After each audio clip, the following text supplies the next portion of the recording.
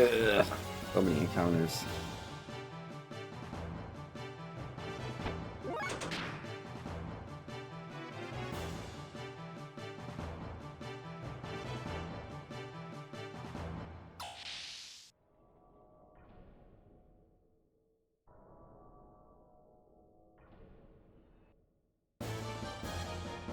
We cannot dodge this one. This is scripted.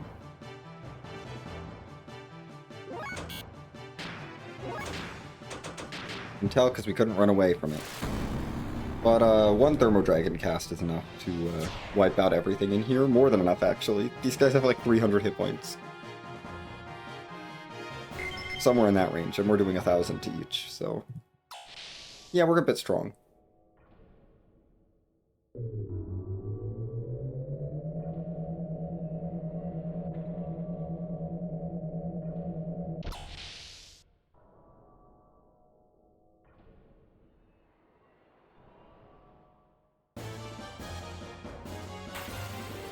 We did! Yes, Ellie has taken a whole bunch of drugs, and Billy has also taken a whole bunch of drugs.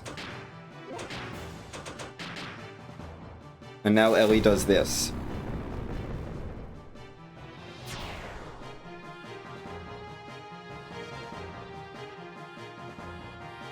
And that's without an ether doubler. She's not even wearing the ether doubler right now, she just does that.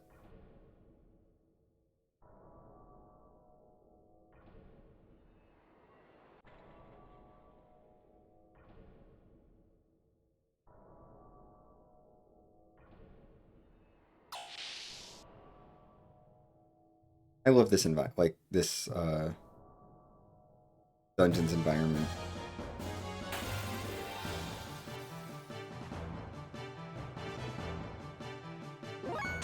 It's so good. I mean, this might be... this is up there for as far as favorite dungeons in the game. Is this... Just for aesthetic purposes, like... I don't know, the Ruined City.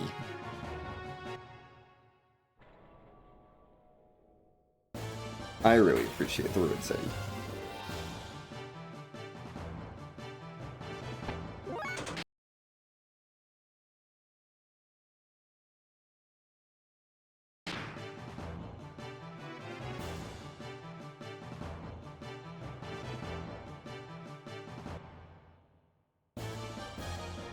Yes, we have an extra encounter here.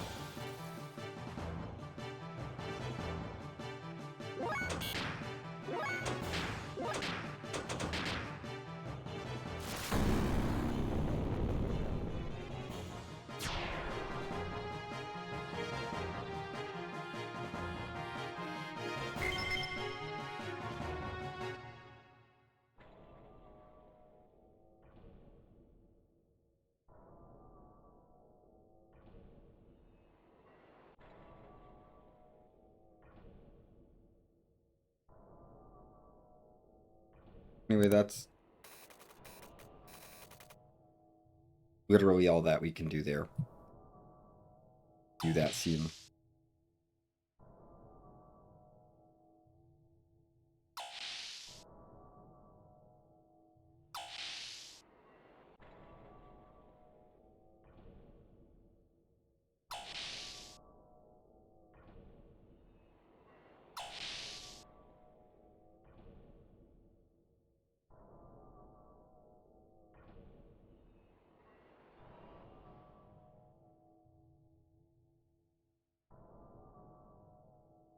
Hmm.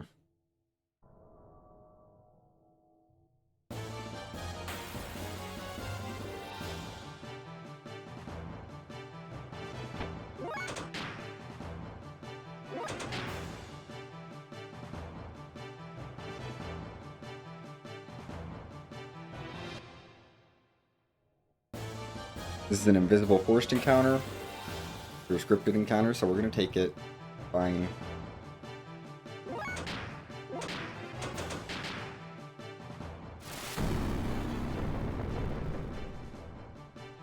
Goodbye.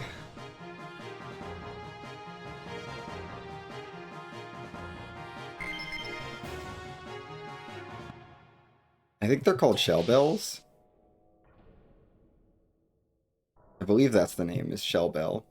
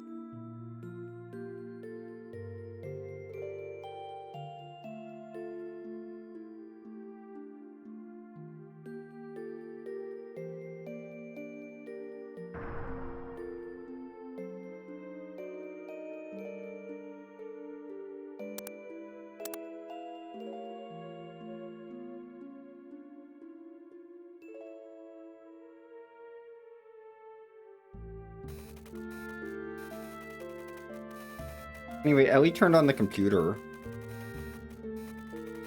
without really understanding what it does. This is fine.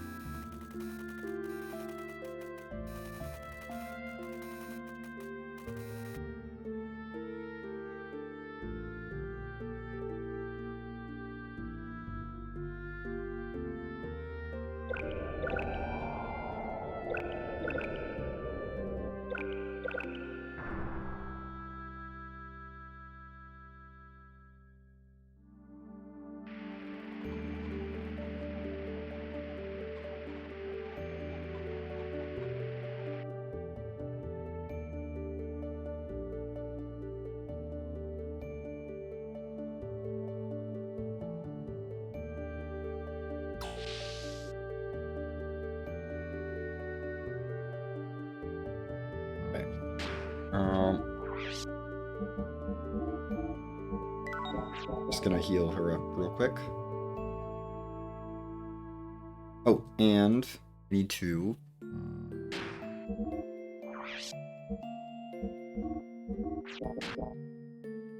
ether doubler.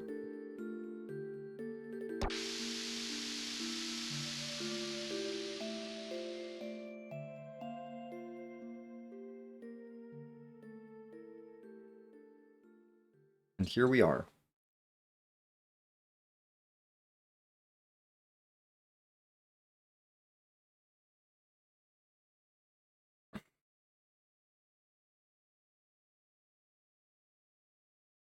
Hi, Stone.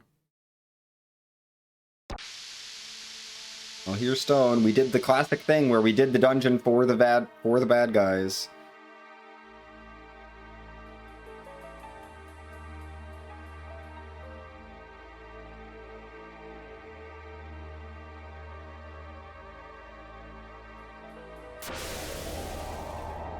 And Ellie pushed the buttons to get her ready, and now he's gonna take her away.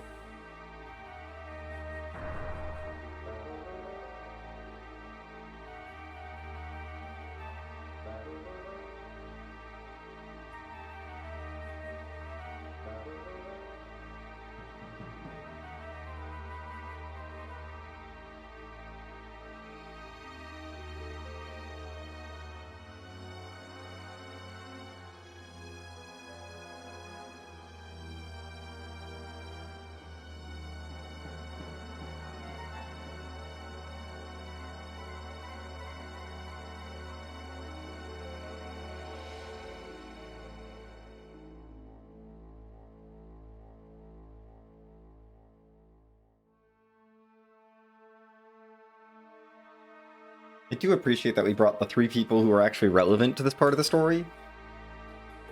Like, I feel like it should be required that you do this with Satan, Bailey, and Ellie, because they're the 3 people who are relevant. You know, no one else actually matters. Sorry, Bart and Rico. You're not relevant at this point. And Faye is unconscious. Still.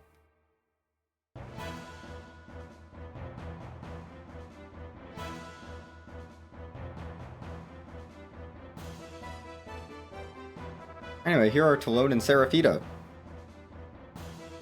They're the other 2 elements. We've already met Dominia and Calvena, who are Earth. Yes, Earth and Water. Talone and Seraphita are fire and or air and fire, respectively.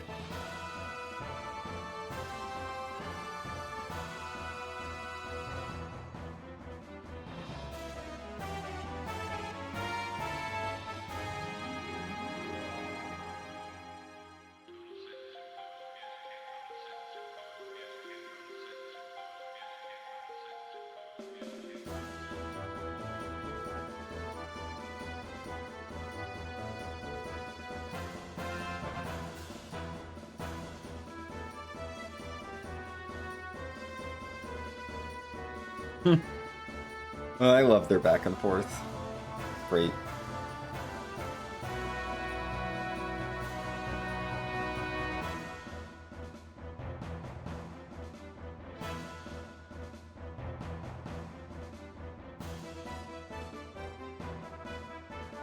Anyway. This fight's pretty straightforward.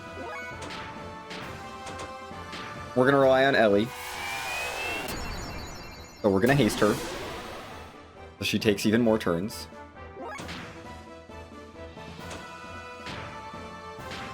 And we're gonna use their elemental weaknesses that they already have. Alone is weak to Earth. Seraphita's gonna get mad. And she's gonna do her own Thermo Dragon on us. And she boosted her Ether attack. That would be scary if we weren't about to Aqua Ice you into oblivion.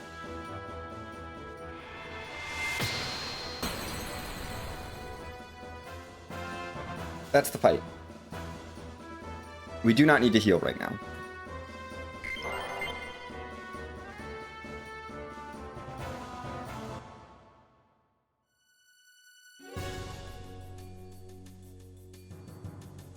Hooray! Ellie used 2 spells. And now we're gonna leave. Come on, let's go. Go, go, go. Get out of here.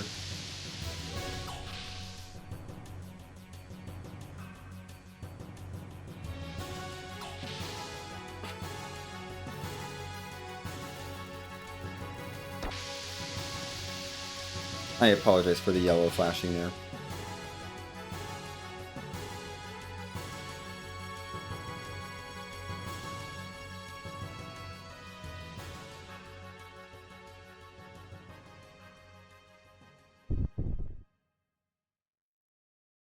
Well, this doesn't look good.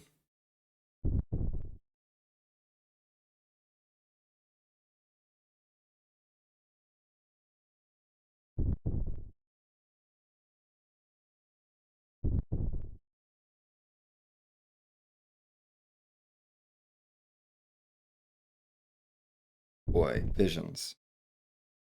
Cool. We don't know what's happening there, but that's fine. Anyway.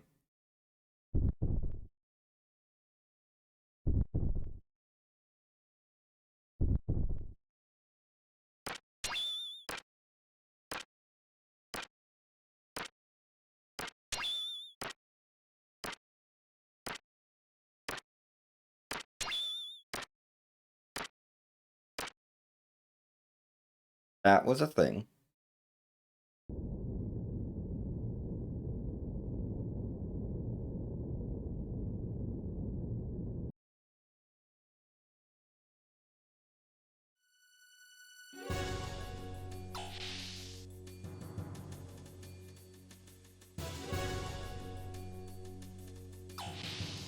Now it's just backtracking.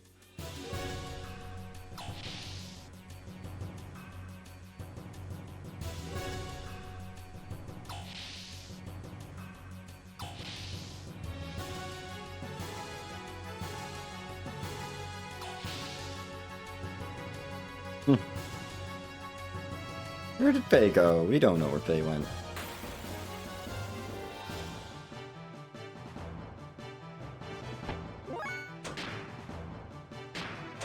Just to avoid running failures, we're gonna do that. Because failing to run from things is annoying, and I can one-shot that fight very easily. That fight can go really south if you don't run away, so we're gonna play it safe and just do that, even though it's less fast. It's slower than running away, obviously.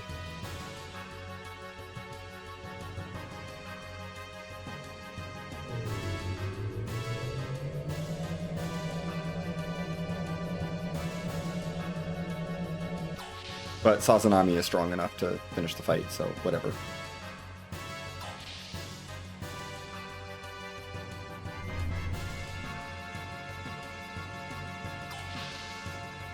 And I'm not going to need to be... I'm not worried about Satan's EP. Satan's EP does not matter. I mean, he does need to use EP for this fight. Okay.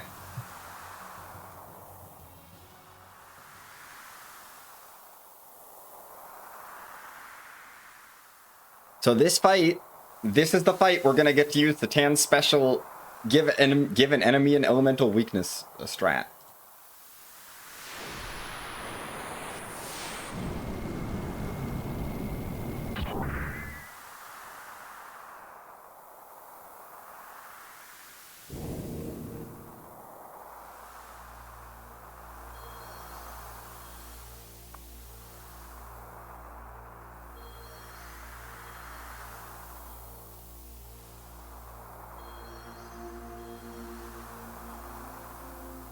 Anyway. Everyone meet Id. This is Id. We're gonna fight him.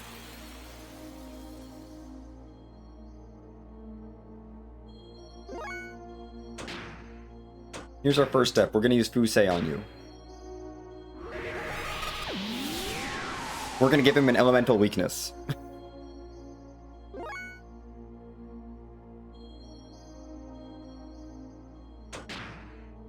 I don't think I need to haste here. Yeah, we don't need to haste. 1,000 damage. Yeah, we're gonna do 2,000 damage with Billy. Ellie throwing an Emo Bolt at him. Another 2,500. And that's that. That's the fight.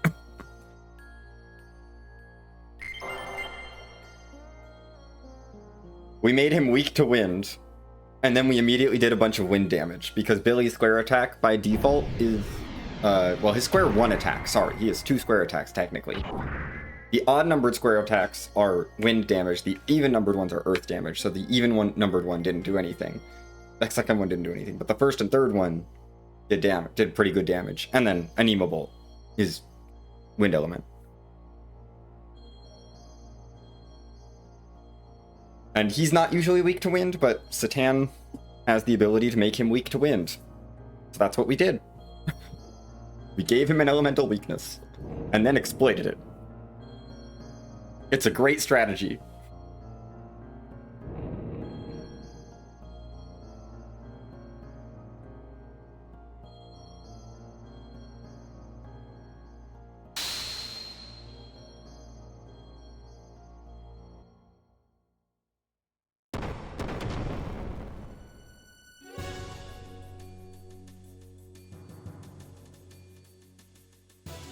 Nothing personnel, kid. Okay, anyway, we need to get out of here. Let's go.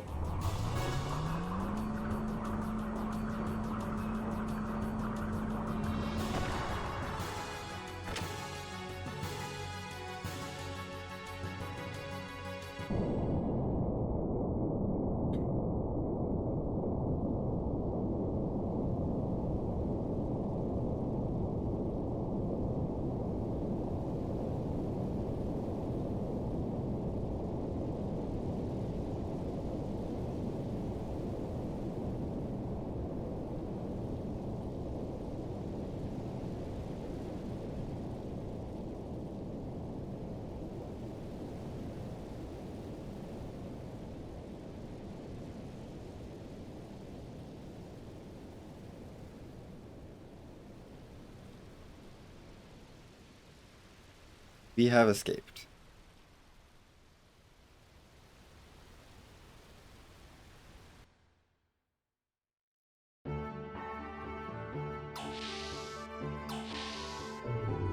Down to the gear hangar we go, because we're gonna go check on Weltall.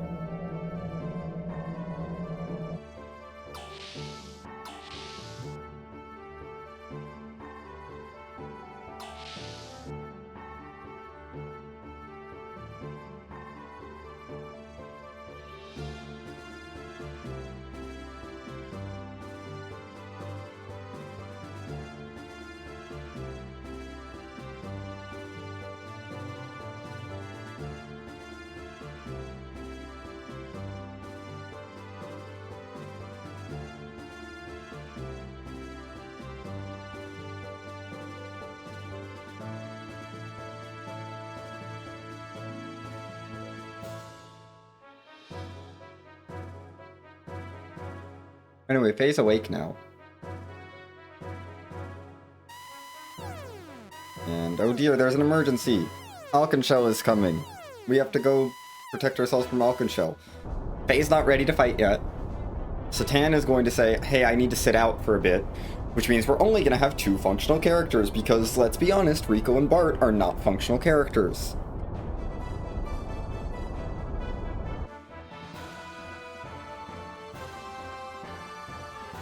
So anyway, our plan is we're going to take Rico to this fight because Rico is slower than Bart and he will get fewer turns. And then we're taking Ellie and Billy because they're actual characters that can do things in their gears.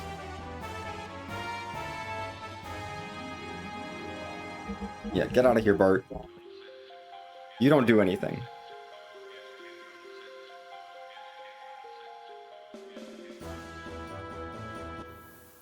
Okay, Wild Smile is great. Bart does not do damage. Sorry, I should clarify. Bart does not do damage. Actually, we will be using Wild Smile later. There's one fight where Wild Smile is very useful. And we will be bringing Bart along, I think. Just for Wild Smile. I mean, Wild Smile is an awesome ability. But Bart is not a damage dealer. And at this point, we don't need reduced accuracy evasion. We need damage. Speed. Yes, Rico is not a character. Yeah, speed is the most important stat, for sure. And the other thing we care about for speed stuff is what ether abilities they have. Because that's something we can't change.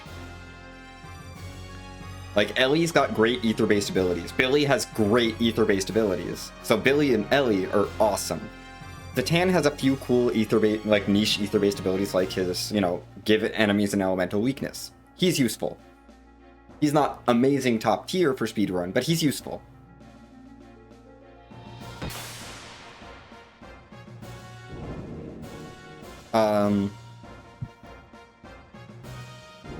Bart has Wild Smile. That's kind of all he's got going for him. So, and in the speedrun, we're not worried about avoiding damage.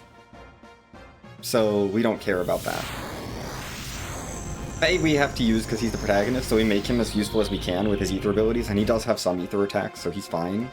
Like, we can make it work, but yeah. And then Rico is awful. I'm sorry, Rico is just bad. Anyway, this fight is charge the fight.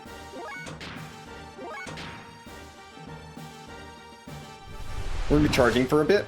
We gotta wait for Alconshell to take 3 turns. His first 2 turns he'll cast Seal, and the 3rd turn will be a scripted end of the fight. Because we have to pass so many turns here, it's helpful if Rico doesn't get many turns. And, you know, Bart will get less turn. Bart would get more turns than Rico, so we want to make sure we're using Rico here instead.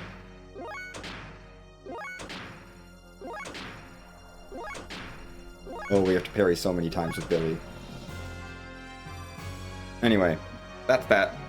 I'm gonna go take care of this, cleaning this plate from my meal earlier. I was going to call it lunch, but it's like almost 6 p.m. where I am, so it's not really lunch, is it? I'll be back.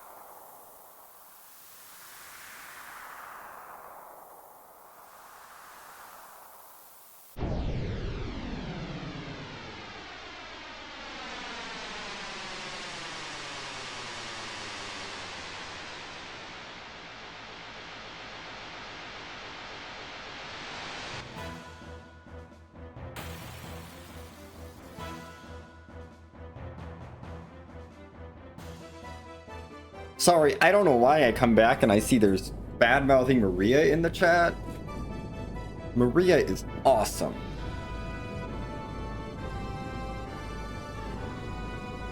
Maria is very useful. Excuse you.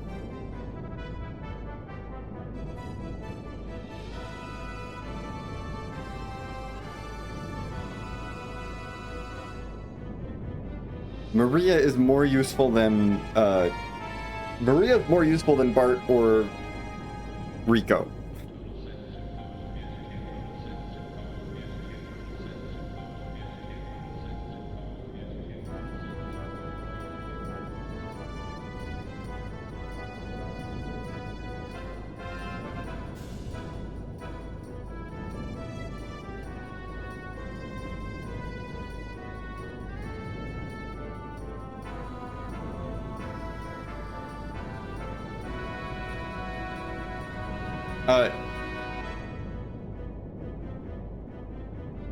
Yes, Maria is better than them.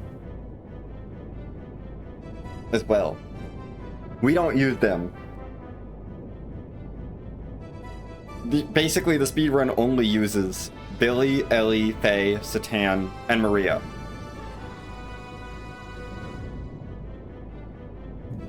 Maria is better than they are.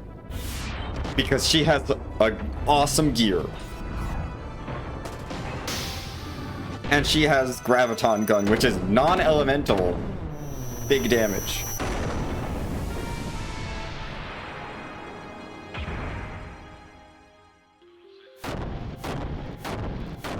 Anyway, we kind of just ignore the fact that Billy just shot Jesse at Alconchel and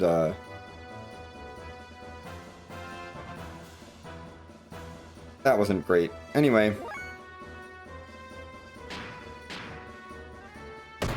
Regular attack. This is why Billy is the best.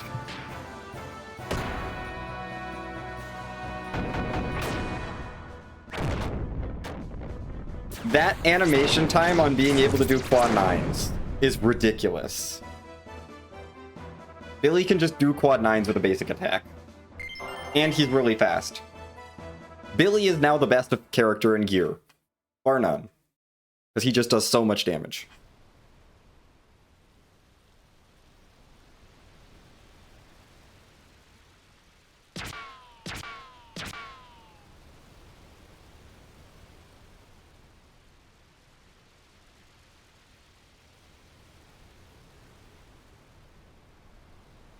Anyway, Jesse's actually fine.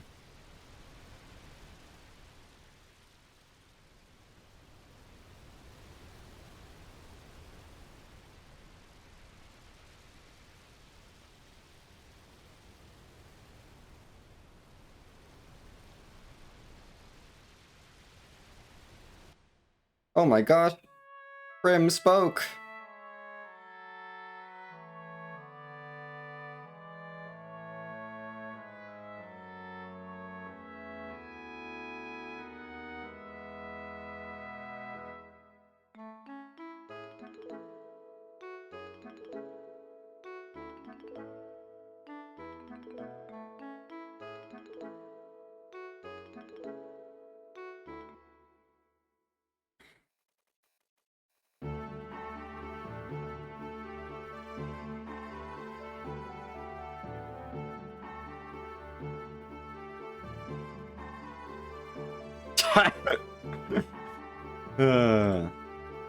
It's a little too early to say that there are now no mental scars, but...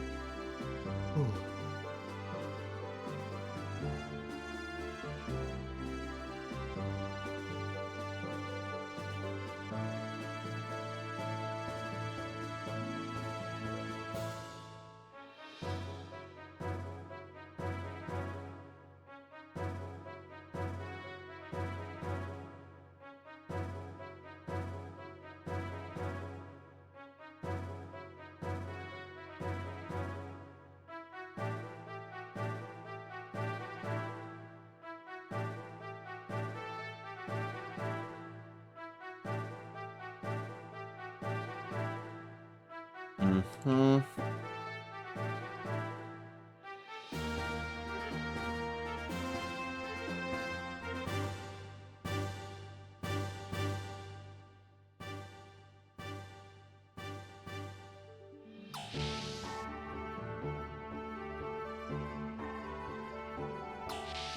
Oh hey, they're both fine now. Faye and the random Shivite are fine.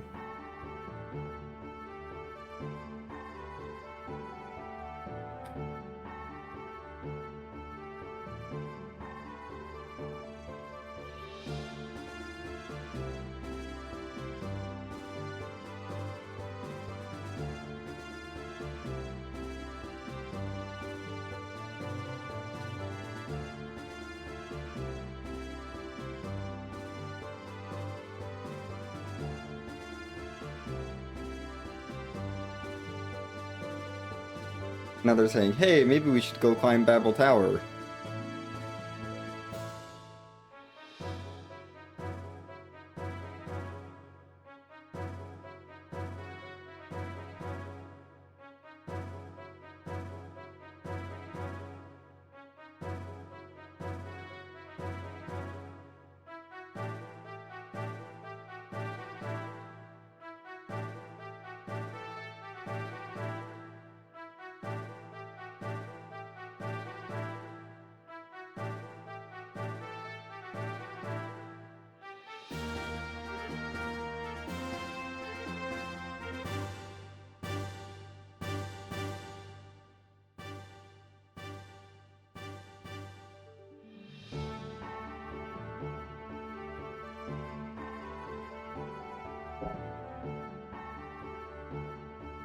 We don't need to change our party. We're just going to Babel Tower.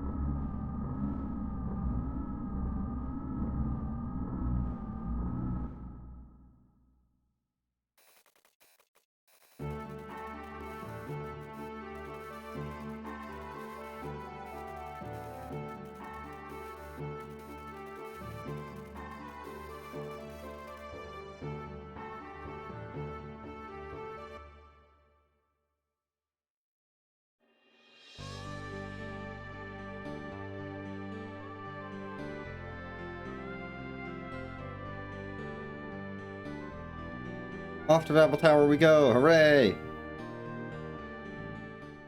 It's Babel Toe.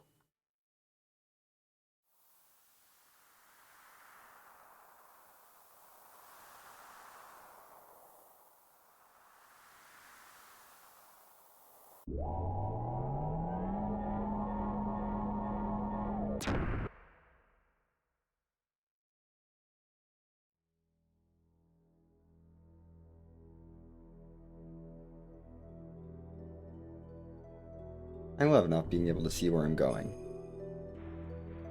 Anyway, we're doing this so I can skip over some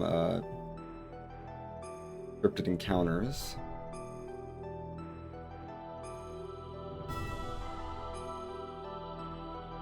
Yeah, we're skipping over some scripted encounters here. Because we don't need to take those. That's not the right lineup. It's a pretty precise lineup.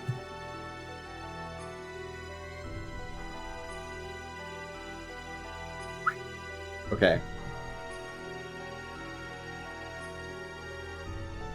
Anywhere I did a weird jump was to skip a scripted encounter. The platforming is a little annoying. It's not... Some of those platforming things are unnecessary for playing casually. I did them to skip specific scripted encounters, like, you're fine. The real thing with the, platforming is that if you are trying to jump and the game decides you get a random encounter, the random encounter takes priority over your jump, but it does not lock your movement for a little bit.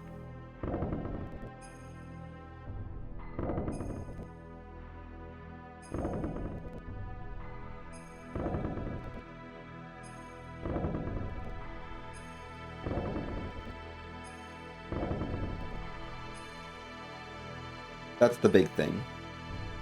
Don't hop over to the left there, just hop up here. That skips another scripted encounter. And we have a cutscene.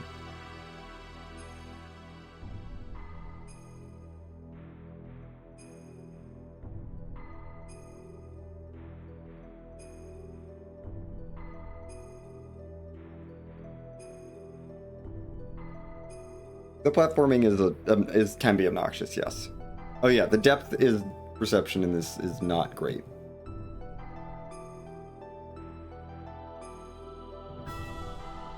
Yep, we gotta get this little cutscene that's like, hey, you can go in here. Thank you.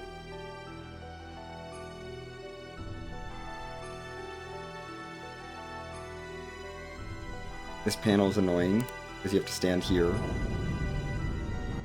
like inside the chair, and activate it because the whole room is sideways. I mean, it does make sense why the whole room is sideways, but the whole room is sideways.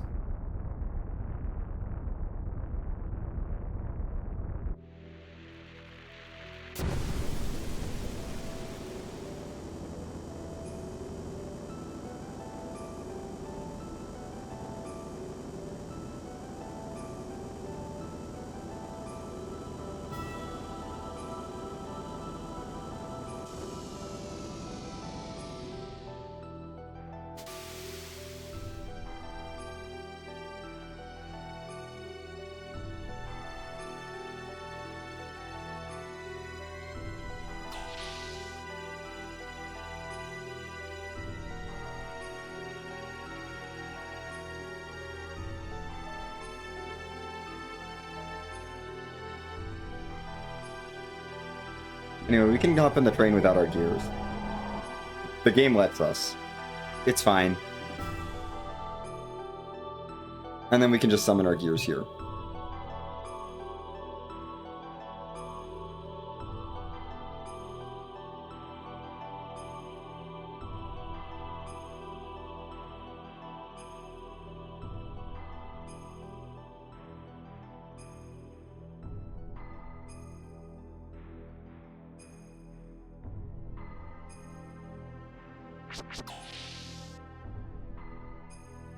Yeah, we're gonna climb up, hop up, stand on the chair, push the button.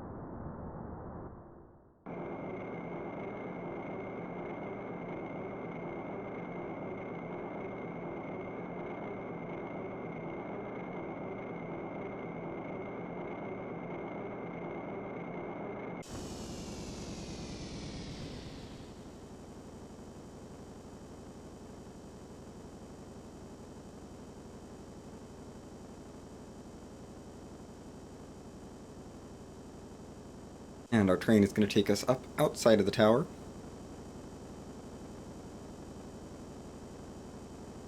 Up above the clouds. We're very high up.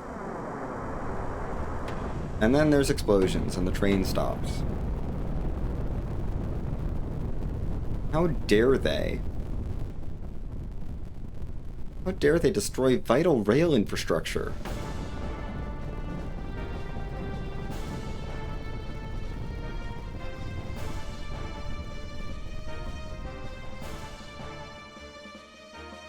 So the reason we took the party that we did is because every single person in this party can one-shot this next boss. Every member of our party has an ability that will one-shot Ramses here. Because Ramses is coming out of the salamander.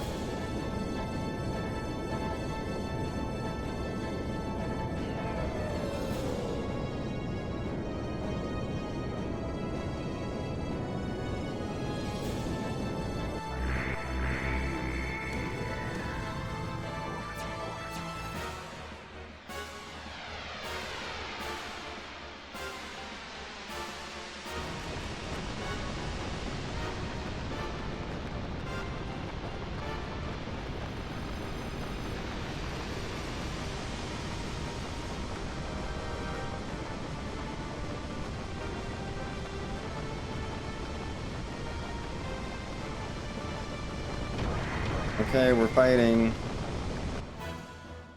Ramses is gonna have a very bad day.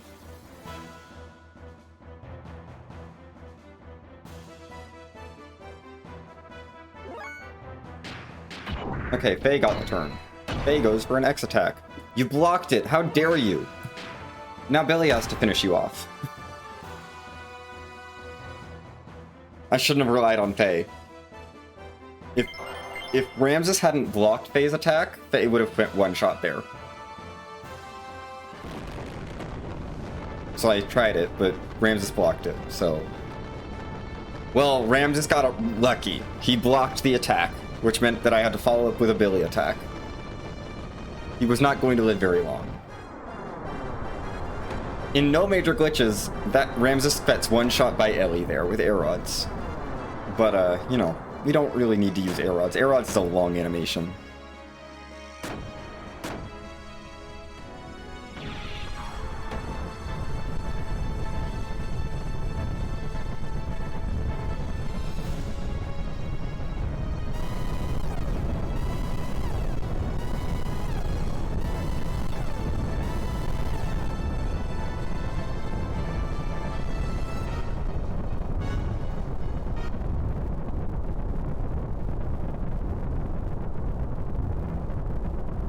No, it's the salamander. It got shot. It's gonna be fine. It's okay.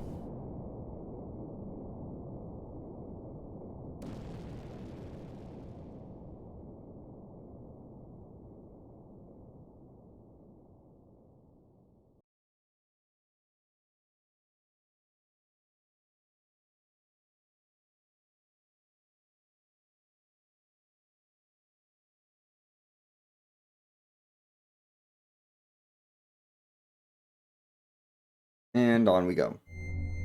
You don't need to save. There is no need to save. Okay. Not in this run.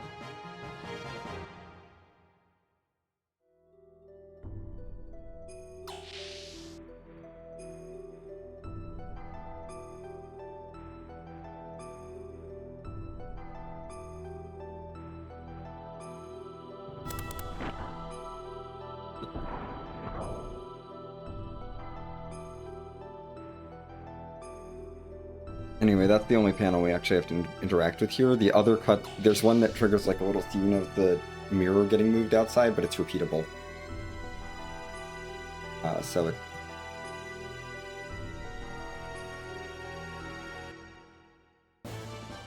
I don't want to turn the camera around.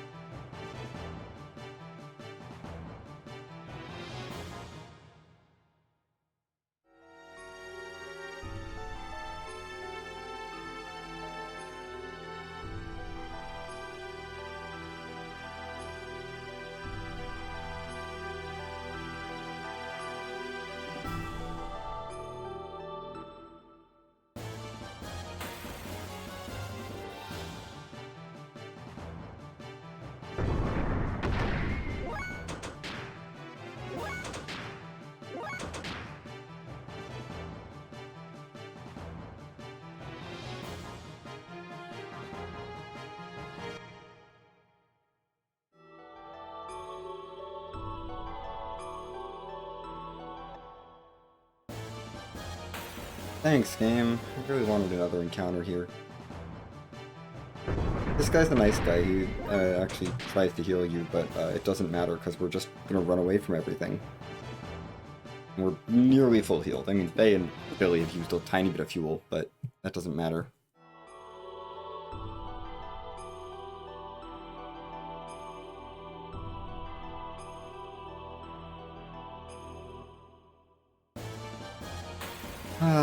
My jump got... I was going to try and jump over this, but my jump got cancelled by the encounter. At least with two very fast characters, we can usually run away.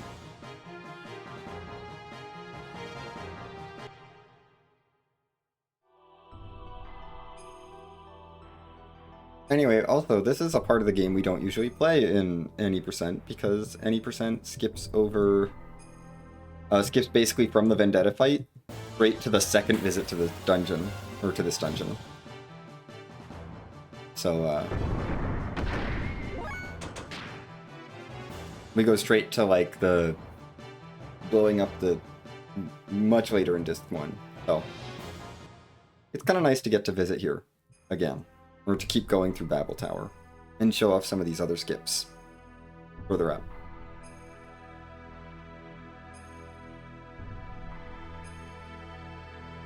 No. For example, this room has mostly scripted encounters. It's basically scripted encounters. I don't know. Is that low enough? No. Not low enough. This is a pixel perfect skip.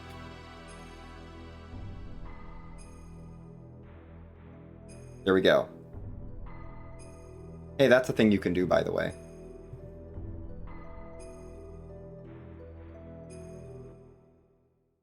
You can just zip up there, and it works. Anyway, hello, Erods.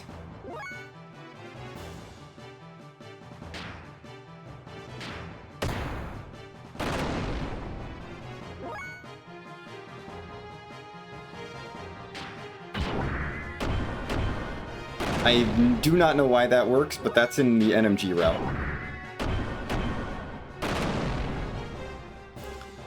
That's allowed in NMG. So it's just something about that seam. If you run along it, the game misrecognizes it and thinks that you're on the other seam above it. And so we can skip some of this room. Mostly it skips a couple of forced scripted encounters, because all of these encounters are scripted in this room. I should not see a single random encounter in here.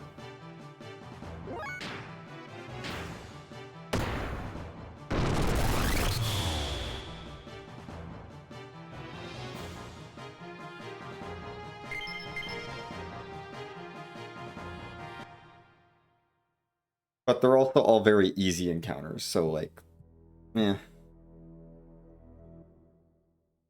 I think I could technically jump around this encounter, but I don't think it's worth it. I don't like doing precision platforming to dodge encounters.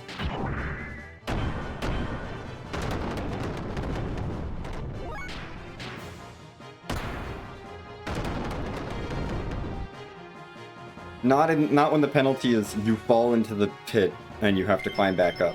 That's not worth it. I'll just take the encounter.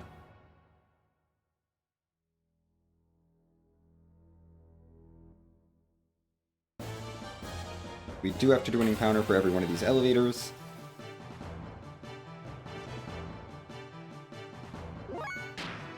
Once you do the encounter, the elevator is active forever, but...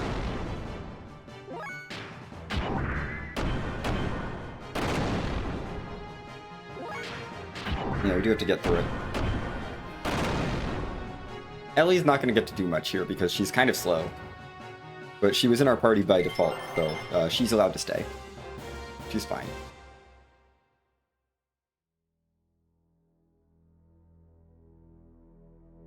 Okay. Into the second half of this screen.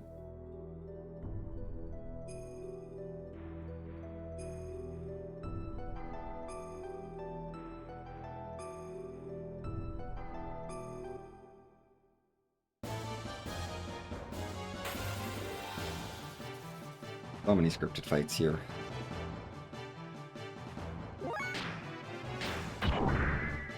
At least triangle attacks are strong enough for Faye still.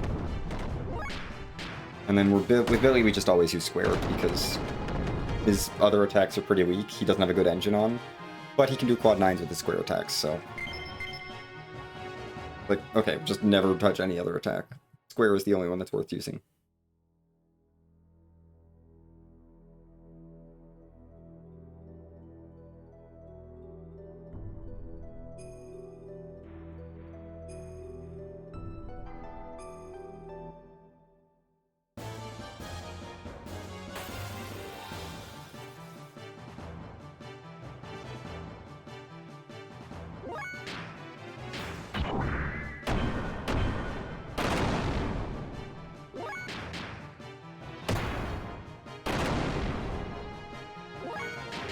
Plus, Billy has a lot more fuel than Faye does, so I don't have to worry too much about Billy's fuel. Faye's is limited by his engine. Like, the cost of having that good engine is you don't get a lot of fuel. Billy has tons of fuel. Because he's just got, like, a normal engine. Same with Ellie. Like, they both have plenty of fuel.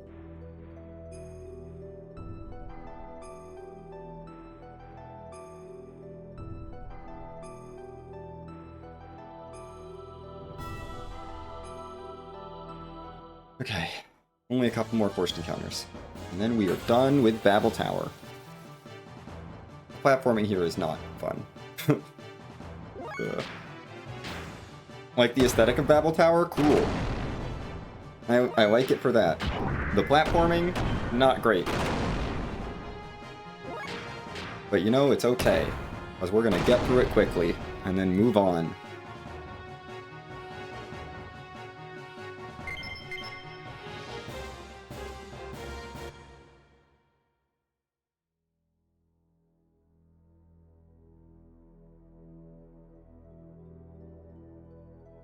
I believe we have one more forced encounter here. Yeah, one more forced encounter. I think you can skip this one if you take a very precise jump, but I'm not going to do that. Not for this encounter. Which is just fire one shot and goodbye. That encounter is usually annoying because it outspeeds you. You know, if you're not using glitch parts that I'm using to get Faye and Billy's speed way up, but yeah, okay. And we can climb up. Yes, let's climb up. Great. Okay, we're done. We're out of that room. And getting out of that room means that we are done with the dungeon.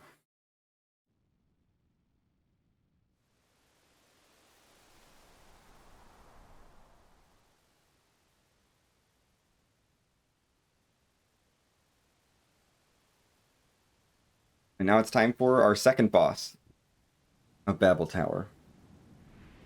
The real boss of Babel Tower. I mean, not the real boss. The real boss of this dungeon is the platforming.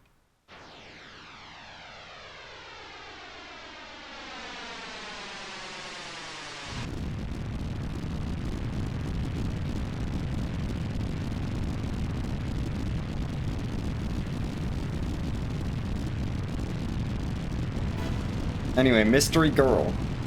Her name is first name Mystery, last name Girl, is now attacking us. Okay, Mystery Girl.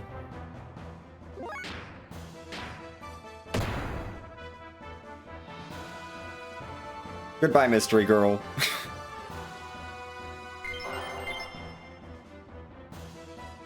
That was a boss fight.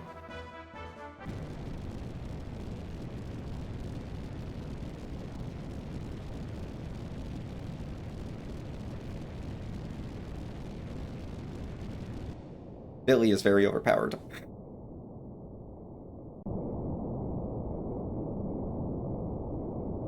And anyway, we've made it to Shavat.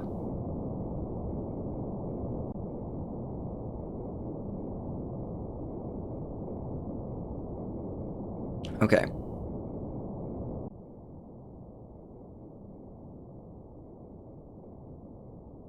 Awesome.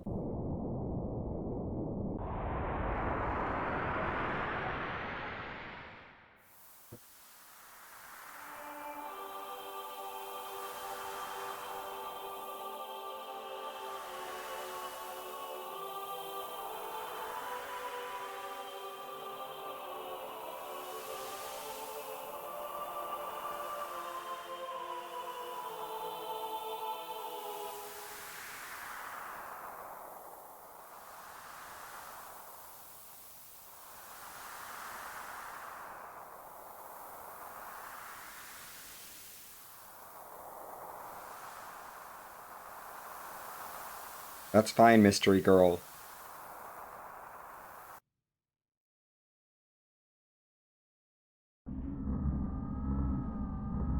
And of course, the worst Discord server has thoughts about this.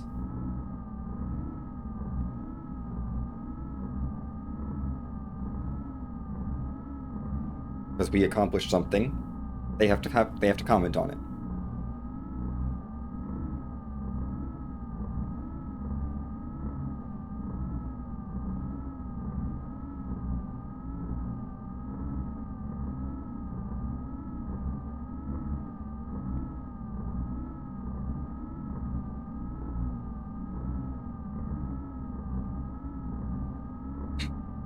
Bye, worst Discord server.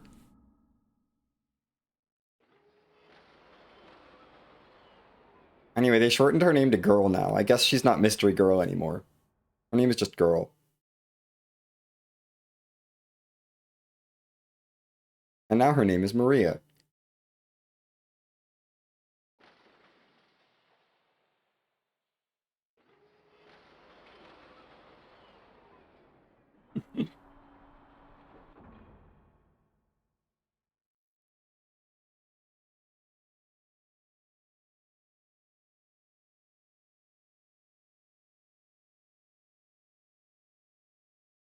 Okay, thank you, Maria.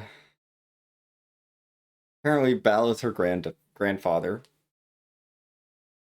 Bal from forever ago, who we talked to very briefly. Bye, Maria.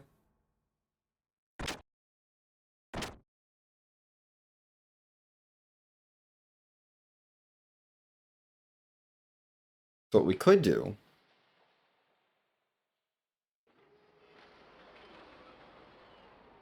is we could go up the elevator, or we could go to the hangar to get a cutscene. We're gonna go to the hangar to get a cutscene.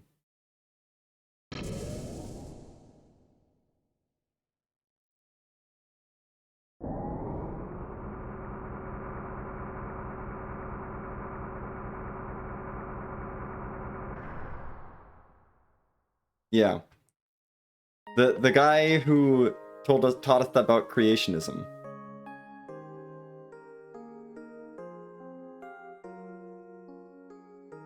And how creationism is correct.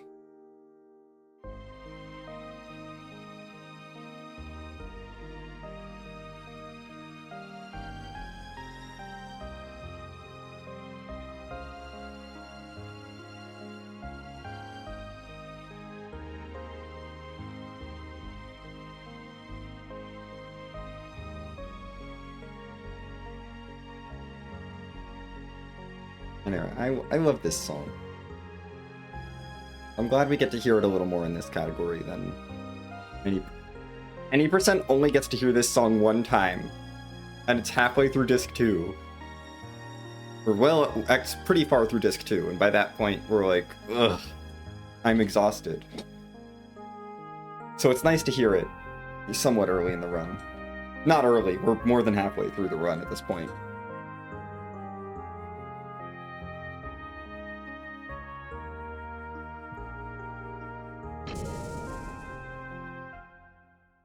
Anyway, that was that cutscene.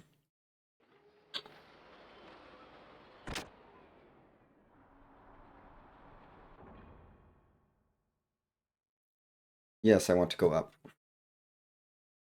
Ellie, did you just climb over the side of the elevator? Okay.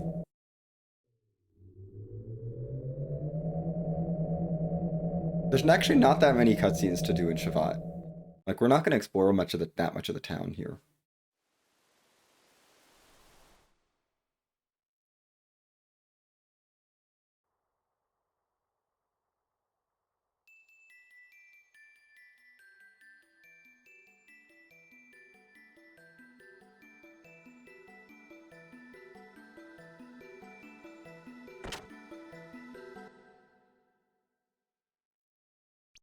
Here's the cutscene.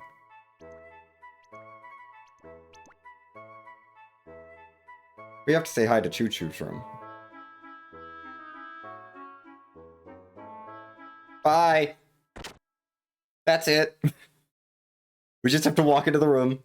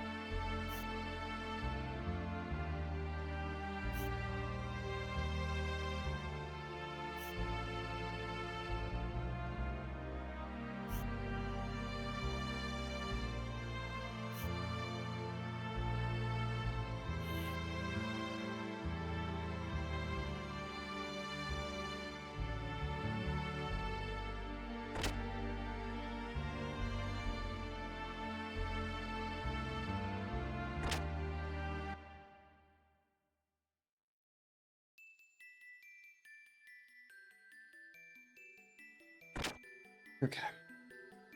That's that.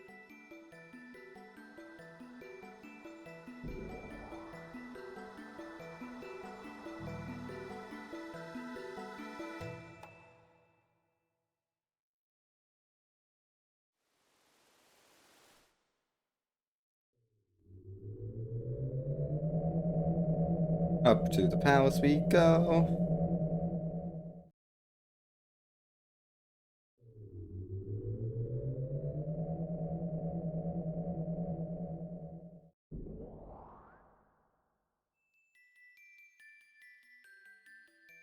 No, thank you. We're gonna go a different way first.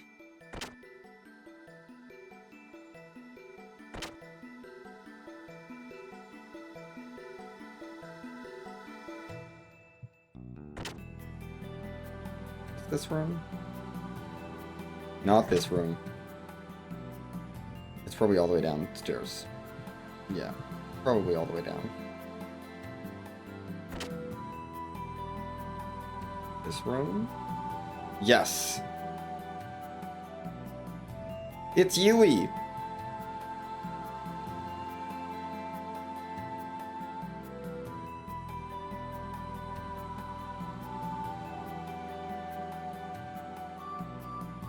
Look at that, it's Yui. She is here.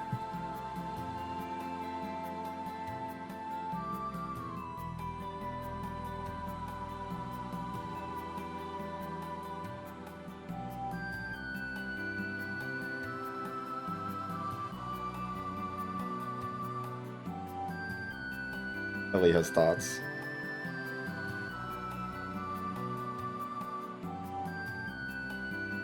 Hi, Yui. We have to say hi to Yui.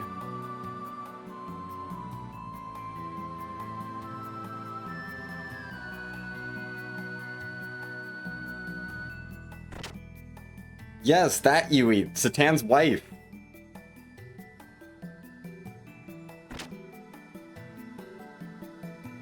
We haven't seen her in 10 hours. It has been a while since we've seen her, but she's still here. She's back.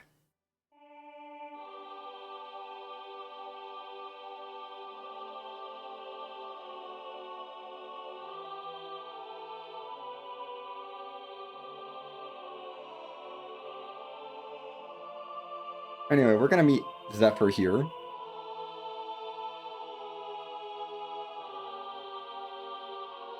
The Queen of Shavat.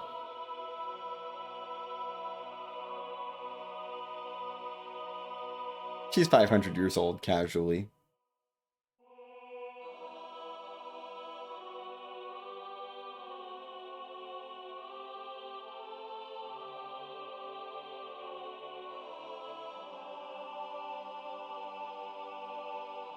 No, she's 522 years old, so she witnessed the war 500 years ago. She was a part of it.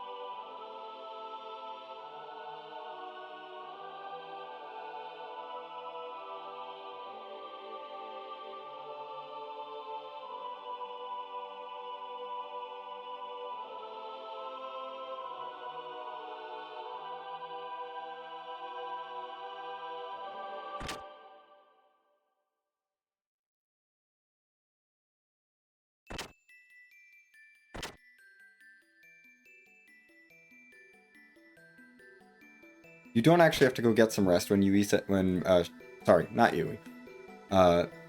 Zephyr says to get some rest, but there's a cutscene we can only view now. Between times talking to Yui, so we're gonna view it.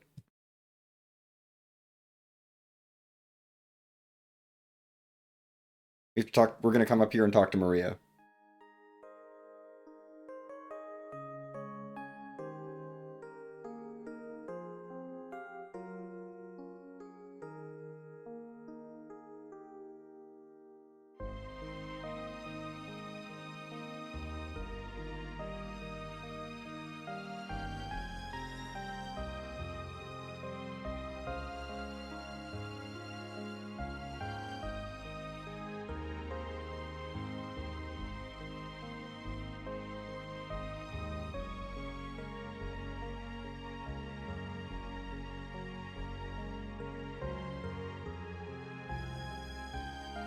Maria is not happy.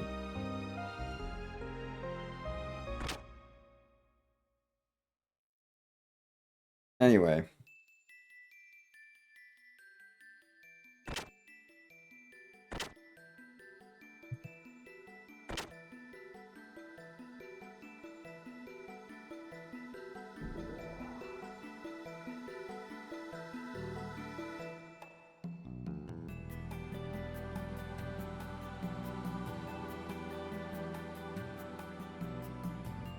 My heart is set.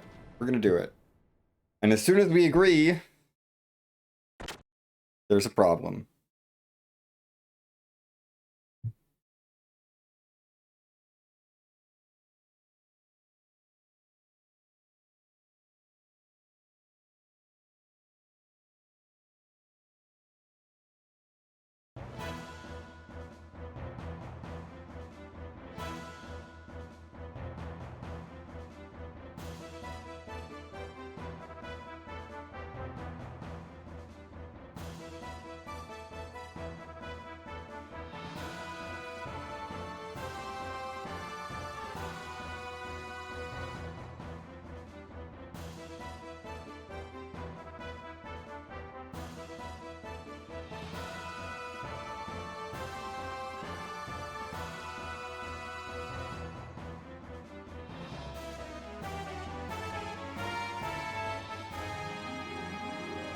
I mean, yeah, Maria's pretty bad without Side-Chain. Good thing that Maria can summon Side-Chain in battle.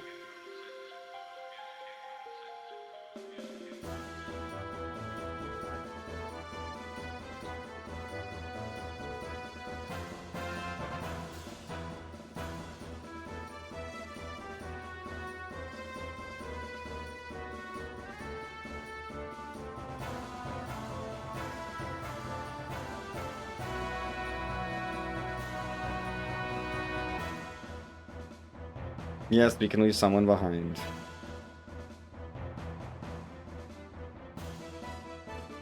Yes, we're leaving Billy behind. We're gonna leave Billy behind and take Maria with us.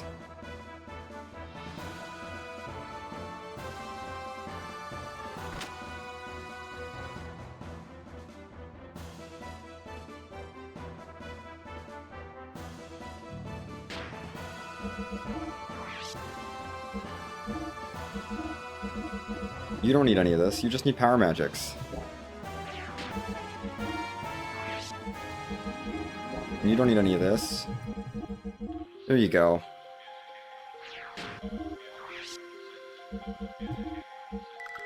We're gonna give Maria a bunch of drugs. Welcome to the party, Maria. We're gonna feed you 99 ether drives.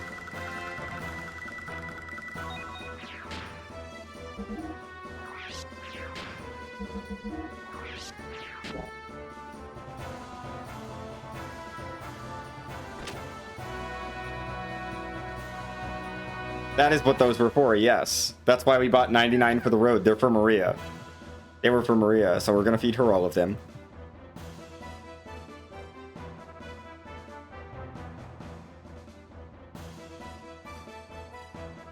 We don't have anything we need. We're good.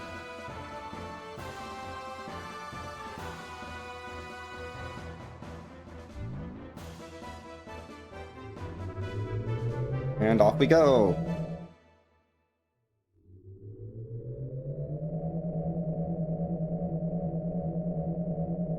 We gotta make our way through the maintenance shaft.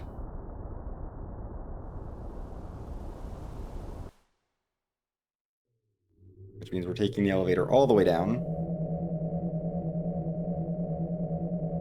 Because we can't go through all the way down to the hangar. Yeah, the defensive shutter is closed, so we gotta go through this way. Through the other way. Yep, the emergency shaft.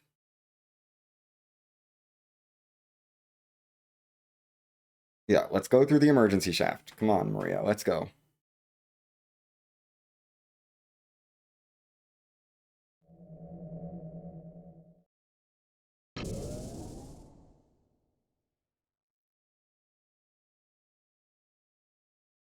This dungeon's not very memorable, but it has one very redeeming quality that I love about it.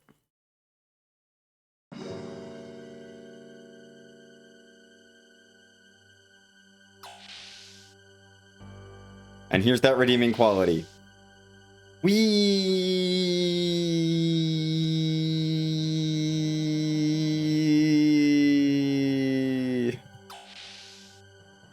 How can you not love spiral staircases?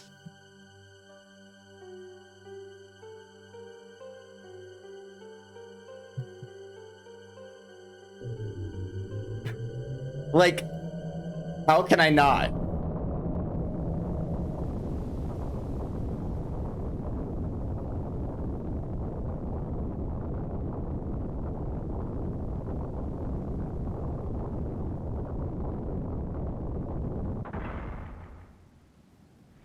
They're awesome. A railing would make it better, but...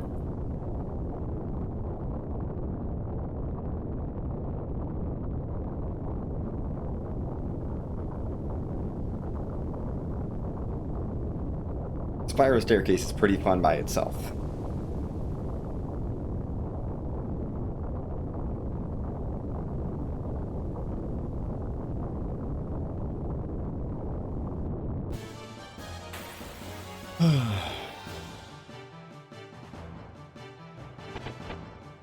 No, thank you.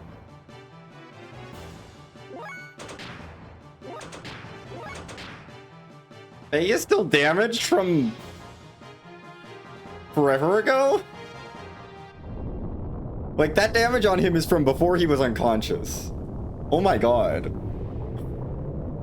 They did not give him a full heal when he left the party and came back.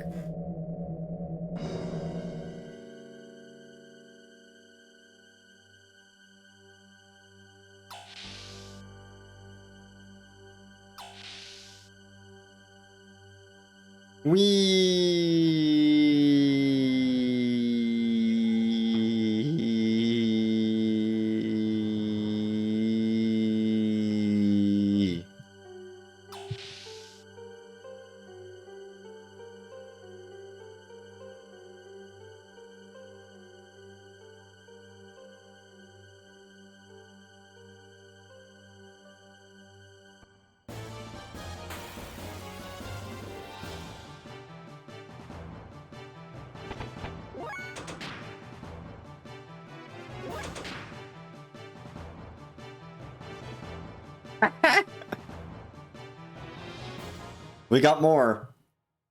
Don't you worry, we got more spiral staircases. But this is an elevator. We don't get them for elevators.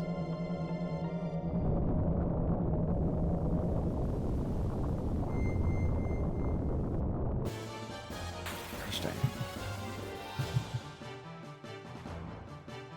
Back in encounters. Yes, we get it. You have 500 hit points. I do not care.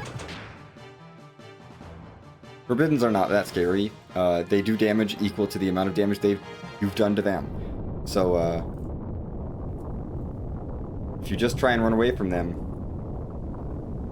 they're completely safe.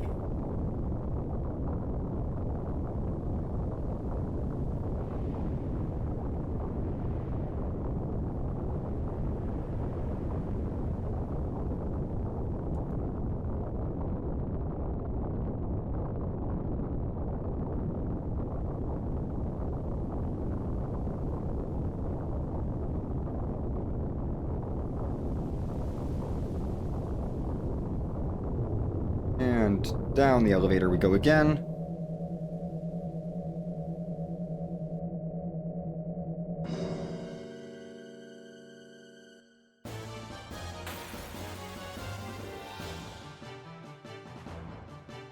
This is completely linear from this point.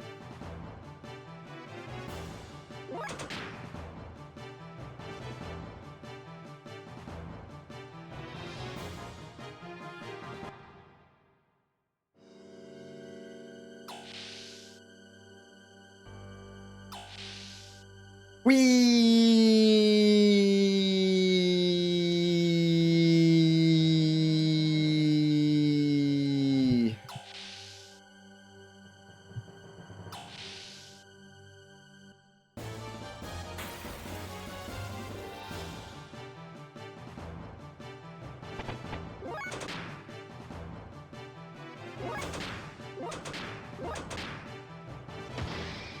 Heck.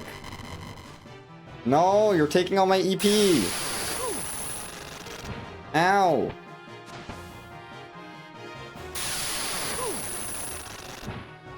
Oh my gosh.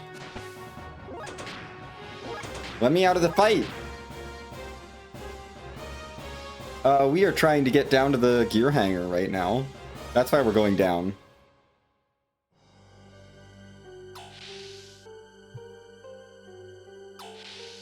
Whee!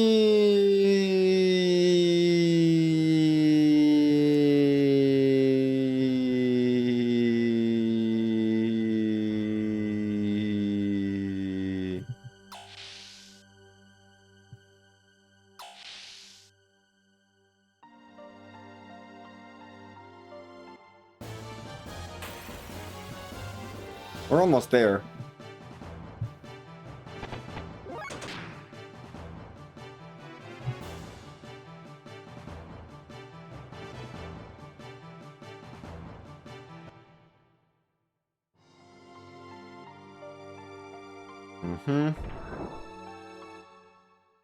Okay, we have made it through the manhole.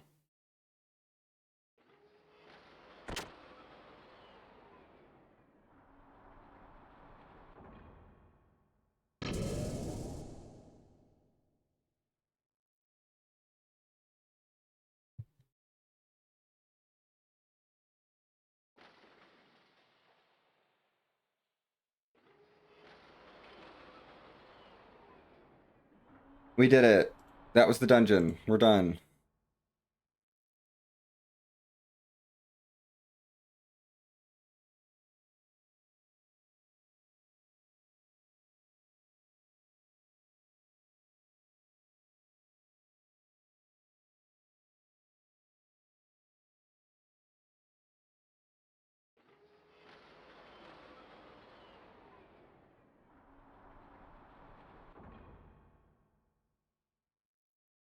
Anyway, Dominia's here. And she's gonna tell Maria a cursed secret that Zeibzin is actually Maria's mom fused into a gear.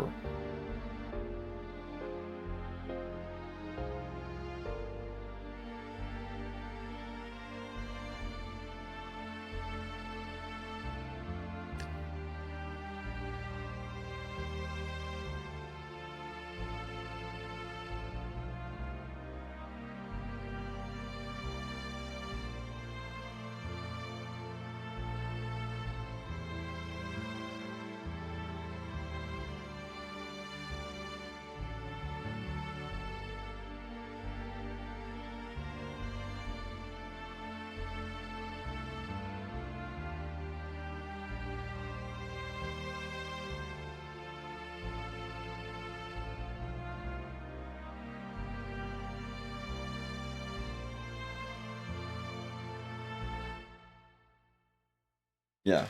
She's like, hey, all of the systems are a part of, developing this human fusion, gear fusion thing. And the center of Zeibzin's nerve system lies, she was about to say Maria's mom, but Jesse interrupted her. And I think Maria needed that. I don't think Maria needed to hear about that.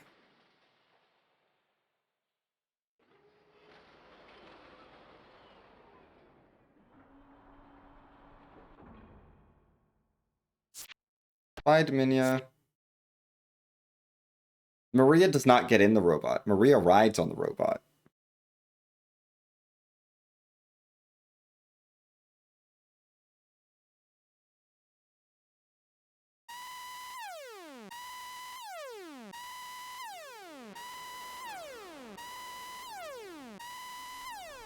Well, wait, the Yggdrasil is in the dock? Hold on.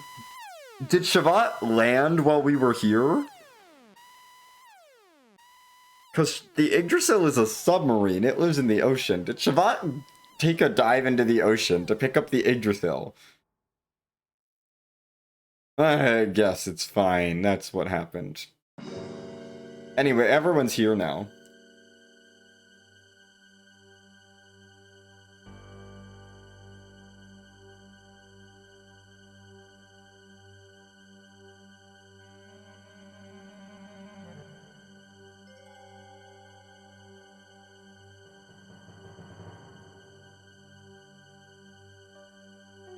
So now it's going to be up to us to save Shavat.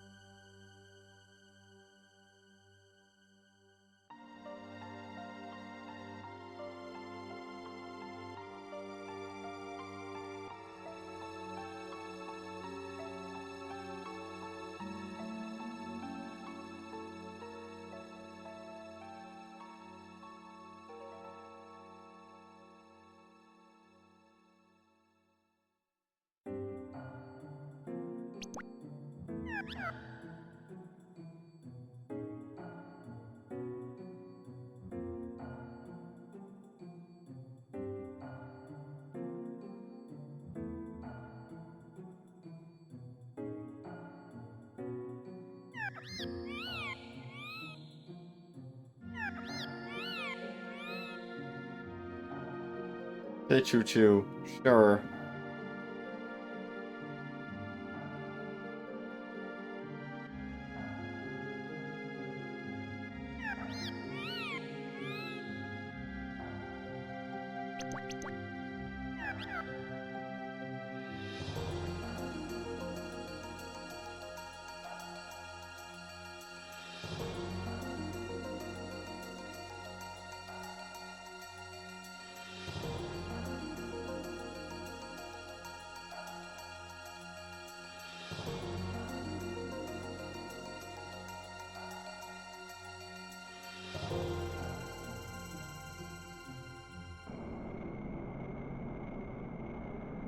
Apparently by putting on screen, she meant the entire walls of the room are the screen.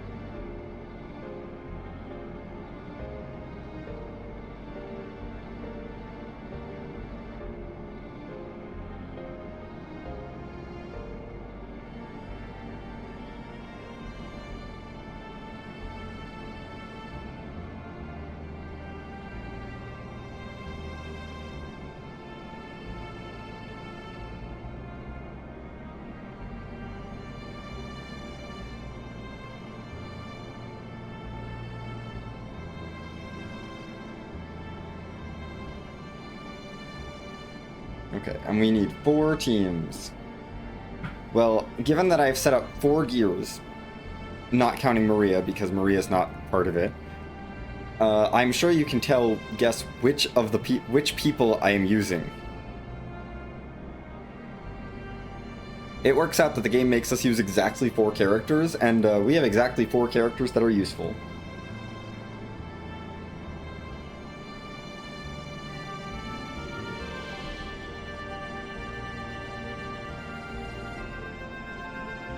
Okay, Generator 1, Ellie, very important. Generator 2 is going to be Faye, Billy is going to go to 3, and Satan will go to 4. Yep, Generator 1, Ellie, very important. Generator 2 is Faye, 3 is Billy, 4 is Satan.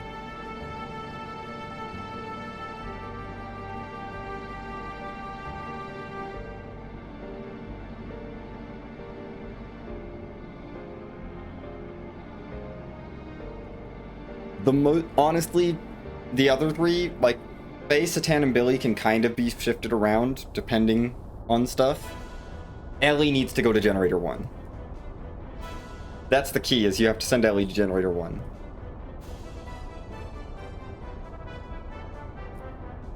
We do not need to check any equipment. So here's what Ellie's doing. And this is why we bought Ellie the frame, because if you do not upgrade her frame, she will not survive. If I tried to do this with, like, her 1,500 hit points that she started with, she'd be dead. Before she got a turn. So that's why I upgraded her frame in the last menu. Specifically for this fight. Air rods.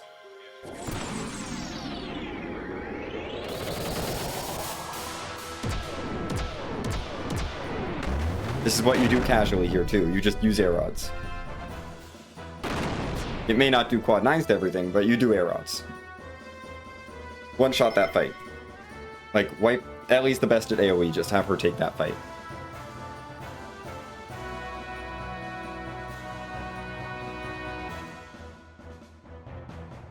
No, I don't actually care about my equipment.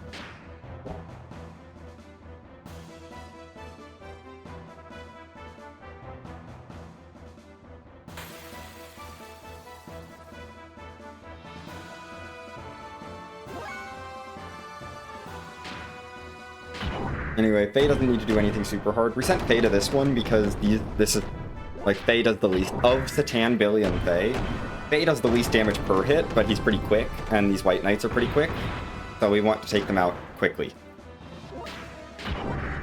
And Faye just needs to do 3 triangle attacks to wipe them out. And he can do that pretty quickly. 3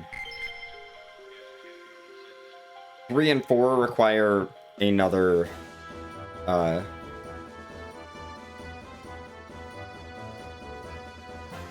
require a heavier hitter, so we're gonna have Satan and Billy do that.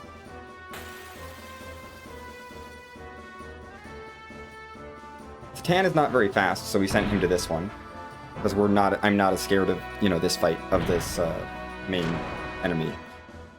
Although he also has super armor, so he's fine.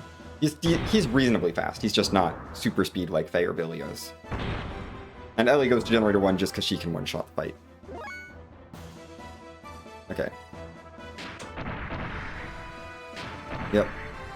We're gonna start with triangle attacks on the White Knights to knock them out because they get lots of turns and we don't want them to not take turns. Avalanche, good. Yeah, good. Okay.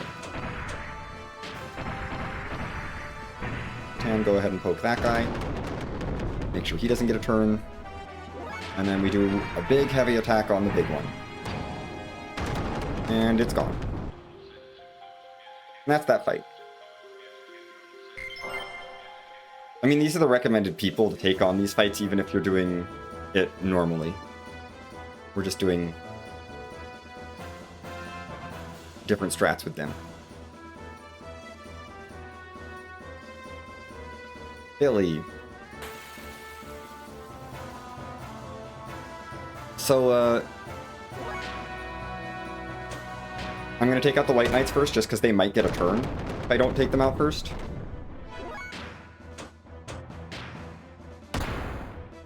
I mean, they're dead. They're all very dead.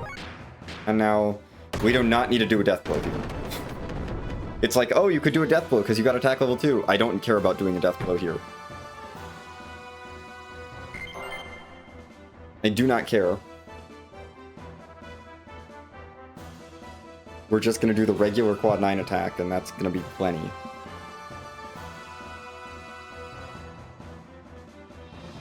And we're through the generators.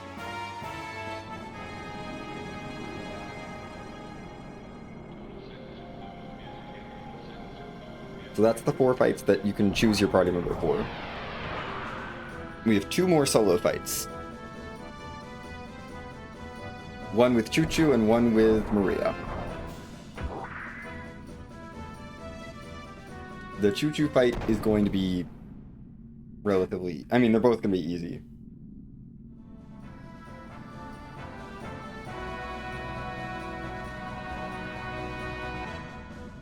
Because you can't set them up, really. I mean, you can set Maria up a little bit, but you can't set Choo Choo up at all. And they don't expect you to set up Maria, really, before this fight. We did, but they don't expect you to.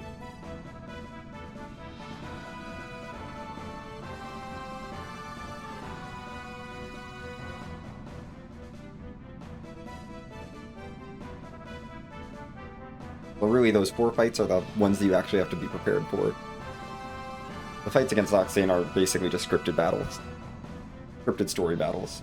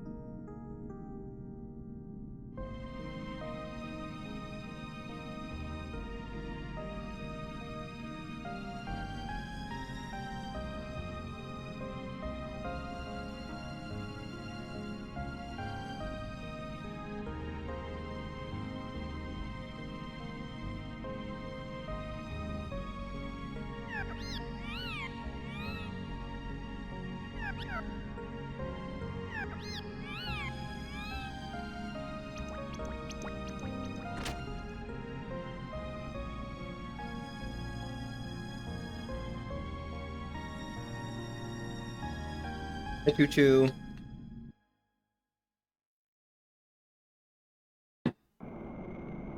Time for Choo Choo's epic moment.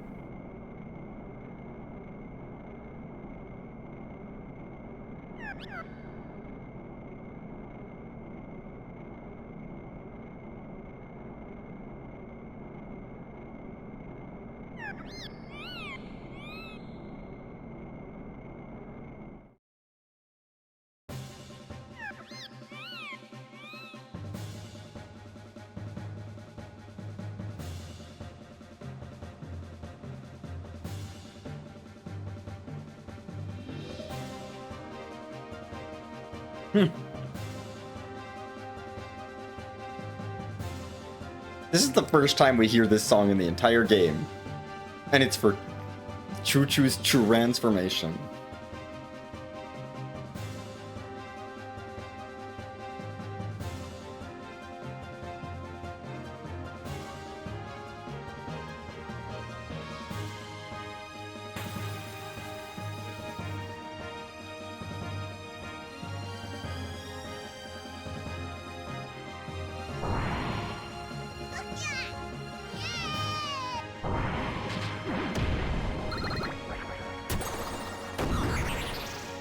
Anyway, we're gonna spam X attacks here, because that's all we can really do.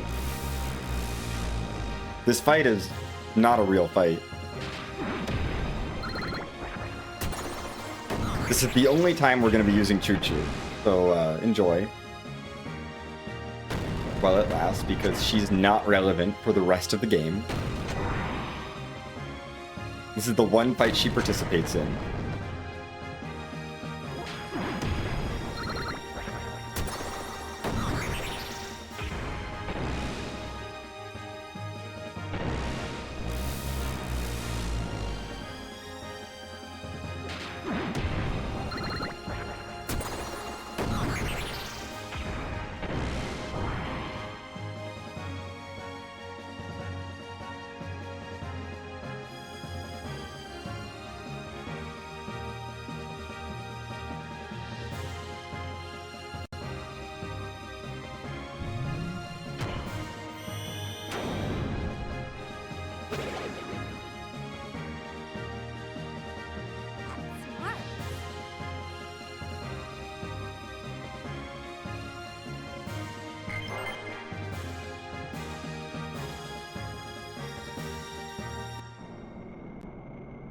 I love that we just get, like, the game is like, no, you need to give you an experience and, like, score screen, like, an experience and level up screen, and drop screen after we finish that.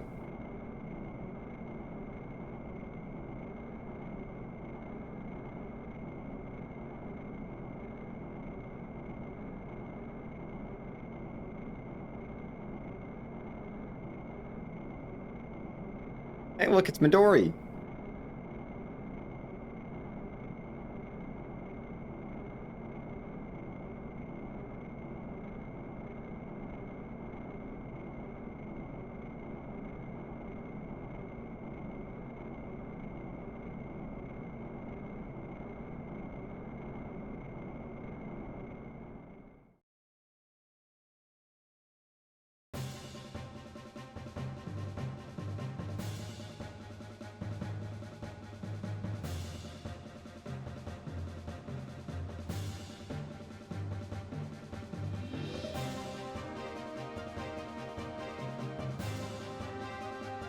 Heck yeah.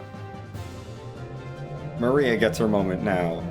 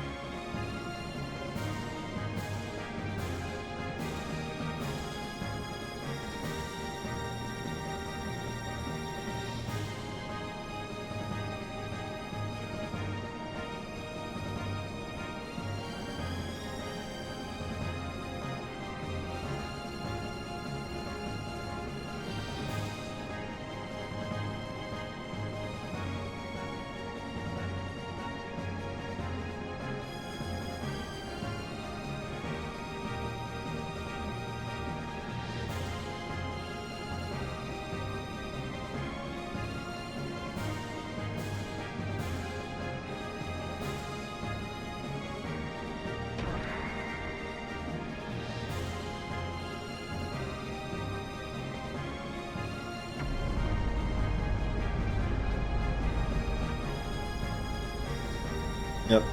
Listen, we're gonna... Oh. We have made Zybton way more powerful than it's supposed to be. He's gonna have a bad day.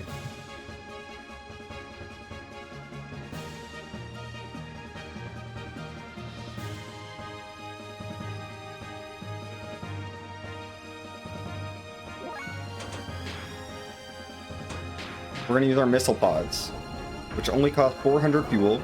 You know, they're not that expensive. Quad 9s. And this is why Maria is a pretty good character.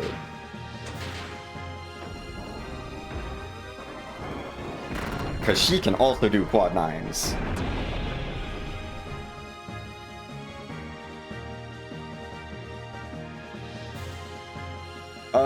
Yeah, it's fine. Anyway, doing the sequence also gives Maria her, like, ultimate attack, which is Graviton Cannon. Any percent does not use Maria, because we skip this sequence, and so she never learns Graviton Cannon because we don't do the fight, and she doesn't learn Graviton Cannon if you don't do this fight.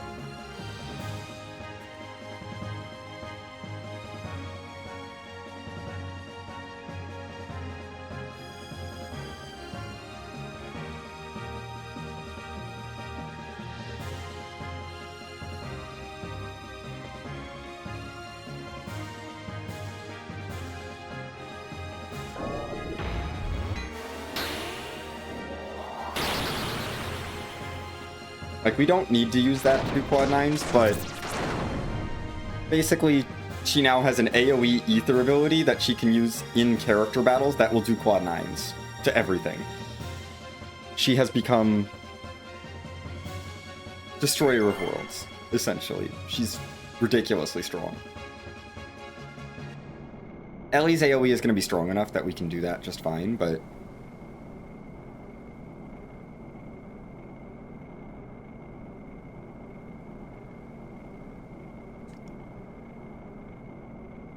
yeah, Maria's pretty good.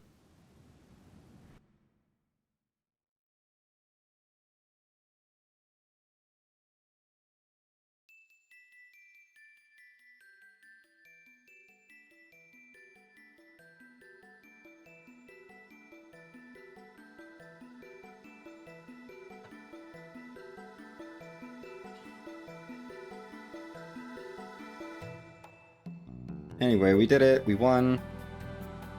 Hooray. And now we're thinking about the gates. We gotta get rid of the gates that are keeping Solaris safe. But Shakan has invaded Nissan, so we need to go help out in Nissan real quick. Yeah, we gotta go back to Nissan. Also, our ship can fly now. So we really get an airship now.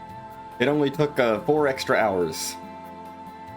Yeah, maybe a little more than 4 extra hours to get our airship, for real.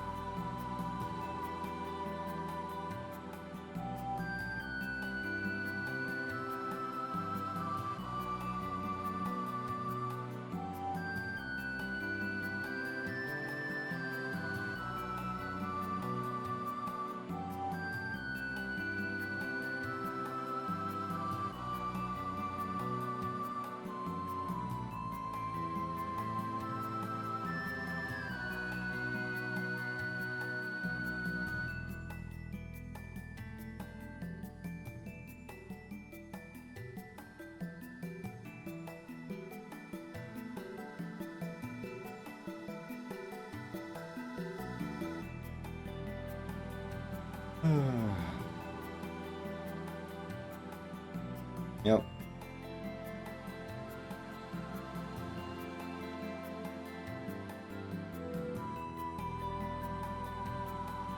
And Gaspar is going to remove all our limiters, which basically unlocks our level 7 or 7 AP death blows, which would be, you know, really nice if we were reasonably leveled or using death blows at all.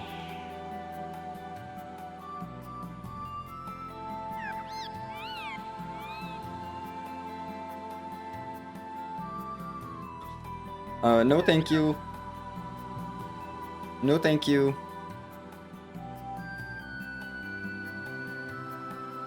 I assume that Miri means Faye in the party, you know.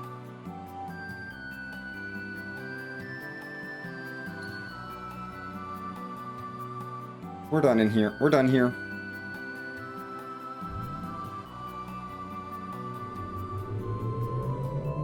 It is time to leave Shavat. We are done in Shavat. We need to go to Nissan now.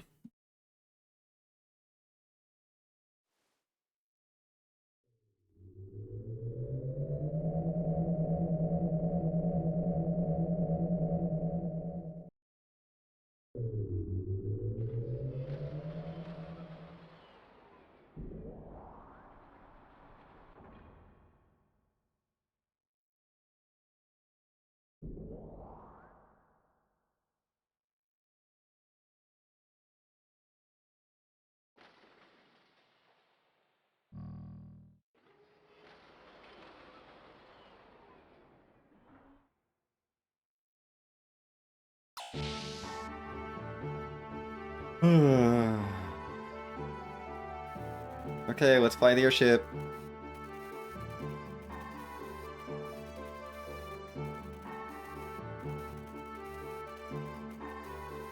I think I remember how to fly this.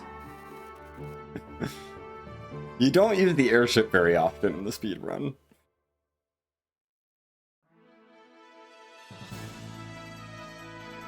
I do remember.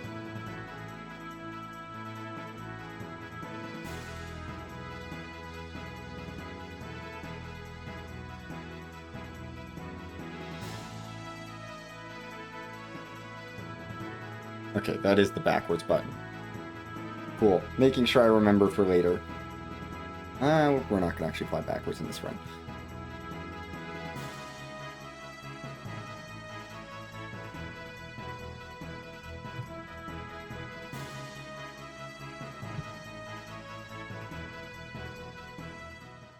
Yeah, let's go down.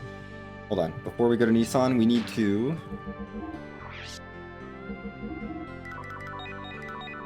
max out.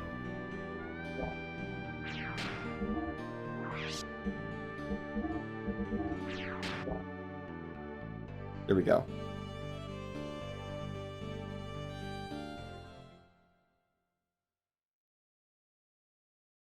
We gotta just boost Maria's EP and... right. Need no turbo to enter here.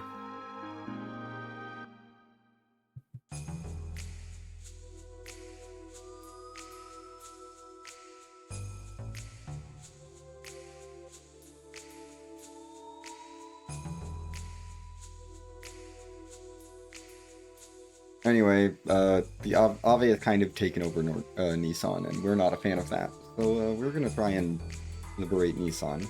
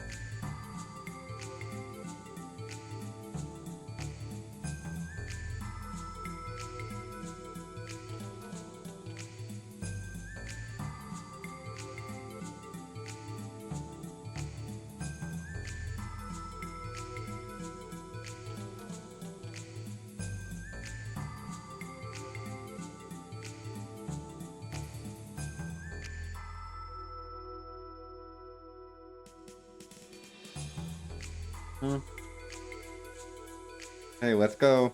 We're gonna have a bunch of scripted encounters here, which is why I took Ellie's Ether Doubler off and made her faster, because Ellie is going to sweep everything.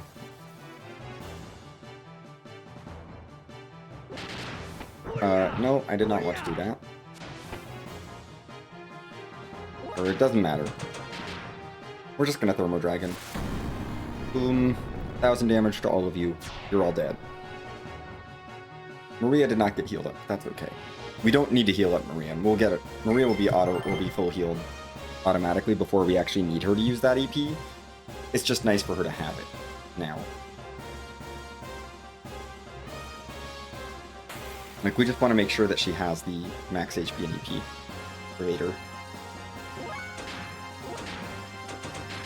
Maria's not going to be participating in the next fights after this.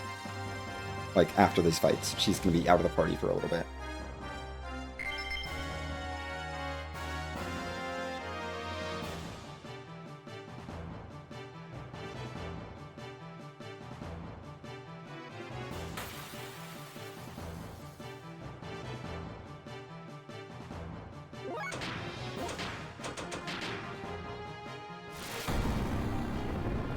Well, that's a Thermo Dragon. Thermo Dragon's so good. So fast.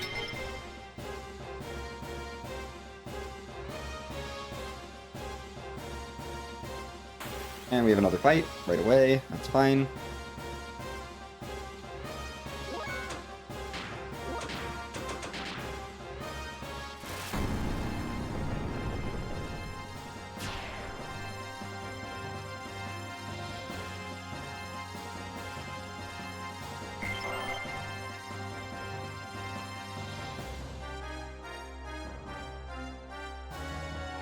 And one more fight, I think. Uh-oh. Oh, okay. There's more guards. I don't know what happened to that guy, but it's fine.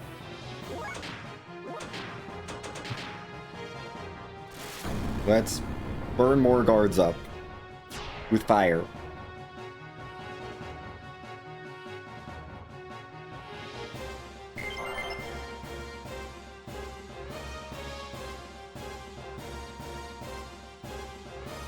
Uh-oh.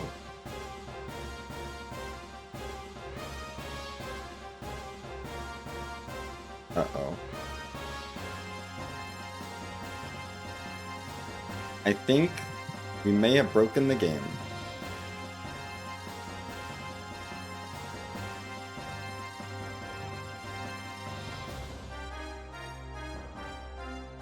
Uh-oh. Uh-oh. This is a new soft lock.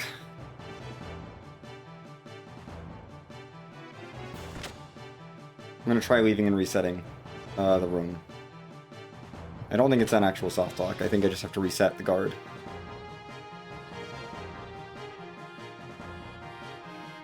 Yeah, there he is. Okay, we're fine. We're fine. He just got broken a bit. We can go into a house, and that resets it.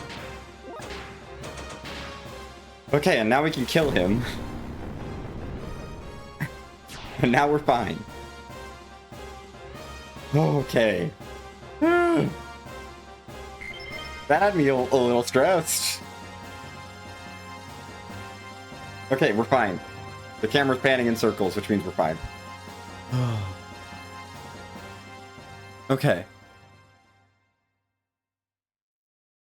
Well, reminder to myself to save before I do that next time.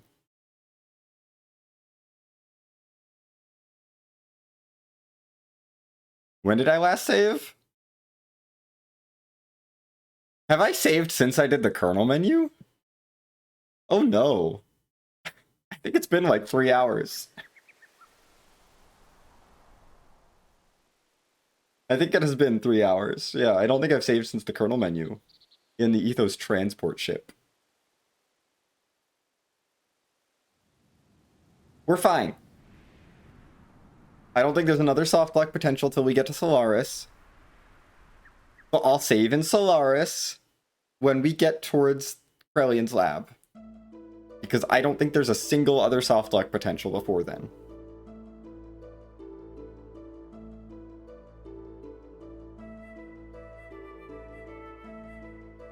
We're gonna be okay.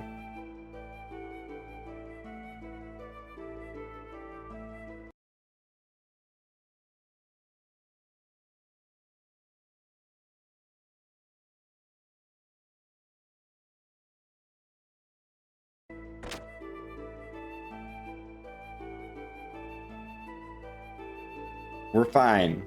It was not a real soft lock. It was, we could reset it.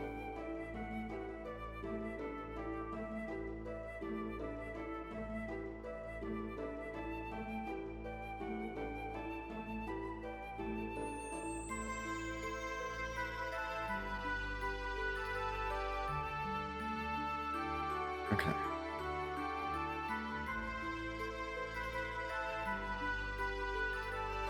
So yeah, we're gonna go into the mausoleum because there's stuff in there.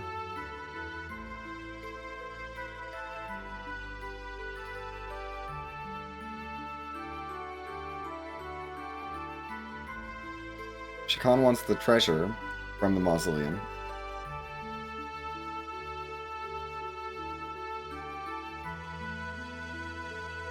Which is a really powerful gear.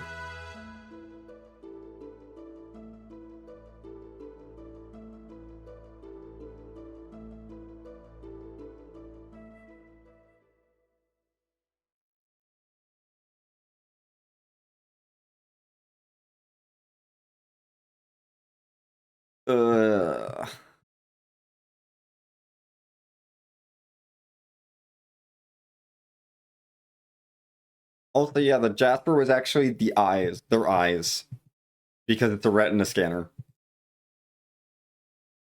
Access to it, access to the treasure is behind a retinal scanner. That's why we needed the Jasper, because it's their eye, it's their retinas.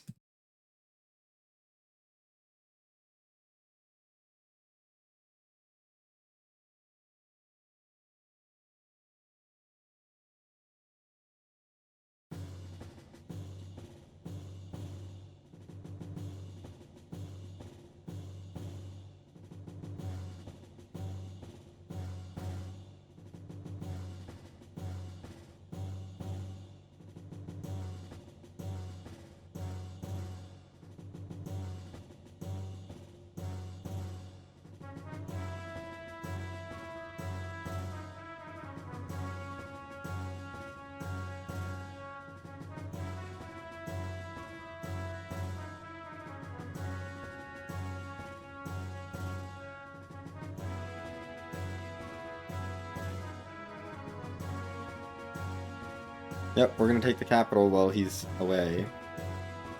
Yep. We're gonna take Ellie, the mausoleum, and let everyone else go.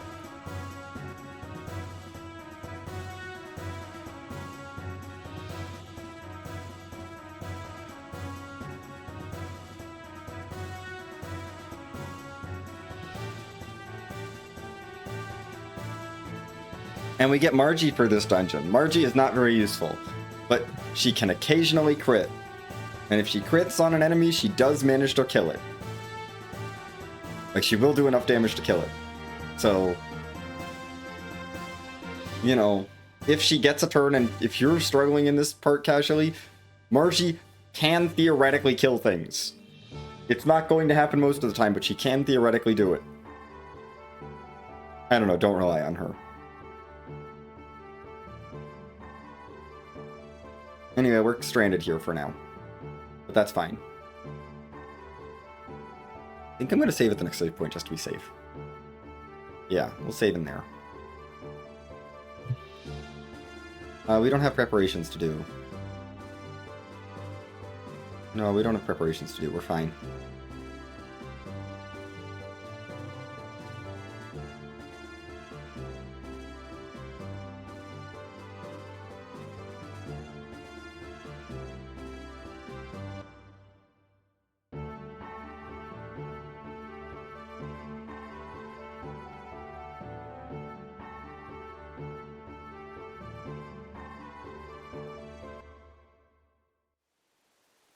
Welcome to the mausoleum.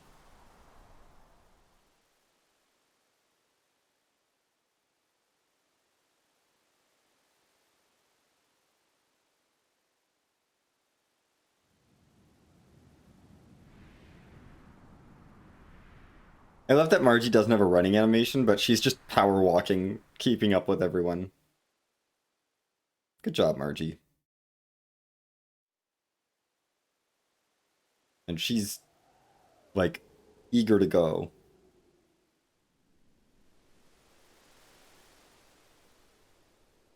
Anyway, down we go into the mausoleum.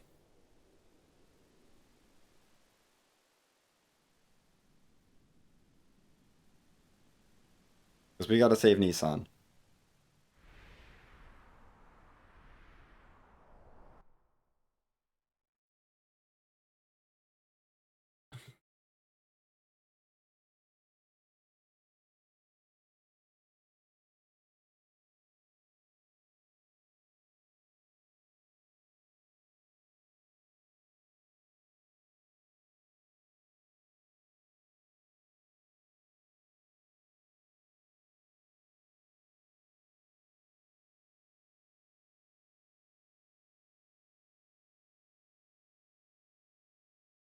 We're just gonna let Margie open the door.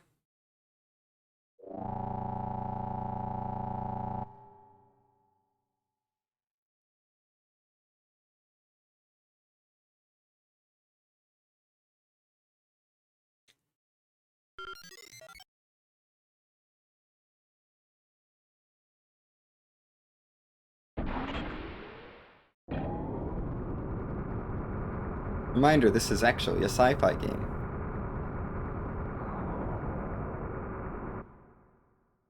Not a fantasy game.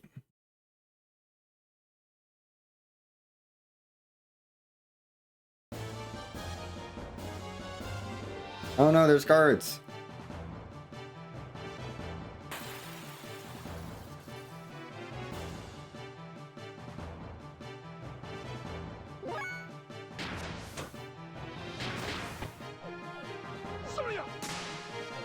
Bart is actually kind of strong, so he should be able to take out things in the back row.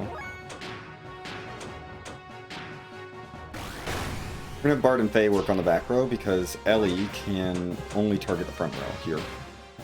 Ellie would only target one row here, but she can wipe out the entire front row by herself.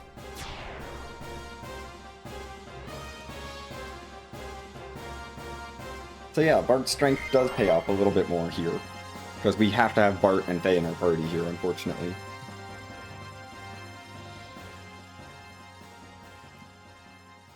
Hooray, we saved the villagers. Or the townspeople, I don't know.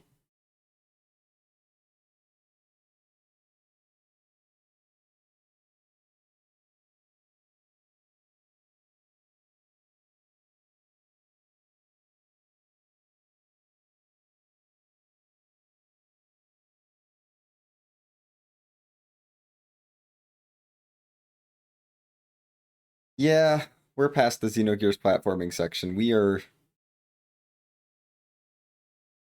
in Nissan again, in the mausoleum.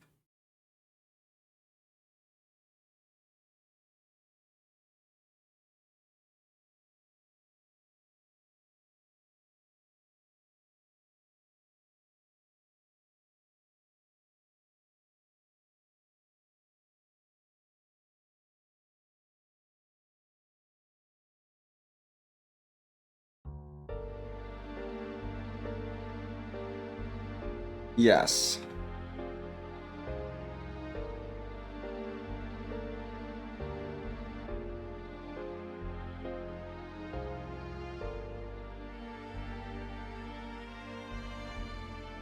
Super well balanced.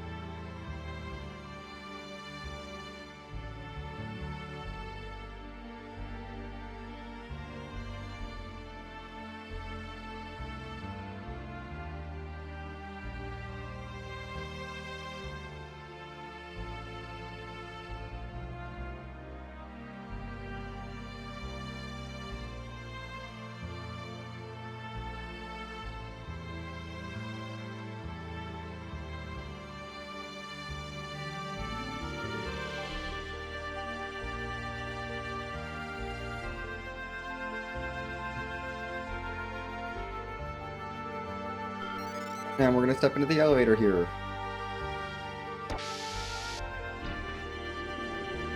Out of the mausoleum, up into Fort Jasper proper.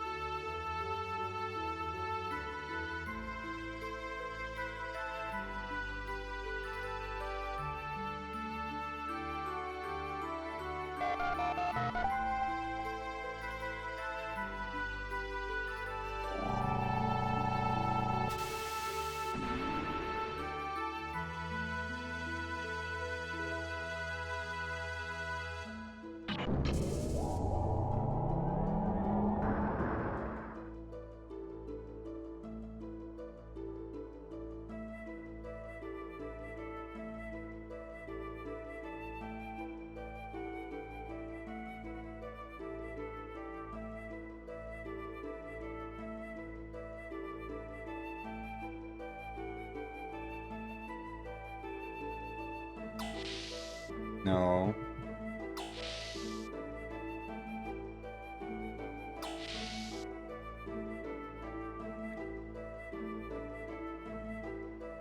We're gonna head in here for the scene.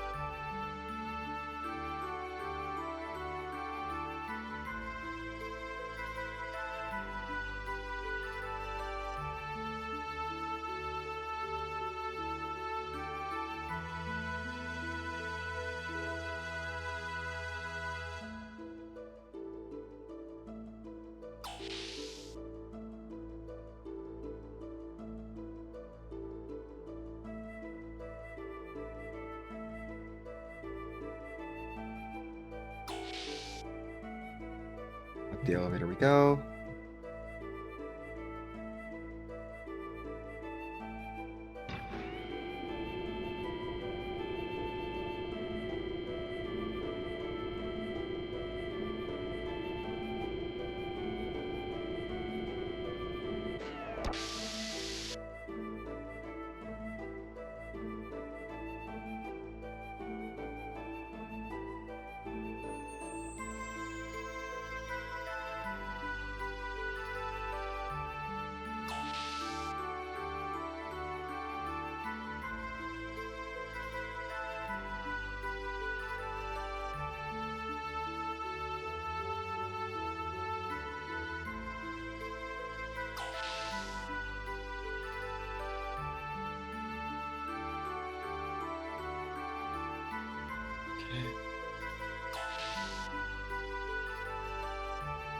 Here.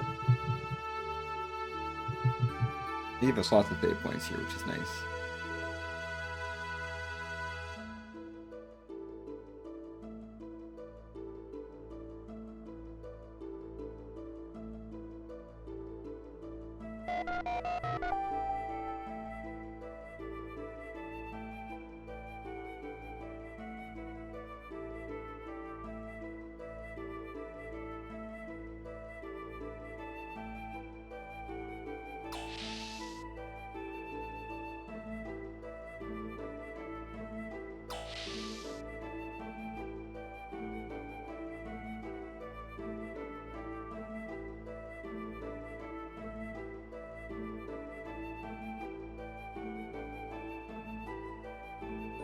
And let's go get Andvari, or at least discover Andvari.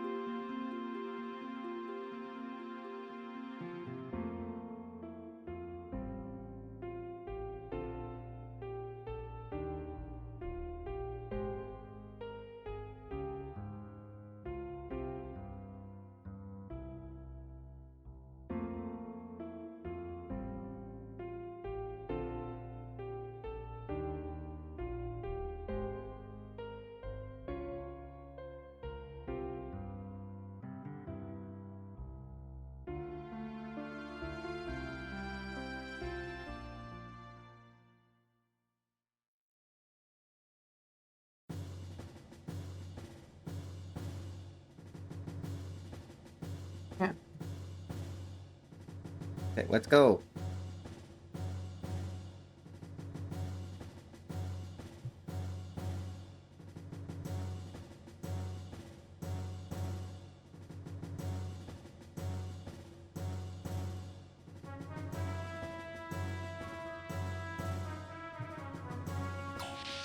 No, I don't need to go in here. We'll save after we get back to the control room, because that section could be a little dicey, and I should probably save. I haven't saved in a while.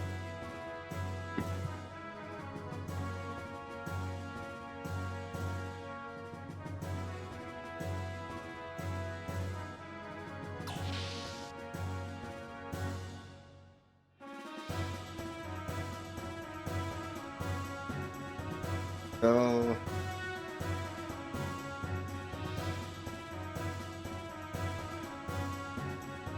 Yep.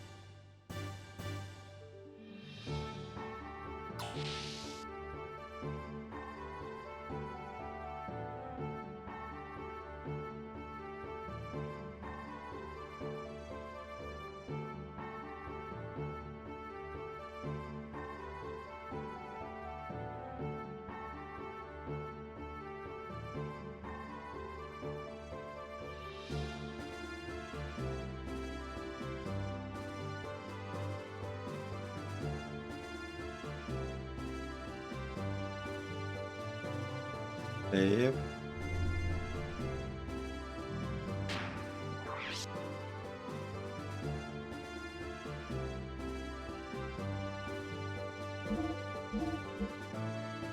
Oh yeah, we have not saved since that, we have not saved in a few hours. Okay. We are saved. Again. Good.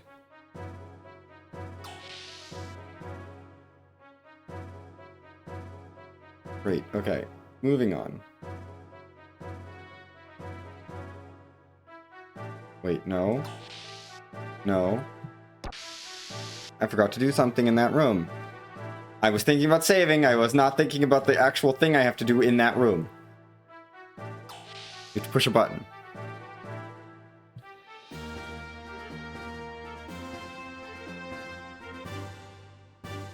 I have to push the button.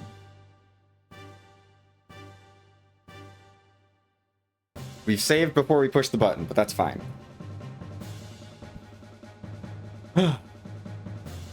I should not wipe in this next section, but you know, if all I have to redo is this cutscene, that's a lot better than redoing 3 hours.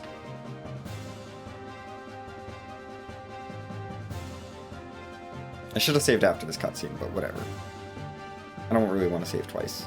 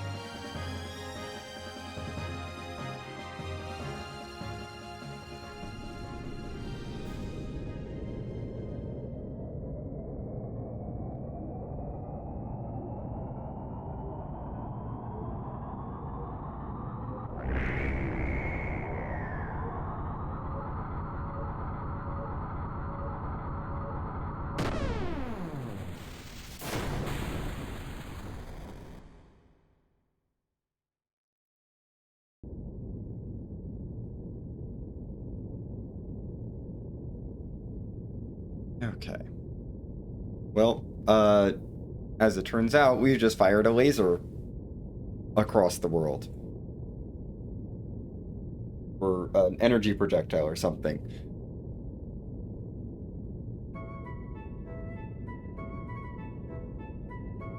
Apparently this is fine.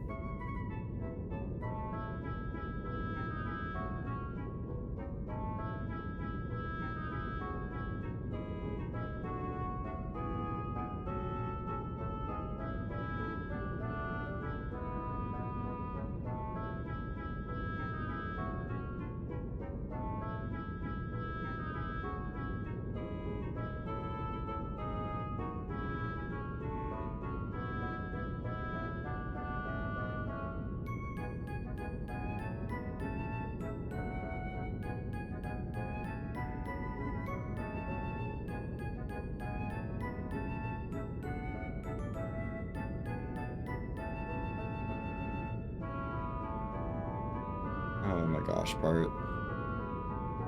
I think I will save after this. This is longer than I thought it was.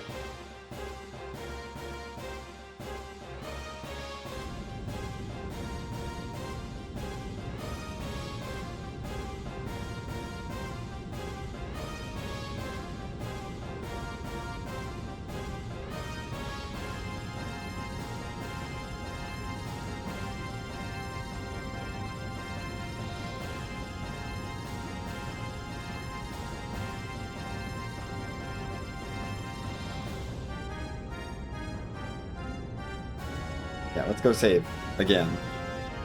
And then we'll keep going.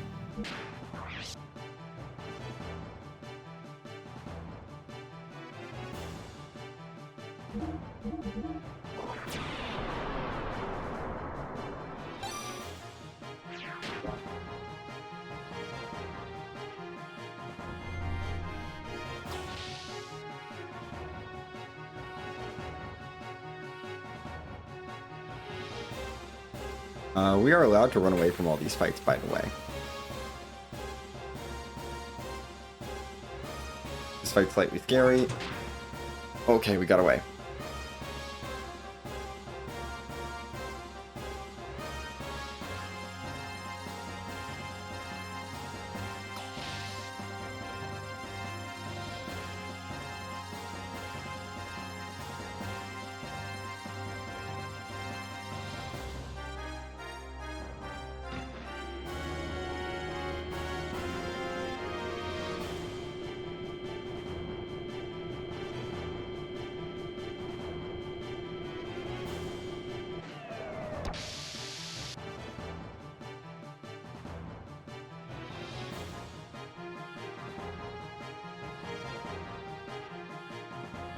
Go, go, go.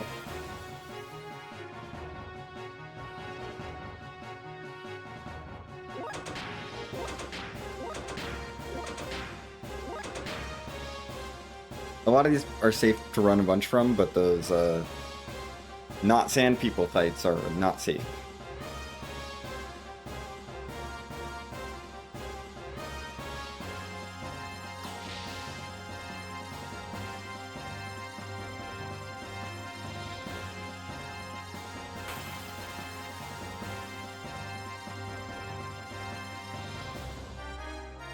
I mean, by which I mean I'm gonna try and run from them, and if I can't run from them,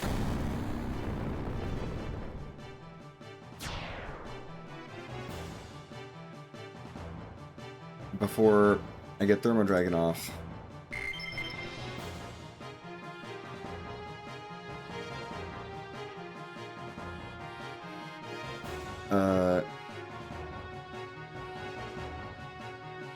And we don't deal with it.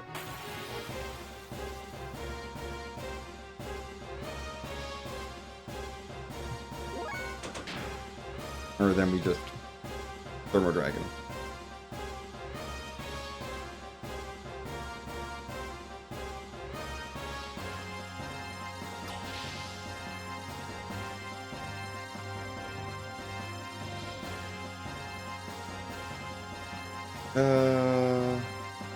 Okay, this fight is a scripted fight.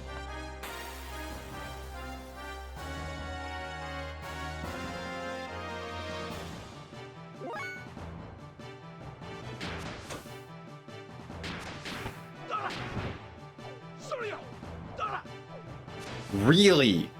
Bart, you are awful.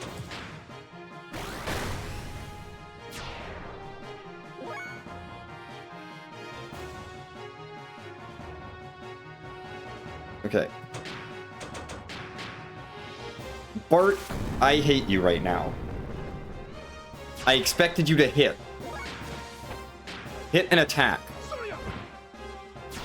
Oh my gosh. I blame Bart.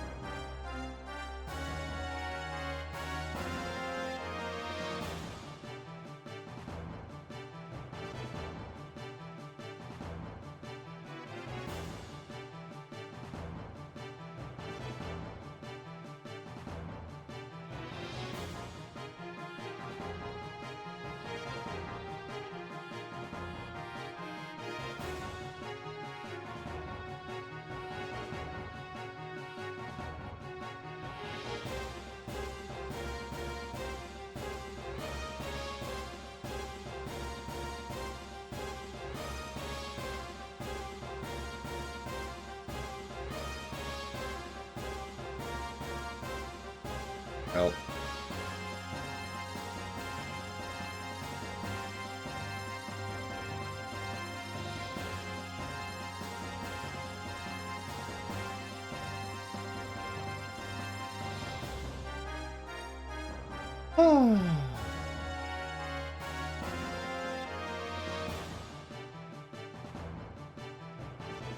Bye, Shakan.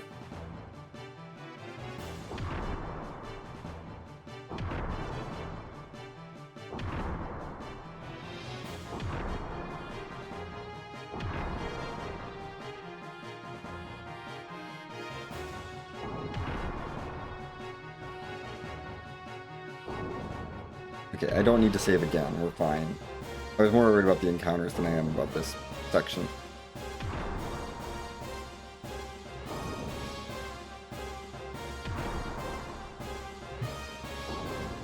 Also, Sigurd apparently works too. We'll find out more about why in a bit.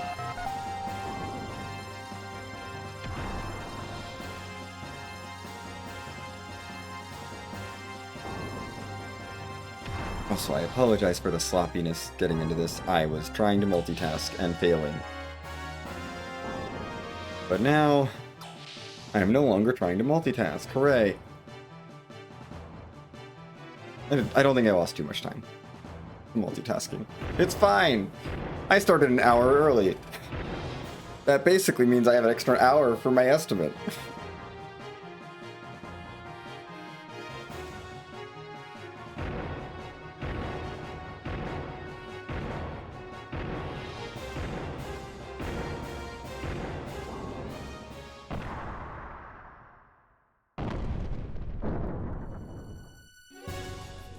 Anyway, it's movie time again.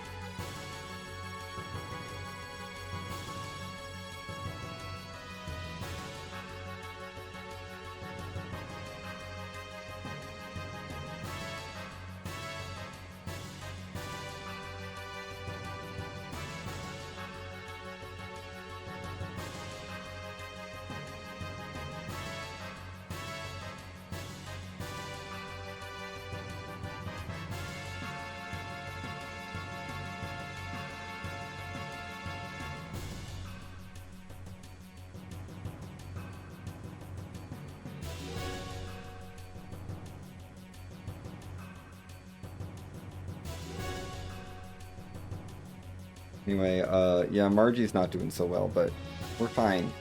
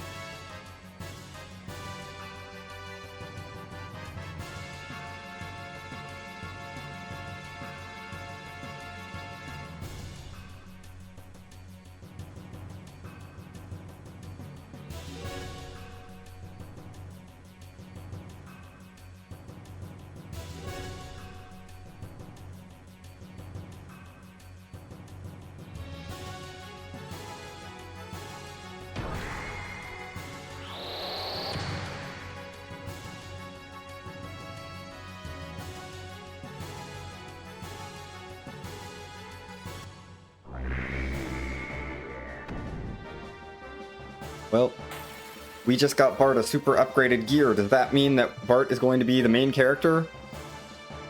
No. No, Bart's not going to get a turn. Faye is going to one-shot both of these enemies, and Bart's not going to do anything.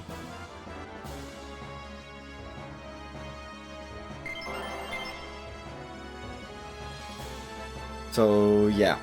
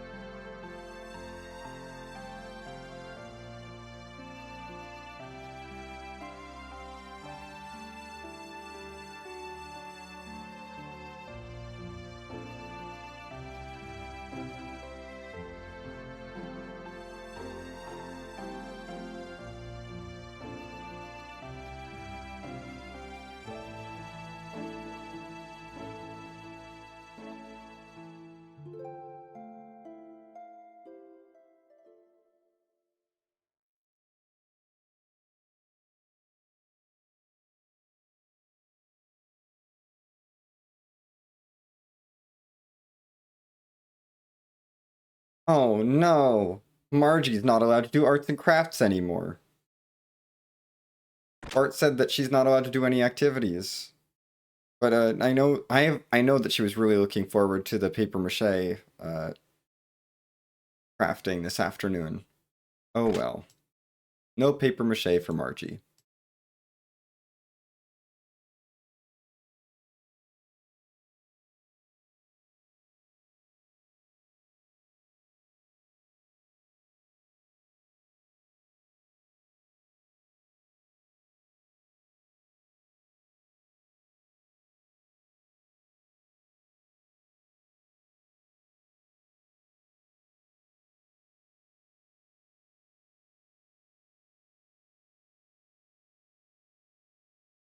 Anyway, we found the first gate. It's very close by, so we're gonna blow it up.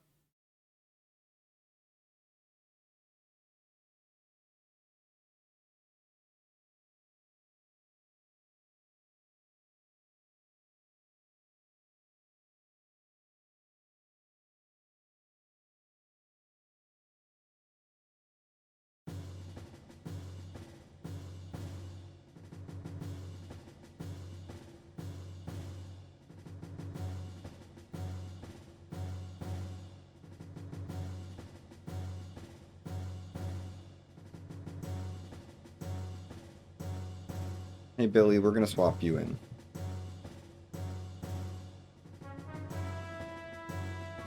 We have to take Faye and Bart, but we're gonna swap Billy in for Ellie because we're not up against an AoE fight. We're gonna be fighting a single target fight.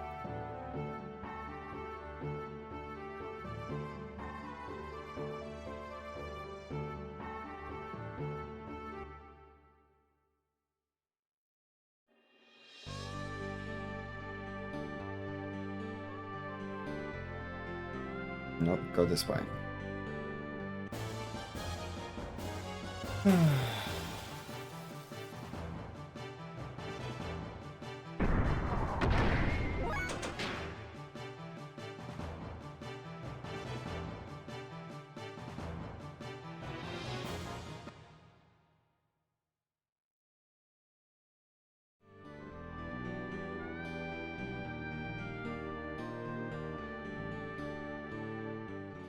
It's Ignis G. Welcome to Ignis G. Apparently this is a G. If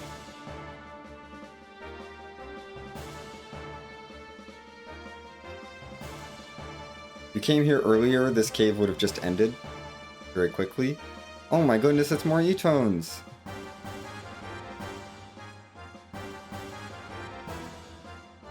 Oh no! Anyway.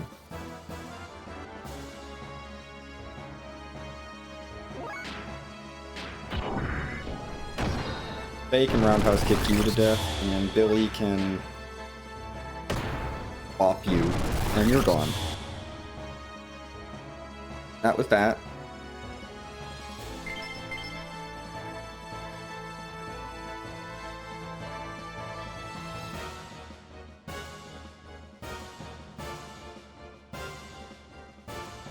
Yep, let's keep going. I agree.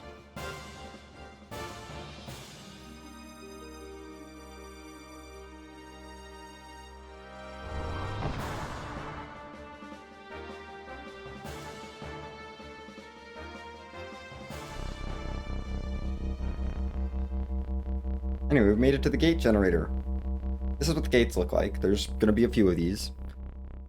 We gotta blow each of them up.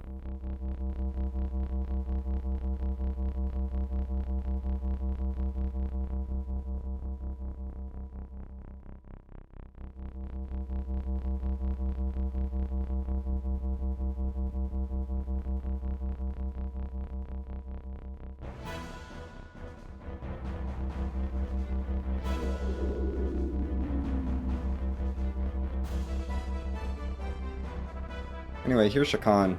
He's here.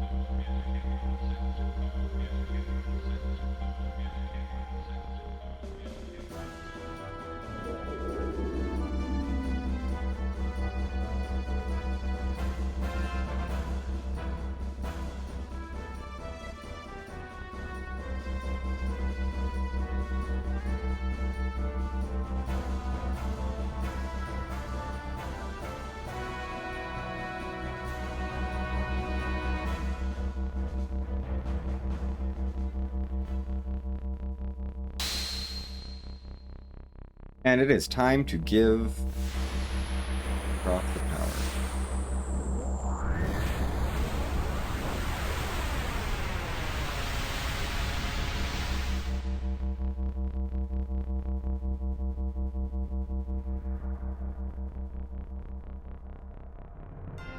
It's the final time we get to see Groff power up a bald man.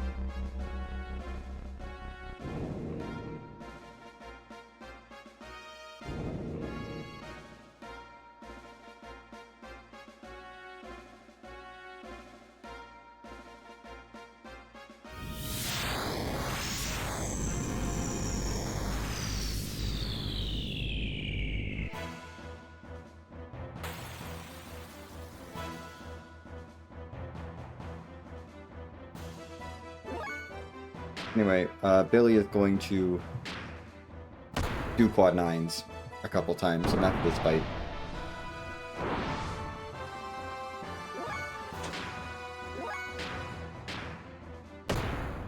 Billy shoots him twice, and Shakan is dead. This fight is really annoying if you don't have really good DPS, because he can heal himself, and it's really obnoxious when he does that, but if you can do quad 9s, you can two-shot him.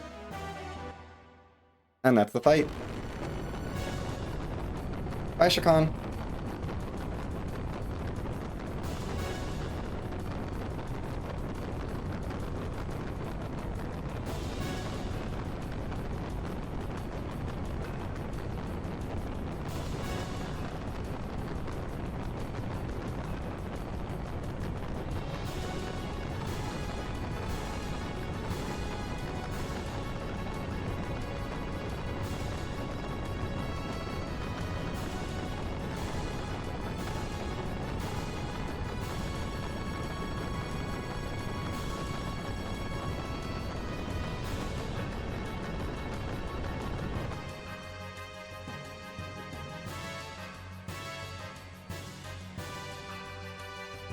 Hey, let's get out of the cave. Go, go, go. We gotta run away.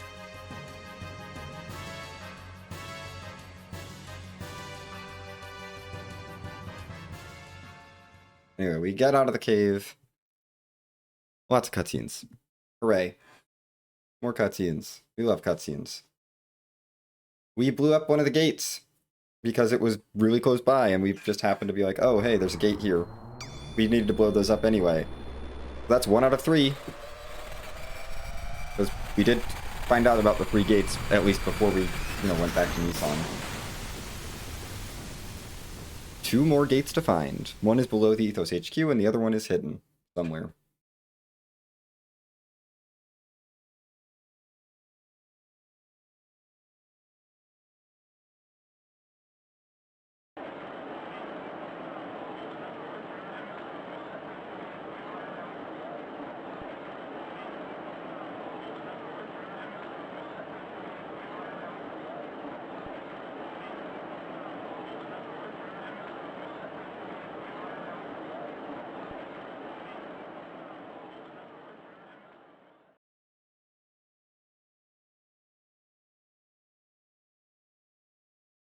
Yay, we did it! We saved Ave from Shakan.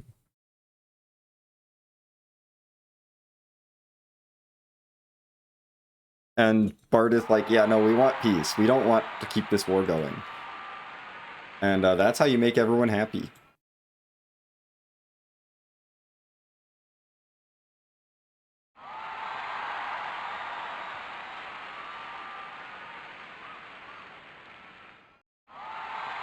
And then he also is like, I'm not going to be king anymore. We're gonna do a republic instead.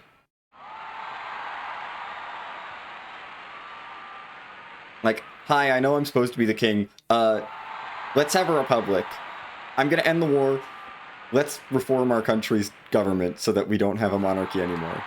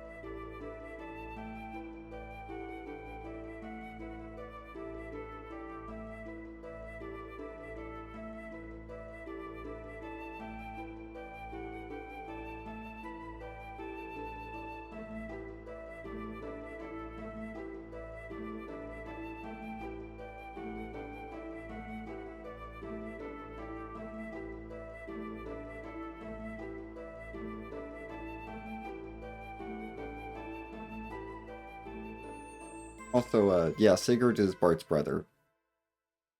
Neat. Well, illegitimate brother. It's fine. Anyway, time for a big planning meeting with everyone. Because we want to destroy the other 2 gates so that we can go to Solaris.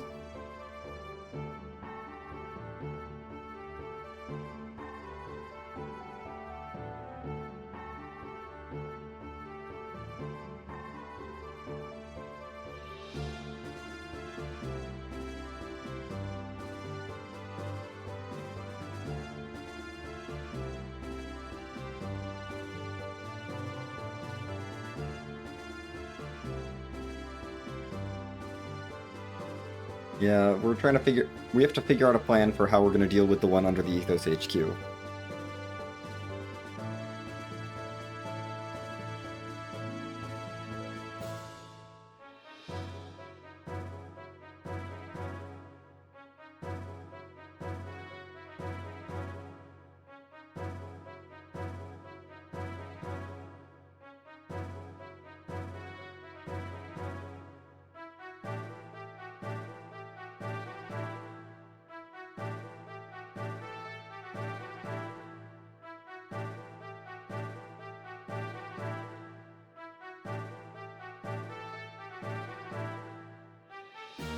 Anyway, yeah, we have the Jasper. The Jasper's really strong.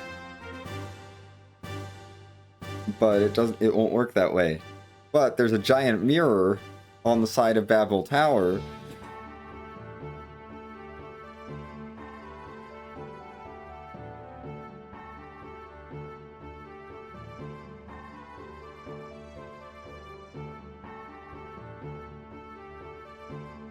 And so we can reflect it.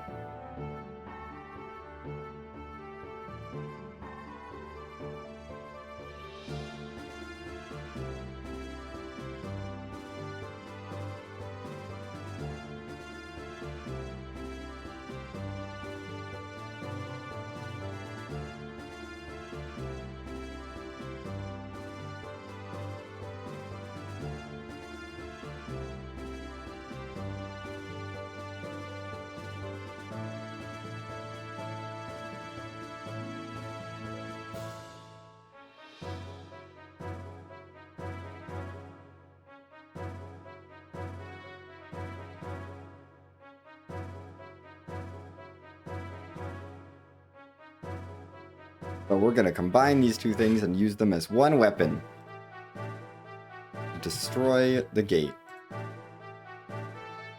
Hooray, we have a complicated plan that the party has come up with. Awesome. So that's what we're doing here.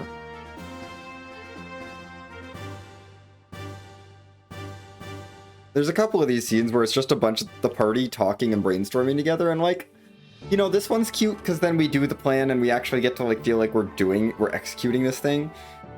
They do this again in Disc 2 and it's not as good because the execution of the plan is literally just watching a movie. We watch them plan, we watch them follow through with the plan, we watch the aftermath of the plan, and then we do something else. And the game just moves on. And there was no gameplay involved. It was just, we watched them do a thing. We'll get there when we get there. That's near the end of Disc 2. Gosh, that's gonna take so long. Ugh, that's still so far away.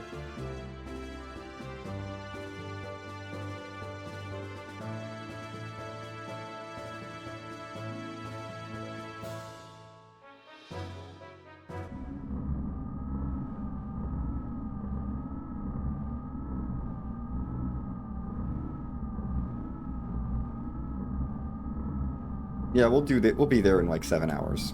Ish. Maybe.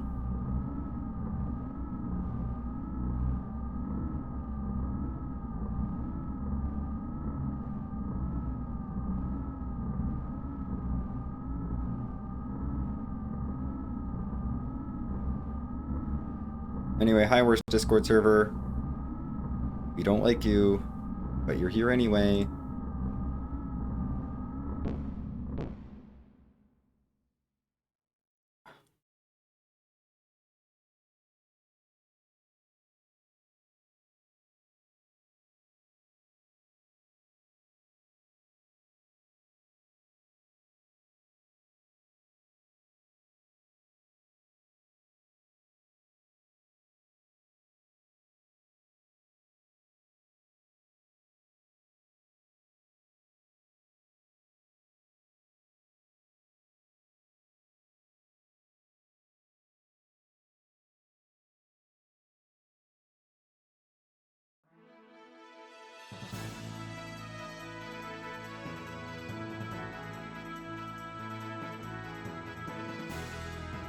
Yay, airship time!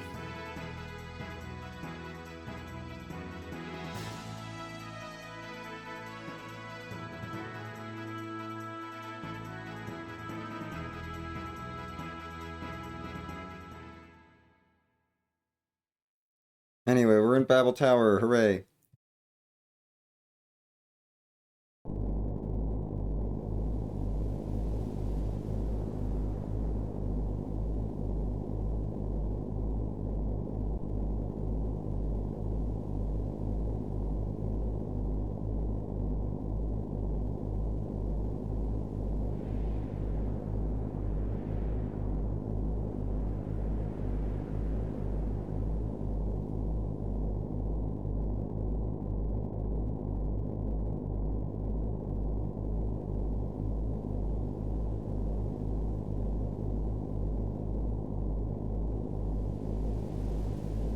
Yep, let's go to the control room.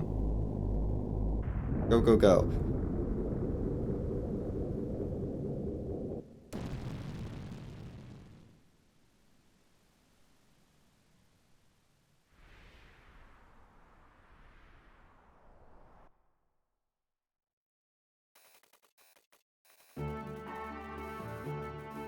Yep, we will go too, Billy.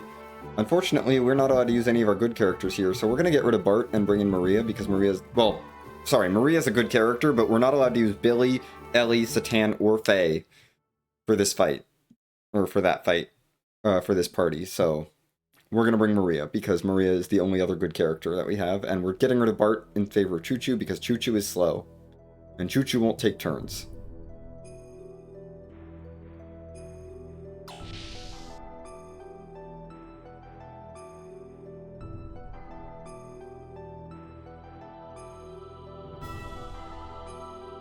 Yes, Tan's gonna control the mirror, so Faye and Ellie are gonna take care of Dominia and Calvana.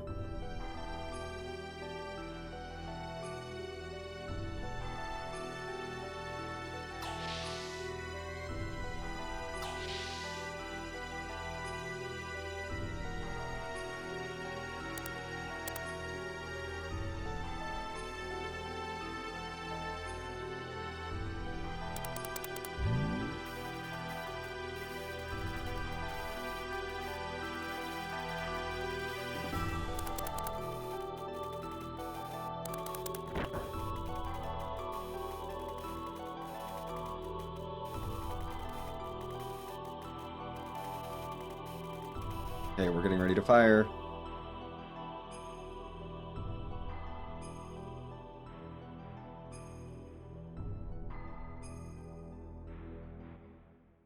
And the elements are here to stop us. Wow. Who could have predicted this?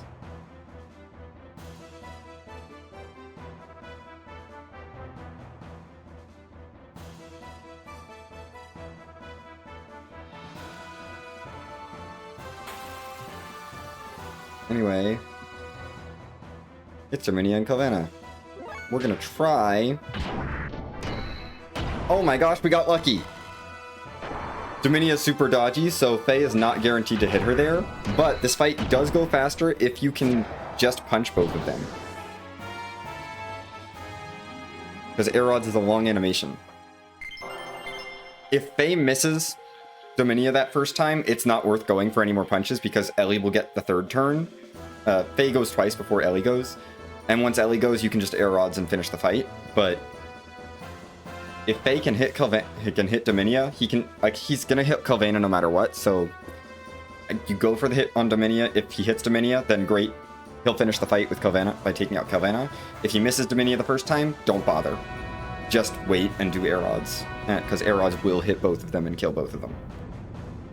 Anyway, over to Billy, Maria, and Choo Choo. Maria is going to do all the work here. Maria is going to be really awesome for this fight coming up.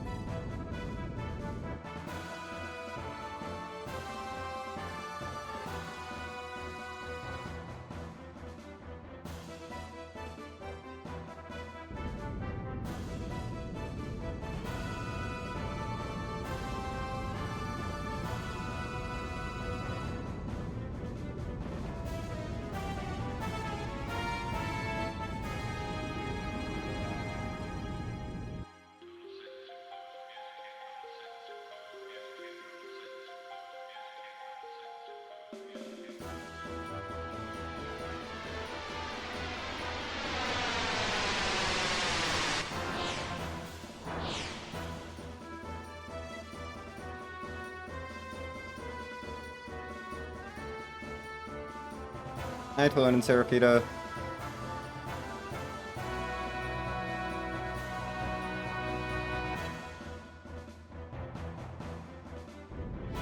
It's so weird doing this with the graphics like looking normal because this part is usually messed up in any percent US, but normal. Hey! We're still doing this game. It's been so long. We're still on disc 1. 13 hours in and we haven't finished disc 1. Oh my gosh. That's this game though with cutscenes. You know? Okay, time for Zybzane to go burr.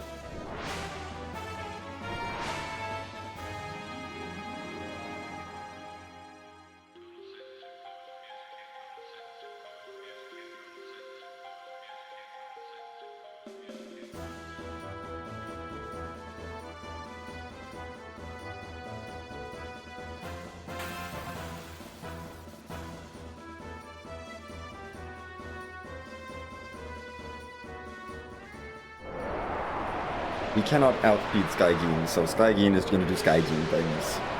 I don't really care about Skygeen, though. And Grand Growl is going to do Grand Growl things.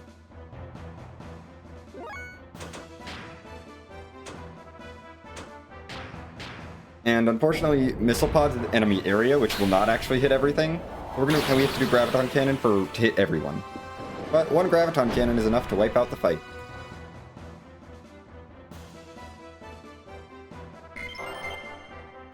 Yay, we did it! That's that fight done.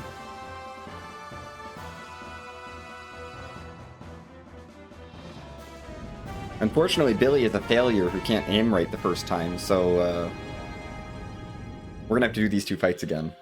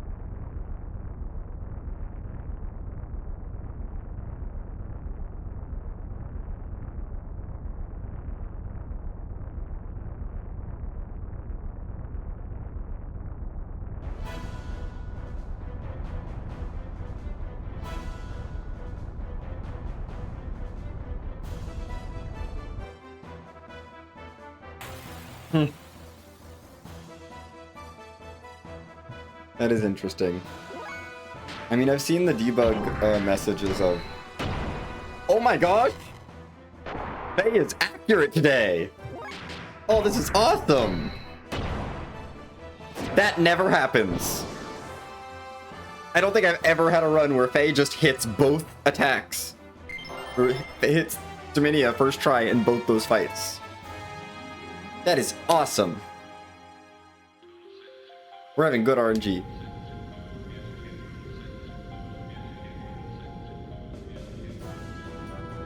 In any percent US, this is all messed up because we don't do the Fort Jasper sequence. And so Billy is in the dark, literally not looking at the tower, trying to aim. And so it makes sense, you know.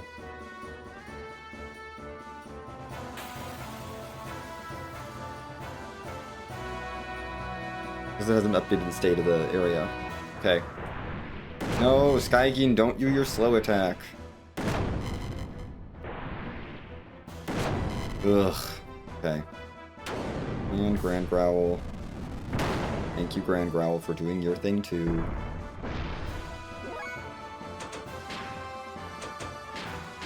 And there we go. Boom, Graviton Gun, fight done. And that's that.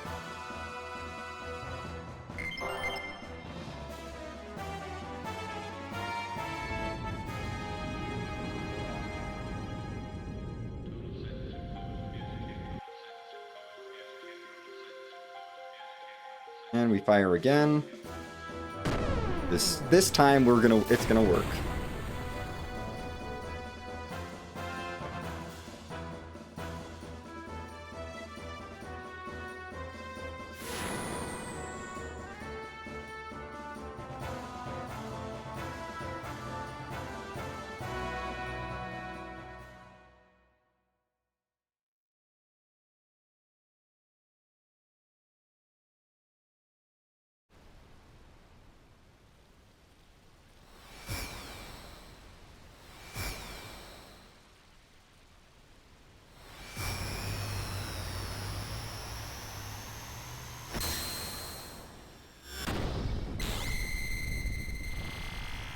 And we did it! Hooray! We blew up the second gate.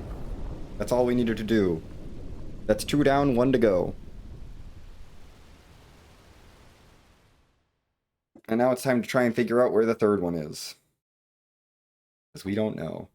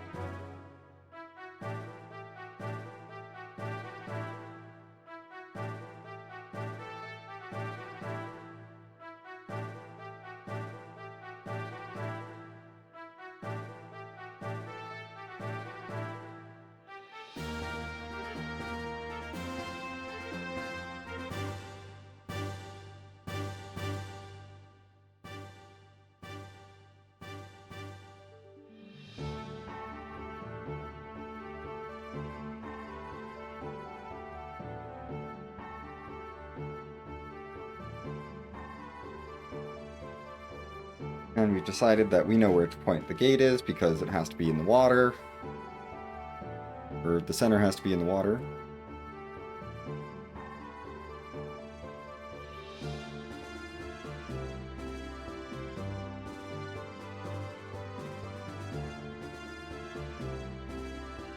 And now we're trying to figure out where it is. It's like, okay, it's got to be underneath the ocean. We don't have deep sea exploration stuff, but who do we know that might be able to do deep sea exploration? Oh wait, the Thames crew probably can do that.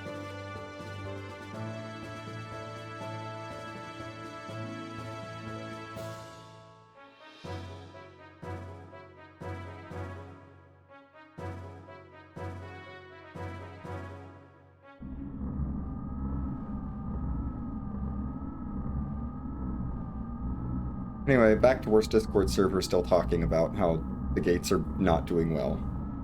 But that's the worst Discord server for you.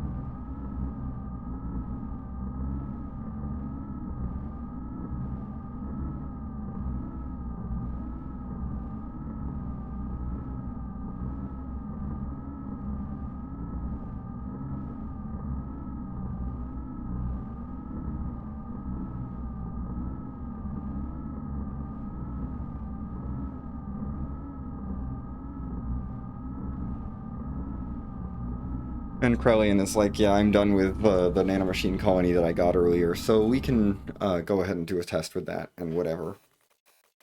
Basically, the game is going to give us another character. Yes, let's launch the Yggdrasil.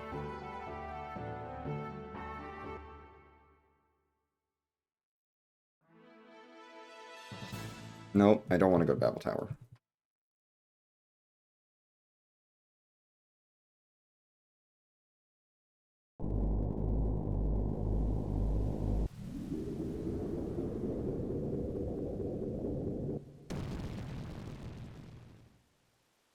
Hmm.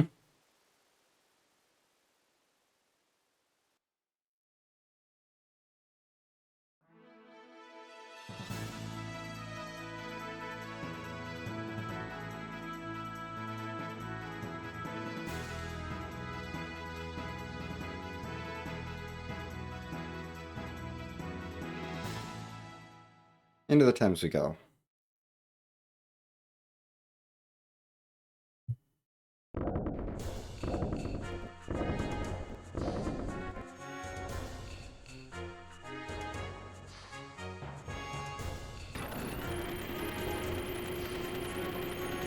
We love the Thames. We're getting close to the end of this one. We just have the Sargasso, and then after the Sargasso, it's Solaris, and then we're done with Disc 1, and we can move on to Disc 2. Not so bad. Yeah.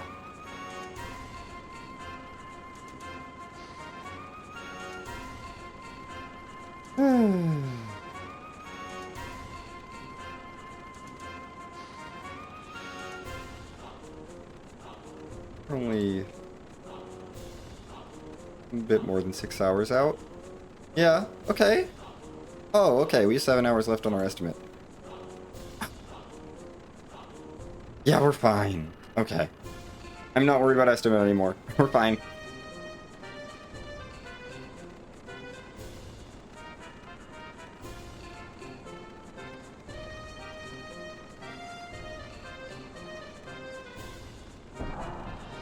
Yes, let's go.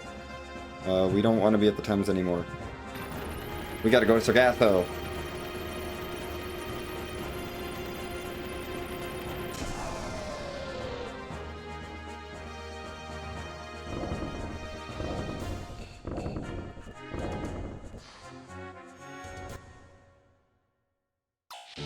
Okay, let's go.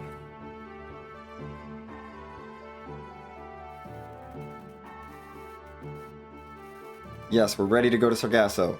I don't need to change the party here. It's not worth the time. Faye can handle the final fight well enough. Faye can handle everything in Sargasso well enough that we're not going to worry about bringing Billy in, or Elian, or, you know, anyone actually good. Or doing anything with getting rid of Bart, basically.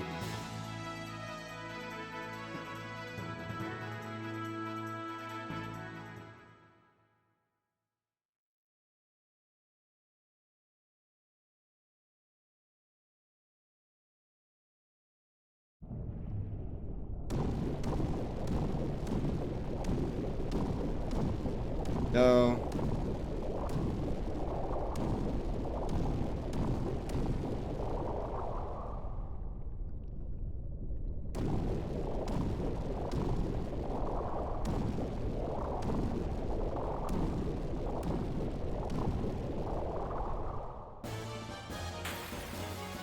Basically, jumping is always faster here unless you're hitting a ceiling, and then it's not faster.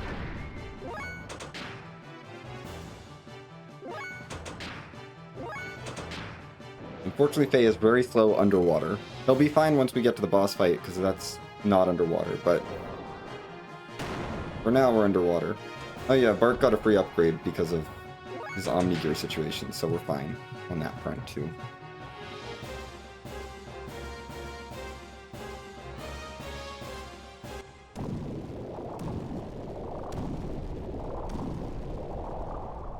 Okay.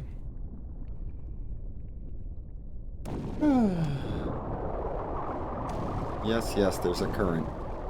I would like to go... let me past.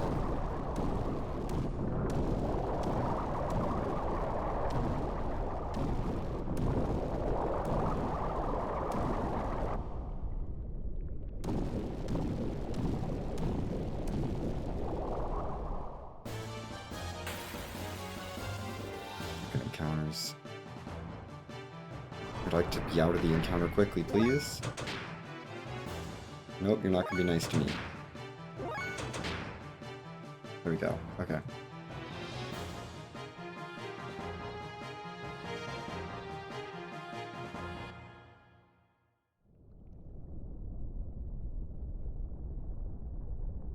And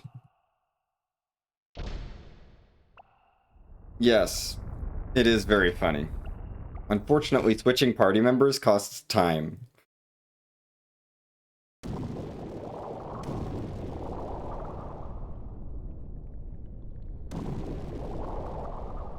And if we don't need to switch our party, we will not switch our party. I think I only used Margie to switch parties once in the entire run. And it's very close to the end.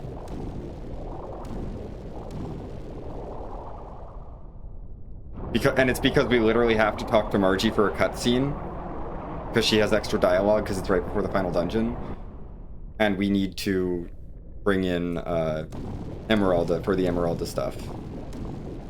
So that is the only time I switch parties with Margie in the entire game.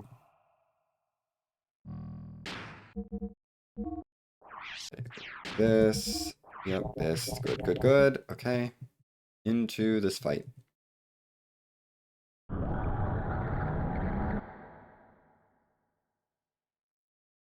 Faye is gonna solo this fight. Like, Faye does this fight fast enough, it's absolutely not worth going out of our way to talk to Margie to switch someone else in. To try and speed it up a little bit. Faye just goes so fast through this fight.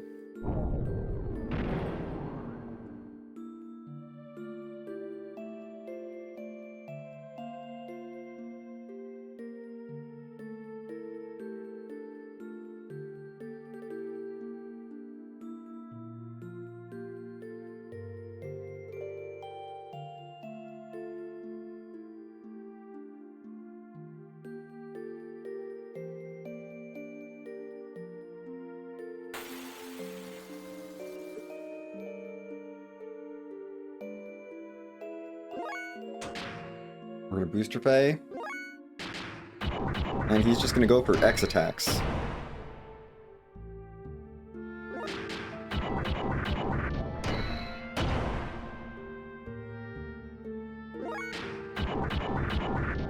Takes enough attacks that it is worth boostering. Get the 3 attacks out faster. And that's that. Hooray, we did it. We beat Crescents. Next stop, Solaris.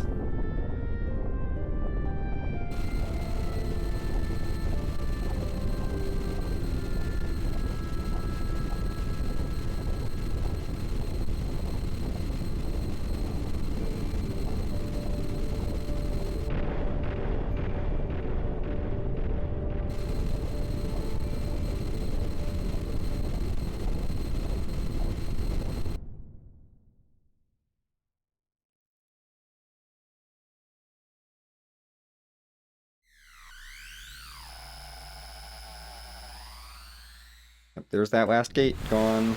Hooray, we did it. We blew up all 3 gates.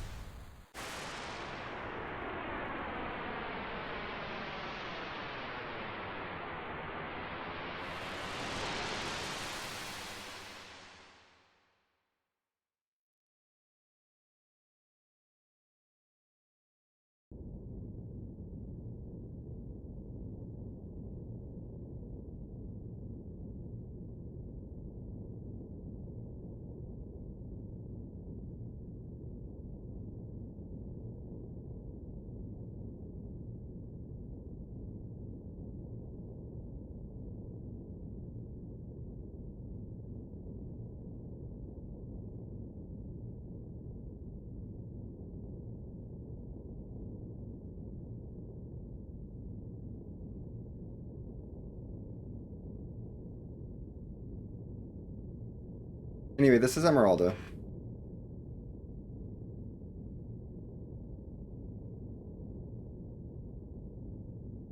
Emeralda's here.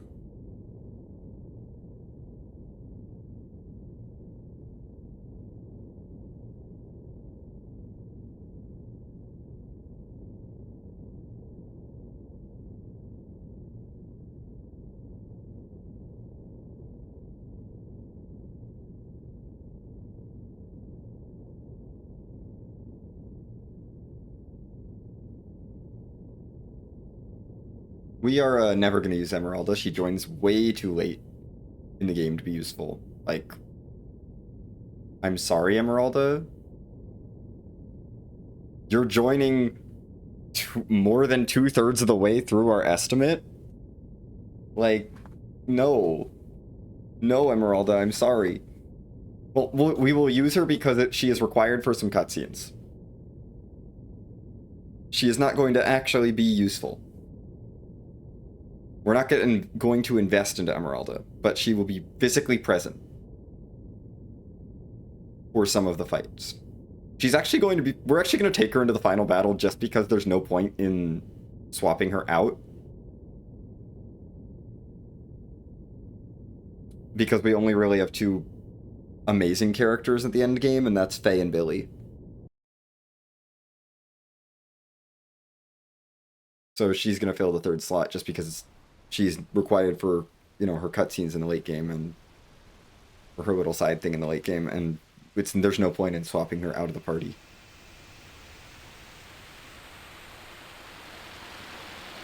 Anyway, there's Solaris.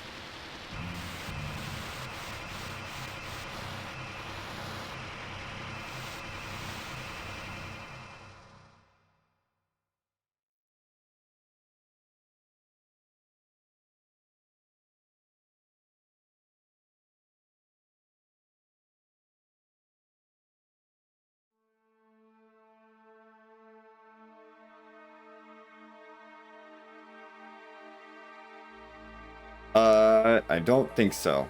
No. Not really a cutscene.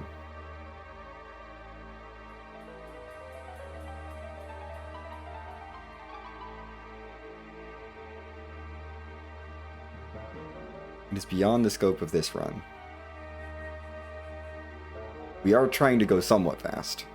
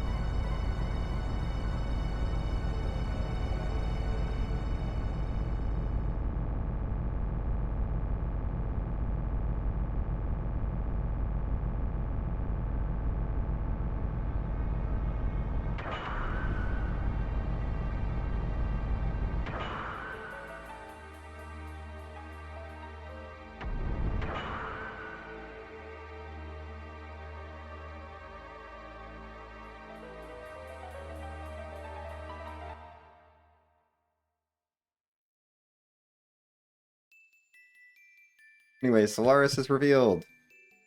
Hooray! We can try and take down... We can head into Solaris.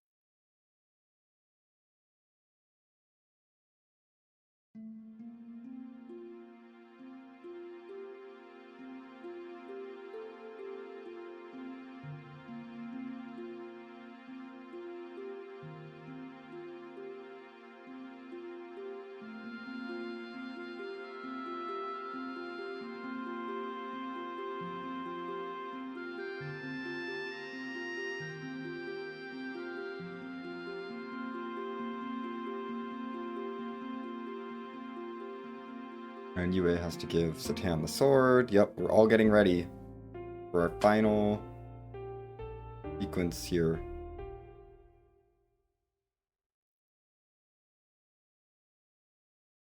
Or the end of disc 1.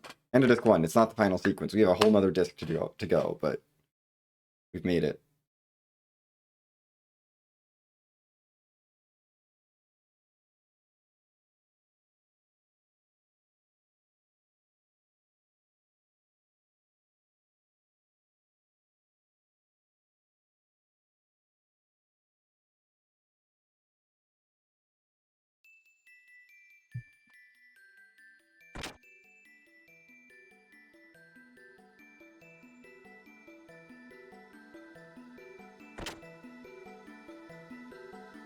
I'm gonna go straight to Solaris.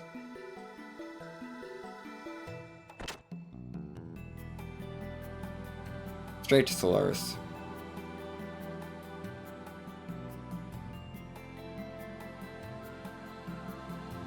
We do not get to choose our party here. It's gonna be Satan, Faye, and Ellie, but that's fine.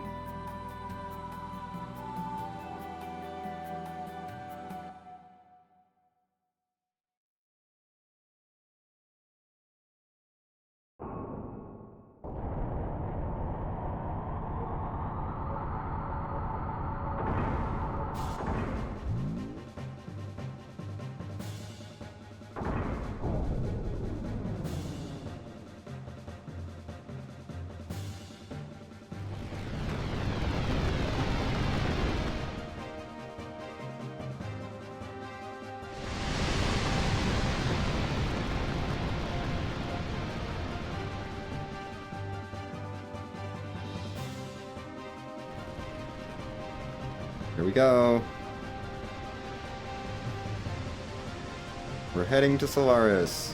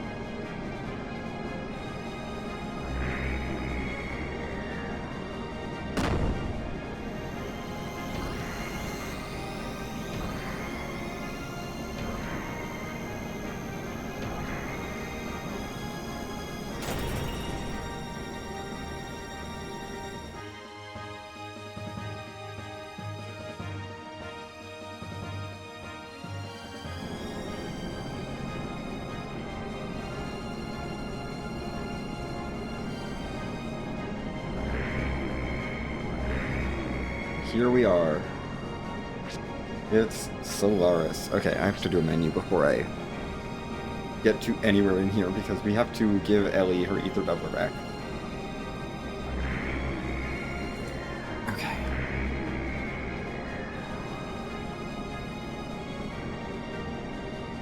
Bye, friends. We're doing this. Also, Hammer is back, and he's relevant to the plot again. We haven't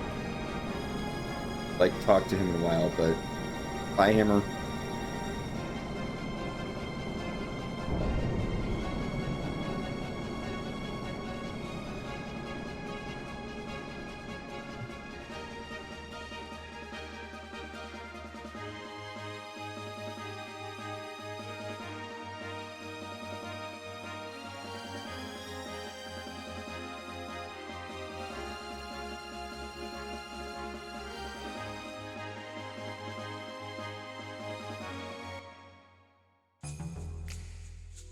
Okay.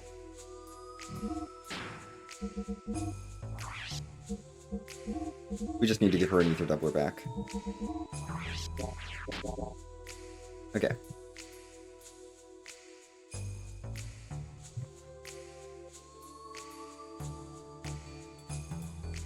Anyway. We're gonna hop in the tube because we're dumb. And, bye, Faye! Immediately we get separated because we're great at infiltrating.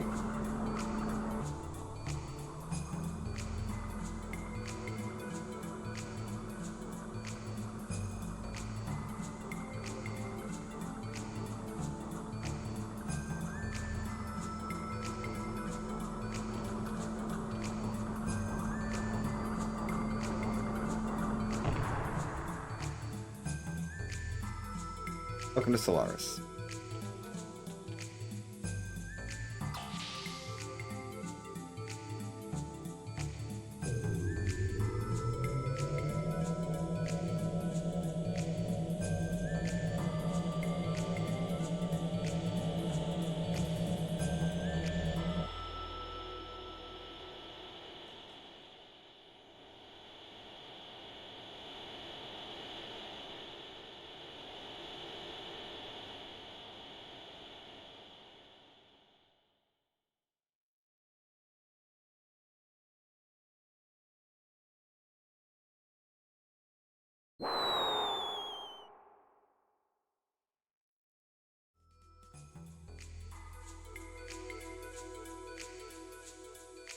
Well, that's really good.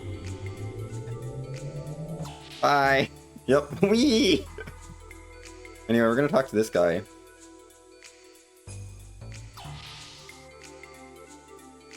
And then head back out.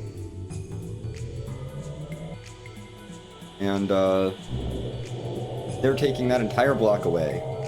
Goodbye.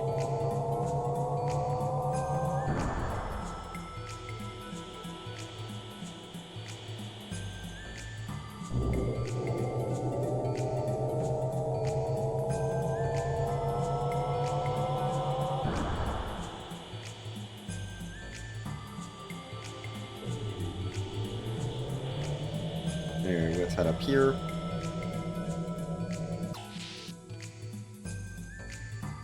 Hey, everyone say hello to Samson. This is someone's favorite character in this game.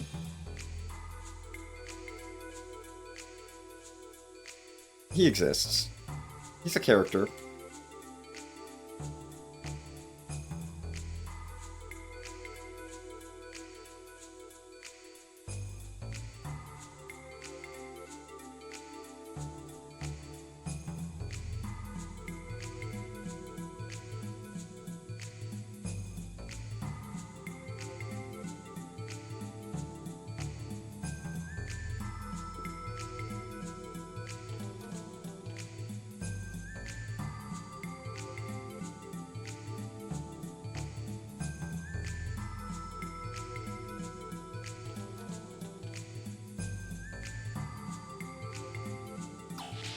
Let's get out of here.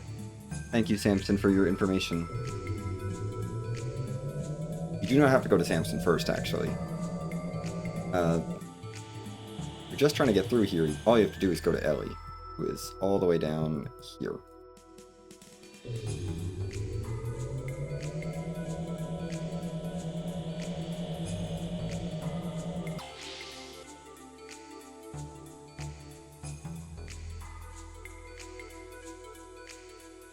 And then we go to Samson after talking to Ellie. But, you know, we have to talk to Samson and we had to get that other little cutscene first. We're really running low on optional cutscenes. Like, once we get through this little bit of Solaris, there's a couple little things here, and then it's just nothing until we get to the final side quest section at the end of Disc 2. And then there's a whole bunch of stuff I need to remember to do.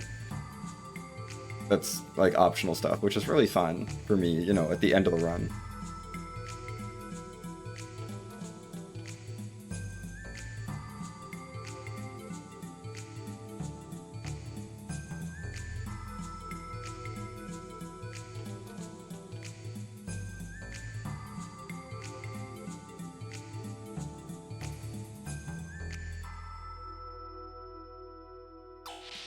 And we got Ellie. Okay, Ellie, come on. Let's go. Found you.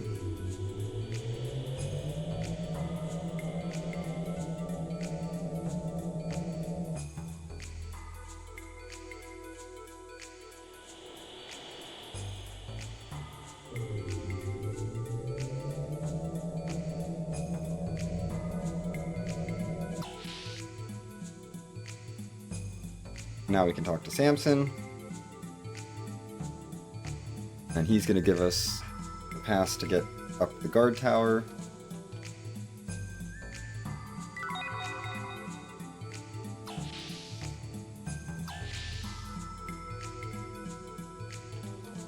Let's go.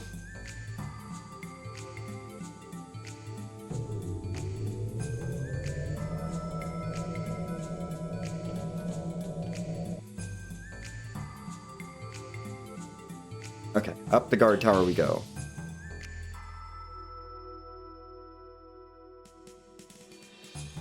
Yep, we're gonna split up. It's fine.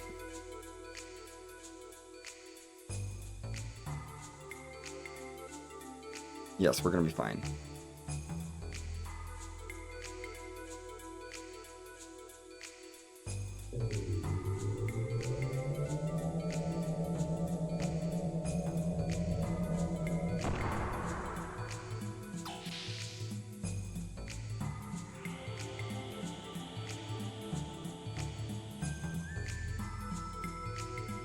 Stealth is for people who are not me. We're just gonna run, and we did the stealth section. That's how you do the stealth section. Just run. And if you go as fast as possible, you will not get caught.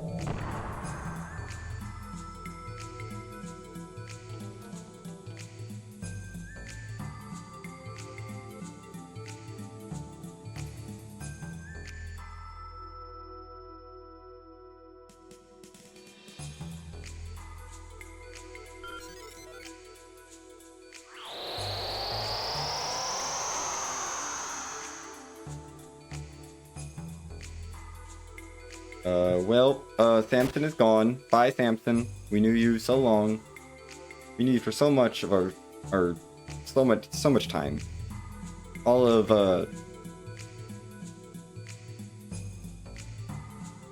10 minutes. If that.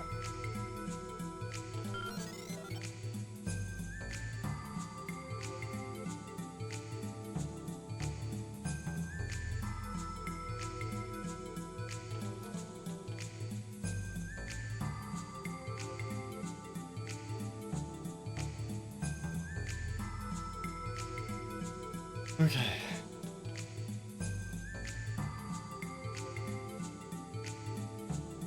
And we've made it through. We can head in here and take this elevator and head up to the second class area.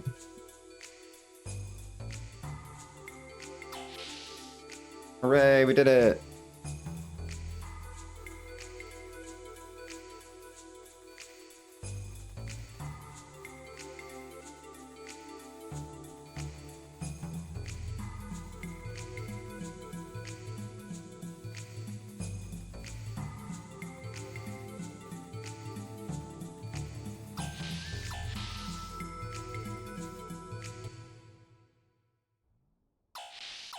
No.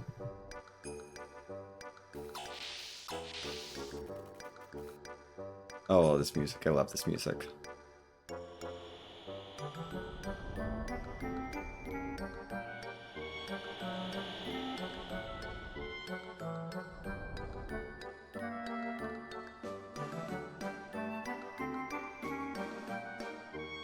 Yep, we're gonna need to get a ticket.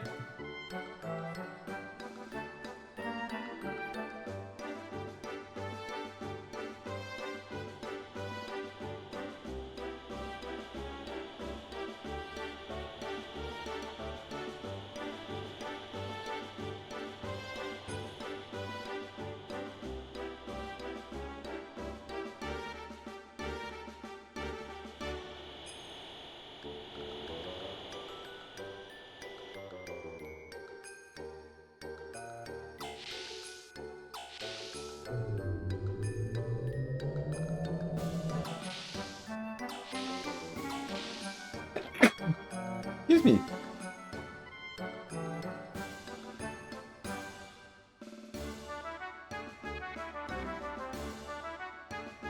Anyway, this person has tickets. So she's like, I can't go, have my tickets. And we're like, she's like, don't worry about paying me, just go. Like, okay. That feels unrealistic, but sure. That you'd be willing to give away your tickets to a stranger for free. Anyway.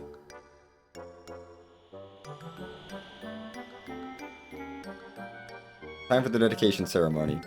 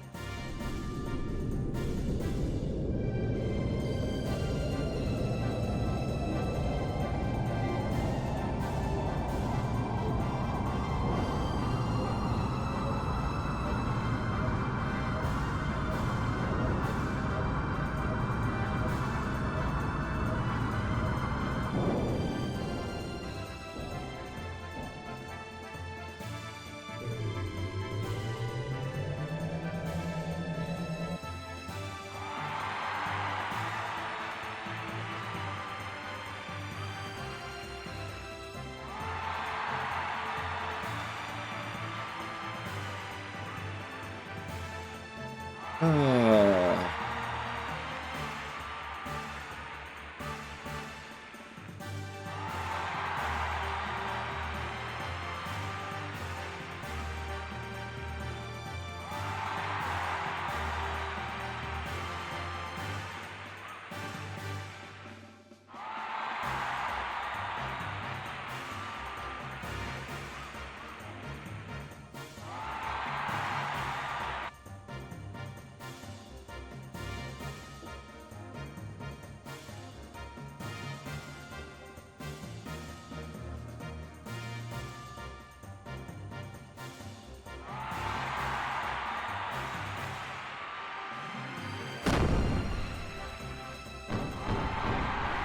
and fireworks, yay!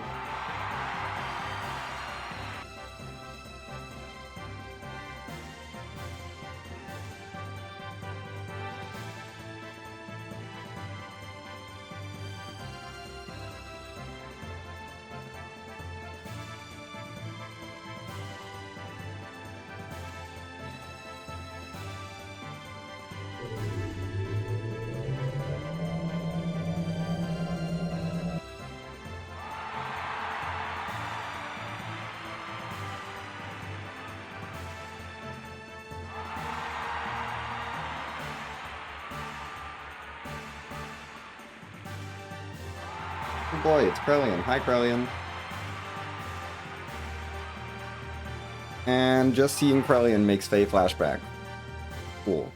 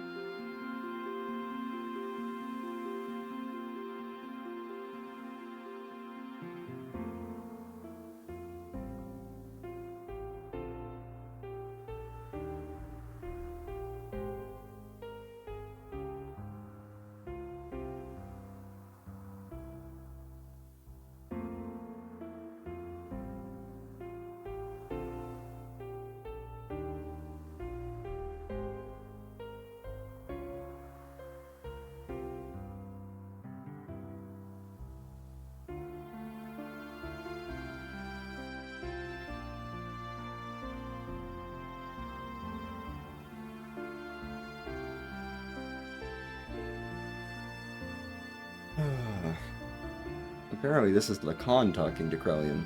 Hmm.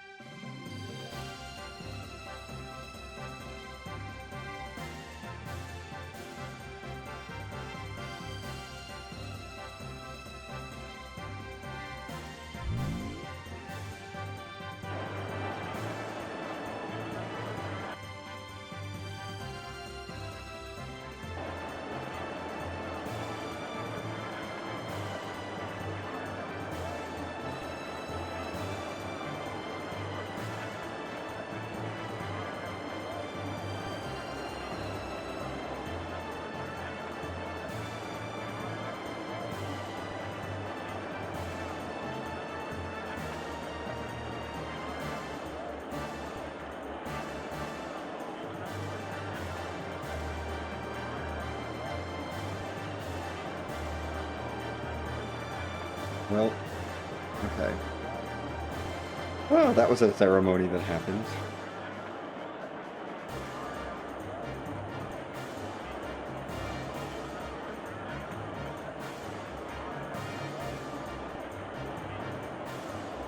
Anyway, everyone else was a prisoner apparently, except for us and Satan, so that's not good.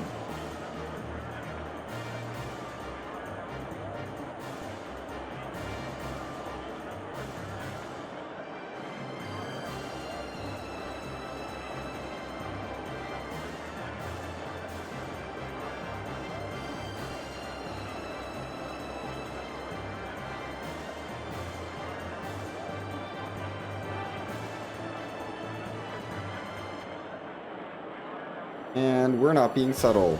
Great, we forgot to do stealth. Time to run away!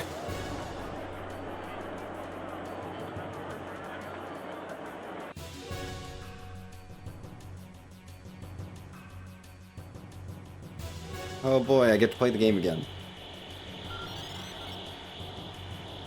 Solaris has a lot of cutscenes early on, but there's going to be like a solid chunk of dungeon that's going to be pretty fun.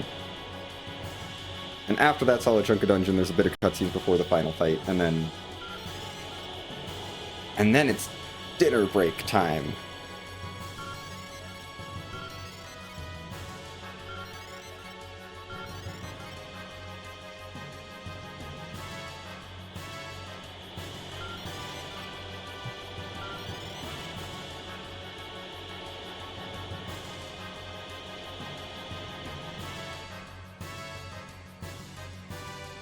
Okay, here we go. Yep, go, go, go, come on. Let's do this escape sequence.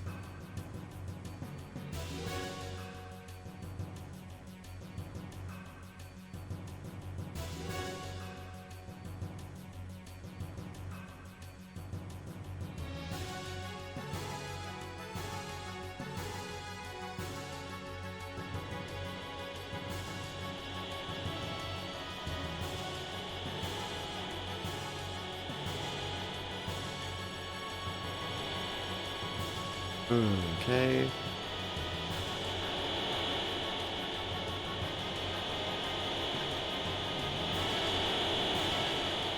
Oh my gosh. I think this is the best the escape sequence has gone for me, like, ever. What the heck? I don't think I've ever gotten through it without an encounter, so one encounter here is fine, whatever. We can blast through them pretty quickly. They're supposed to have really good defenses until they lower one of their defenses and then raise the other one, and you're supposed to like respond with what they have, but we have enough ether that we can just pierce defenses. Doesn't matter. And we're out. That was a really clean escape. Or sewer escape there.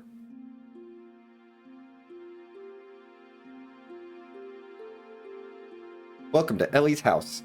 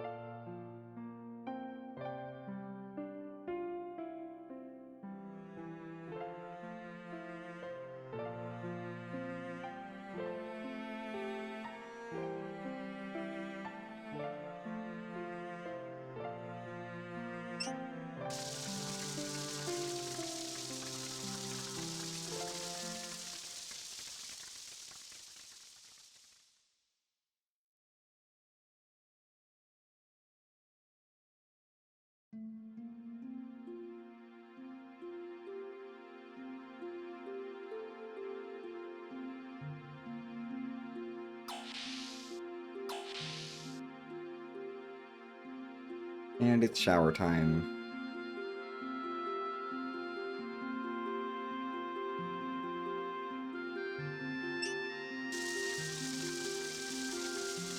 Hey, welcome on in. You're just in time to see Ellie, watch Faye shower.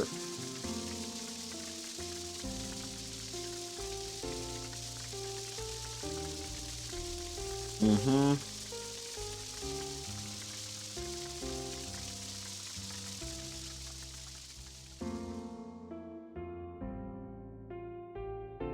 We can't not have the shower scene.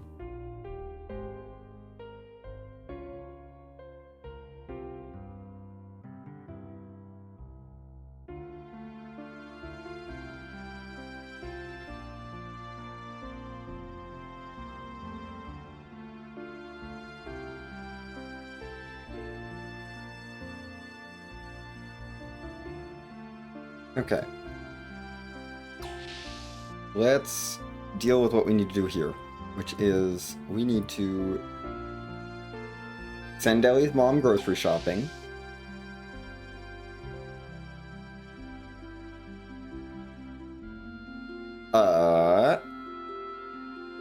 I wasn't planning on getting the trading card, but you know, I feel like it would be thematic to get the trading card.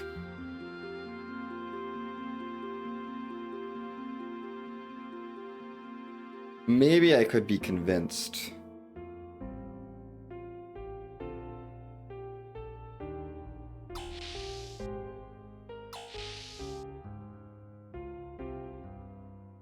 I could be convinced to maybe get the trading card this run.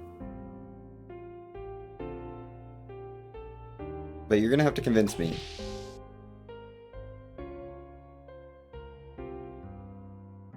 Anyway, time to learn a lesson in password security. Maybe don't make your password your daughter's name backwards. Especially if you have a lot of government clearance.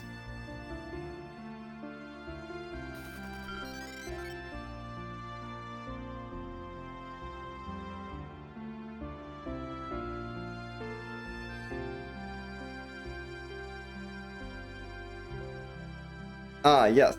Mm-hmm. Yep, we are in Solaris now. Wait, Thames was like... Thames was several hours ago. Yep, we have made it all... We've pushed through the entire game. Normally, mostly. And we're at Solaris.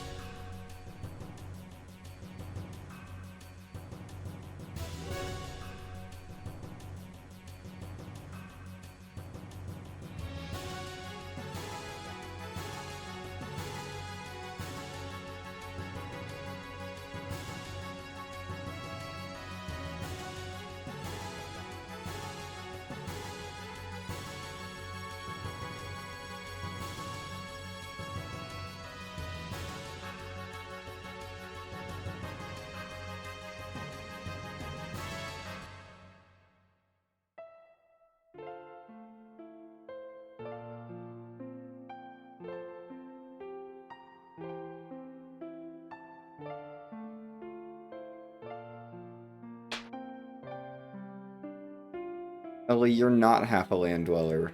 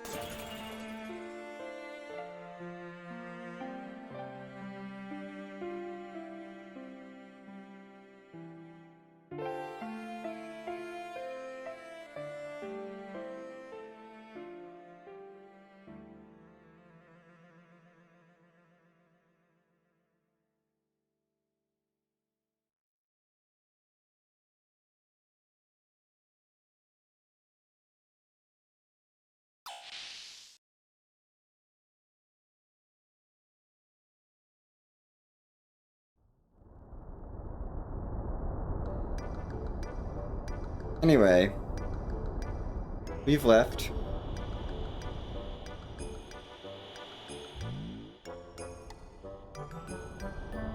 Back to the silly music.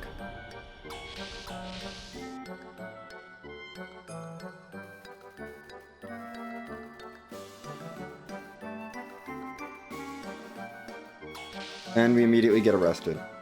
Good job, Faye.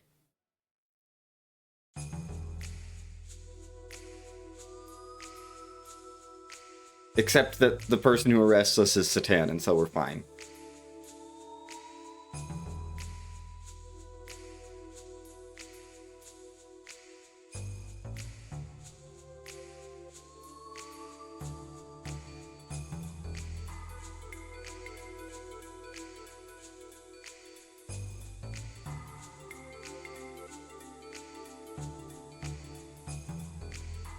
I have been drinking water. I started with 2 water bottles, and I'm almost done with the first one. I have also taken an actual... I took a bio break fairly early in the run, and I have taken a real, like, meal break. And I did also do bio break on that meal break. Yes, I had lunch. So it's not my fault that lunch was at 6 p.m. my time. Or 5 p.m. my time, whatever it was.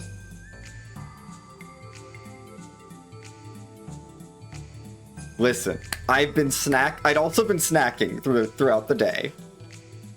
It's fine, and I'm planning on having dinner at the end of disc 1. Because I will have time to cook myself something for the end of disc 1. The end of disc cutscene is 26 minutes long. That is enough time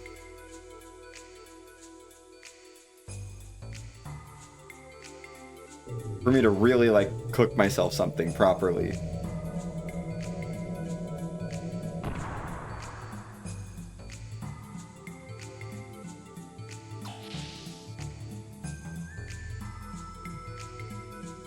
Yep. That is correct. That is expected. That is normal.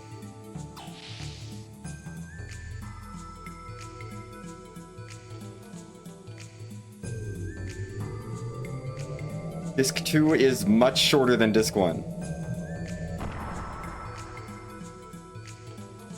You will understand when you see Disc 2.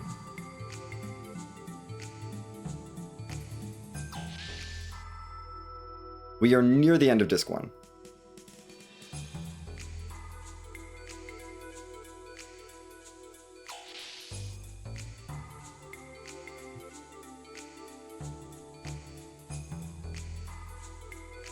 Okay.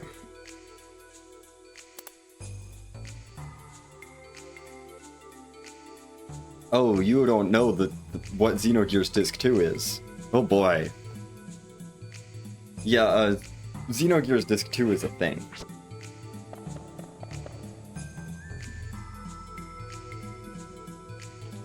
a little bit infamous.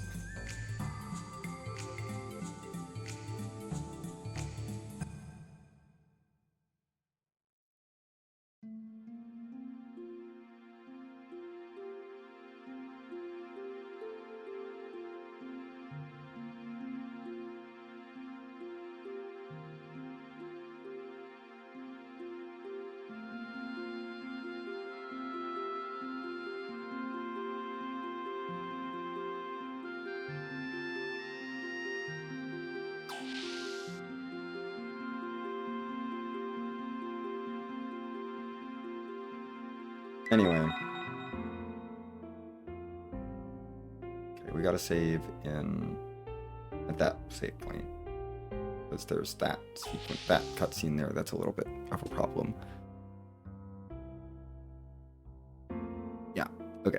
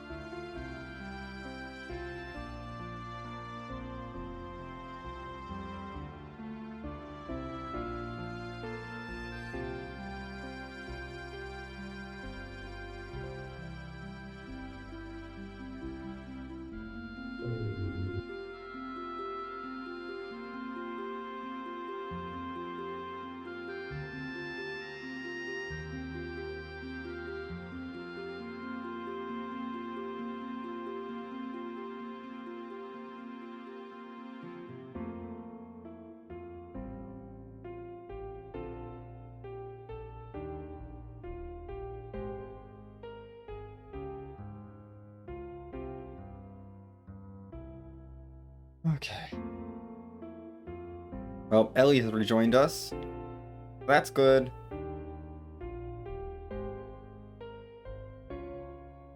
Satan, we just took a shower. We're fine. Okay. Time for the dungeon part of Solaris.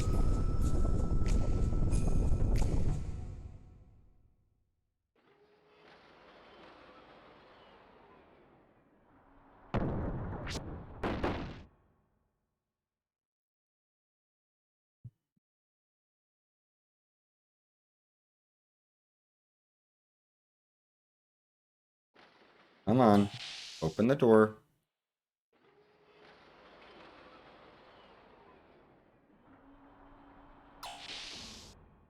Okay.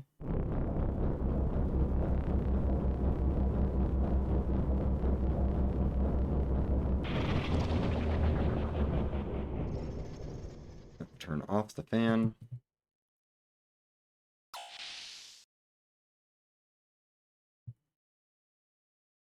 And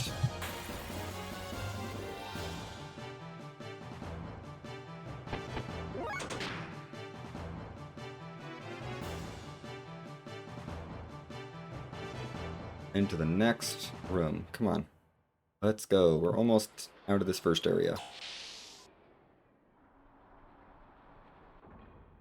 I mean, this whole dungeon is divided into like 4 sections. It's, you know, this first section, which is like the trash chute. It's pretty short. And then the Soylent System, I guess, I feel like is a second section. And then there's the front of Krellian's lab, and then the back part of the lab. And then, I mean, there's the escape section at the end afterwards, but yeah, there's a lot. There's a lot to this dungeon. But, I mean, it is the end of disc dungeon, you know, they have to make it reasonably complicated. Oh. Yes.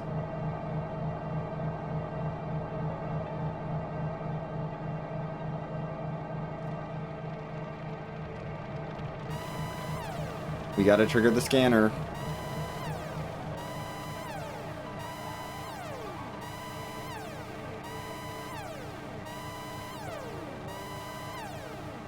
Mm-hmm.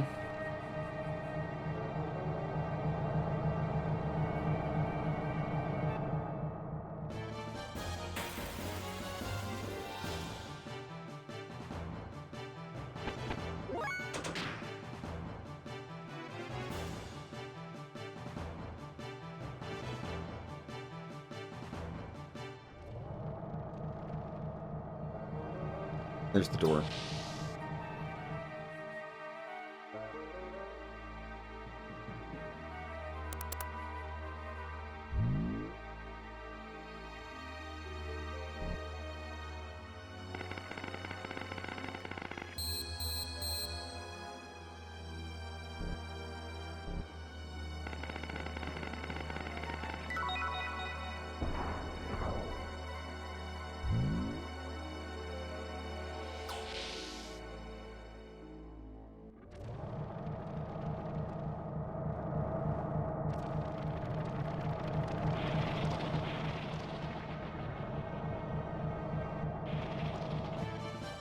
Really?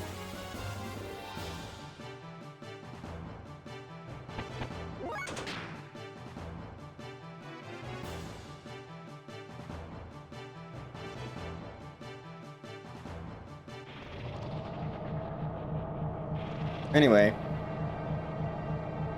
Faye, what kind of meat is this?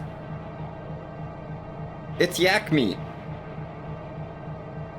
Okay, we don't have to worry. It's yak meat.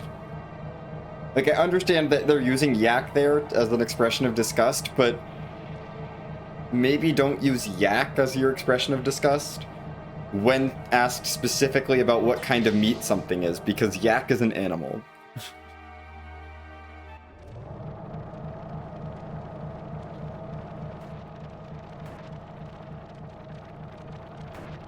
Anyway, it's mutated people meat.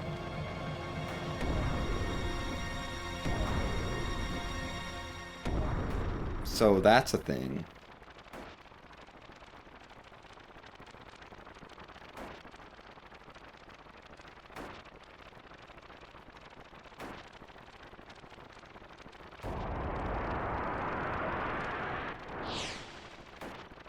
Uh-oh, this isn't good for Faye.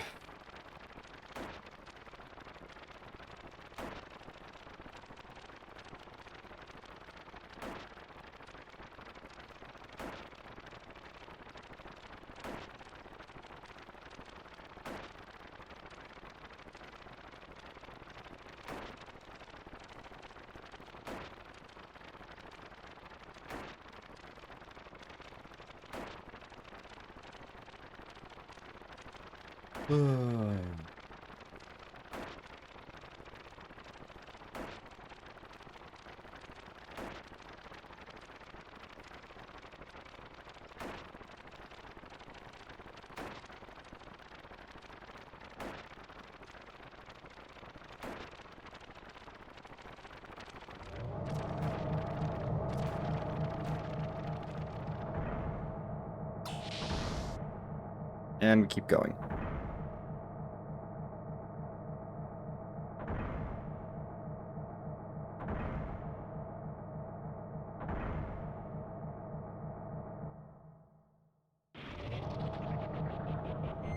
And I'm gonna save here because I have hit a soft lock in the upcoming section of the dungeon in the past.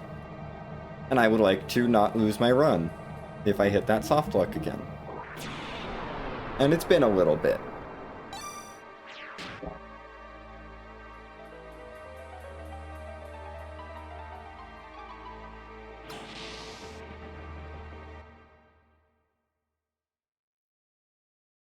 All I'm asking is that I don't soft lock a second time in the same spot, please. Or that I don't lose my run to this soft lock again. Because I have lost a run of this category to soft locking in the lab here, which was very unfortunate. So now we have a save. It's not too far away.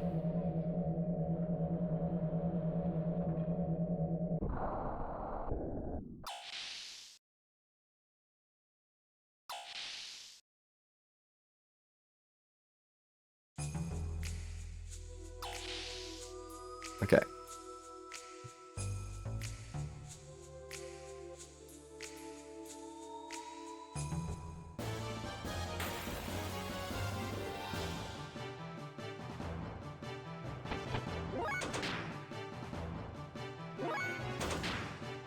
Good, we got away.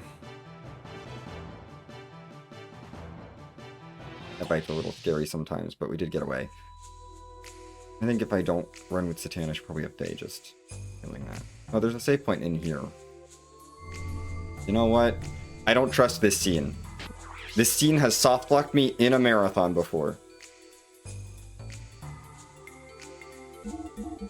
We're saving right before. There's a save point right next to the scene.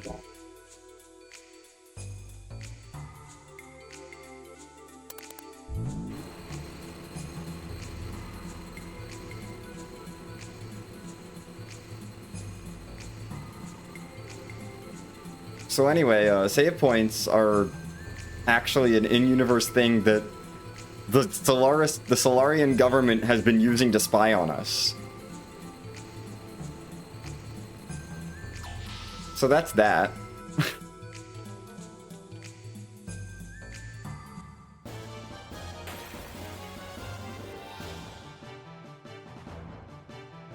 That's that little bit of lore.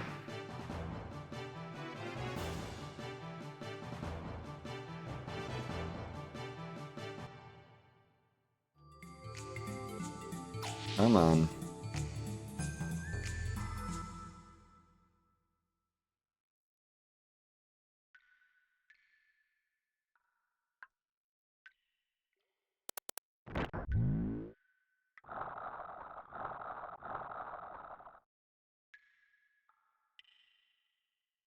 Yeah, I know, it's not the only one.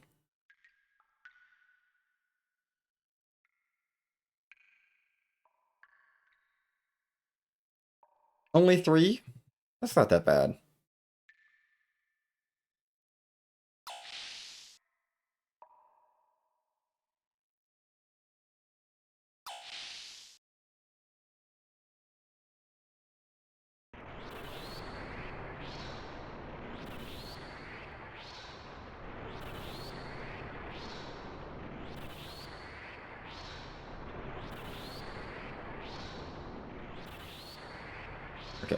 this door. We are gonna open this because it's a scene.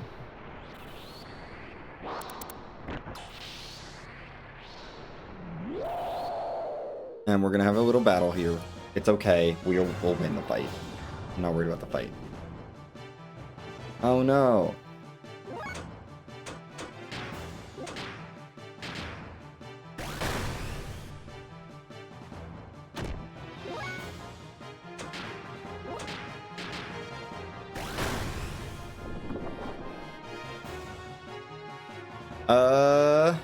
Huh. I don't know.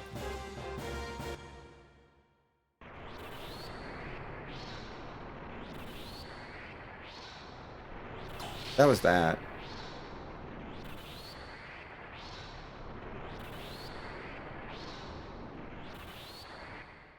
Gosh dang it. This room is just long enough that sometimes you get an encounter here.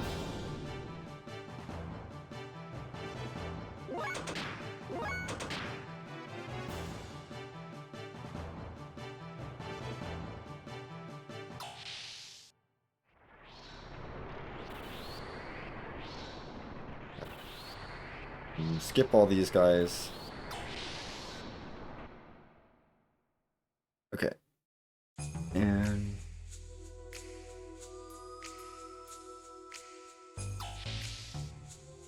Yep. All that I have to do. Turn off the security system lock. Open the door.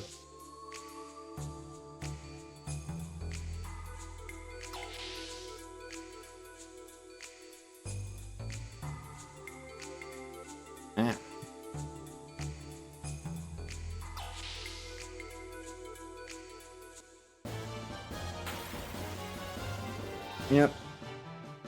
Oh, you're very welcome. Thanks for sticking around for so long.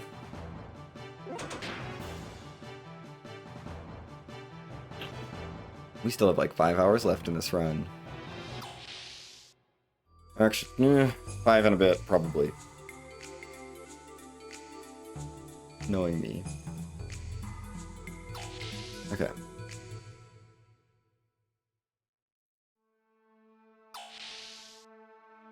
You don't have to do anything until the sound panels.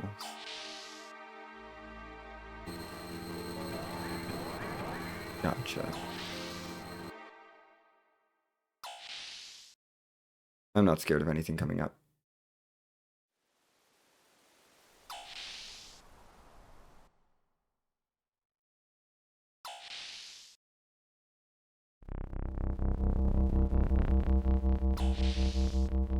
They really make you run through a lot of hallways.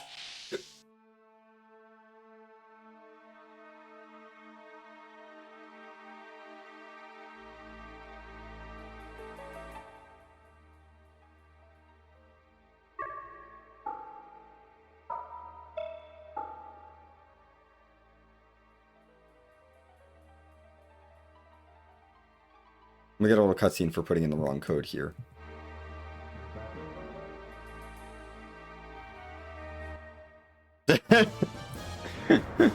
They only do that for just that little bit.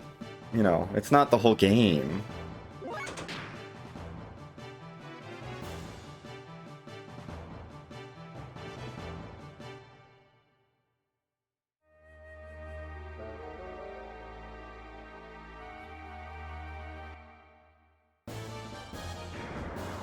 We're doing a thing now that we don't have to do outside of cutscene %. But, you know, for cutscene %, I figure we gotta show off where you learn that audio code. You can't just input the correct code and move on.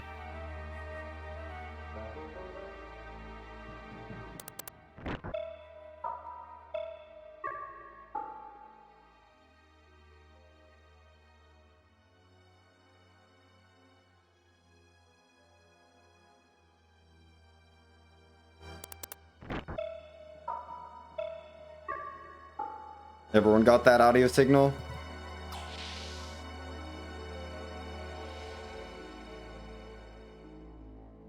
Let's go back.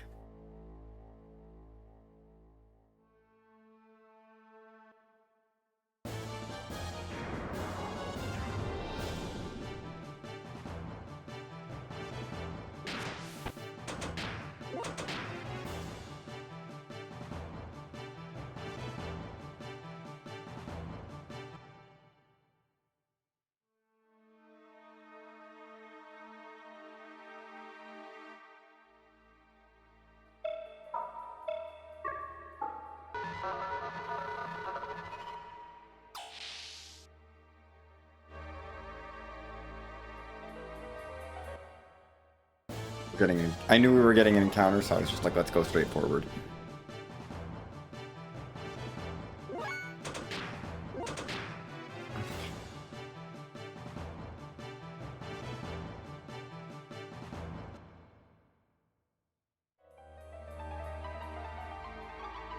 Come on, this door, open.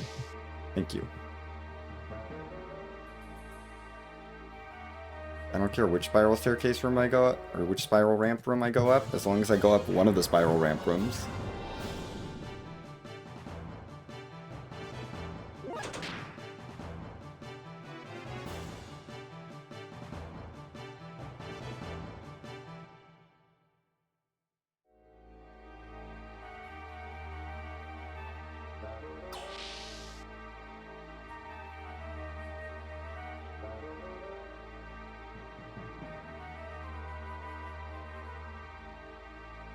And we're all these side rooms.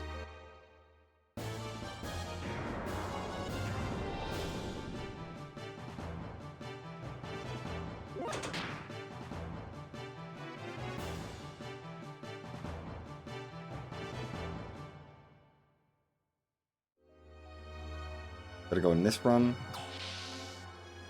We are not going to examine all of the things all of the holograms, but there's a cutscene for just looking at the holograms in general. Yeah, there's holograms of us. That's wild. Anyway, bye. We do not have to examine the holograms. They have data on all of us. Basically, that's what you need to know. And they're tracking, like, anima response stuff, and they've got all sorts of information. Unfortunately, reading that lore is outside the scope of this run. Because that's not a cutscene. That's just reading stuff.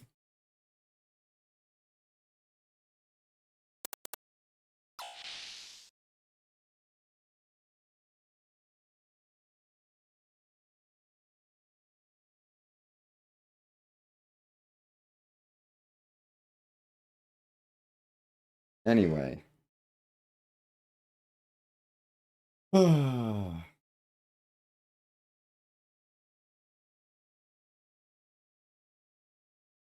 Up until 3.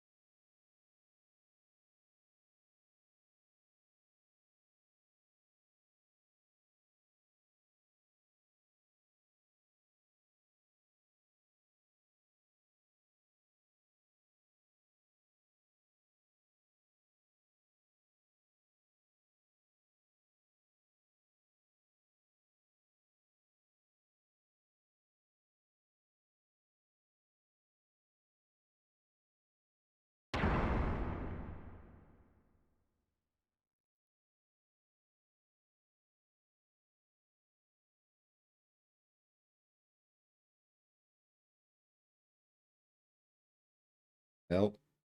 Flashing lights warning coming up. Just as a heads up, flashing lights are happening very soon. If you are sensitive, please look away.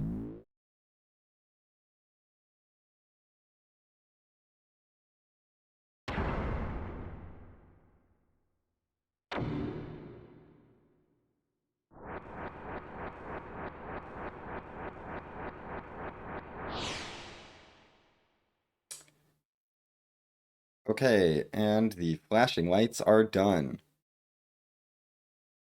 You may now look back at the screen.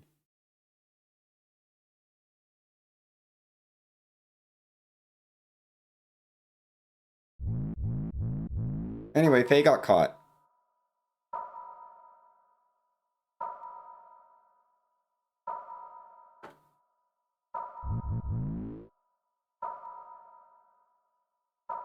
Enjoy the mini movie.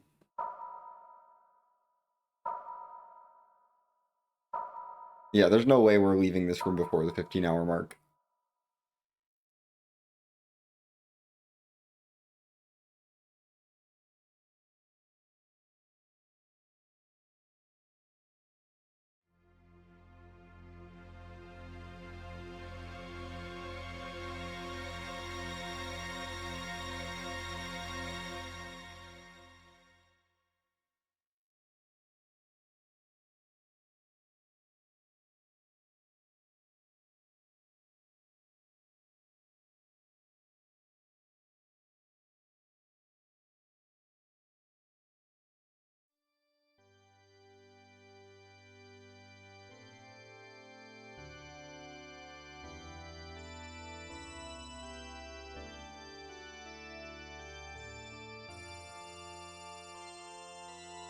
Well,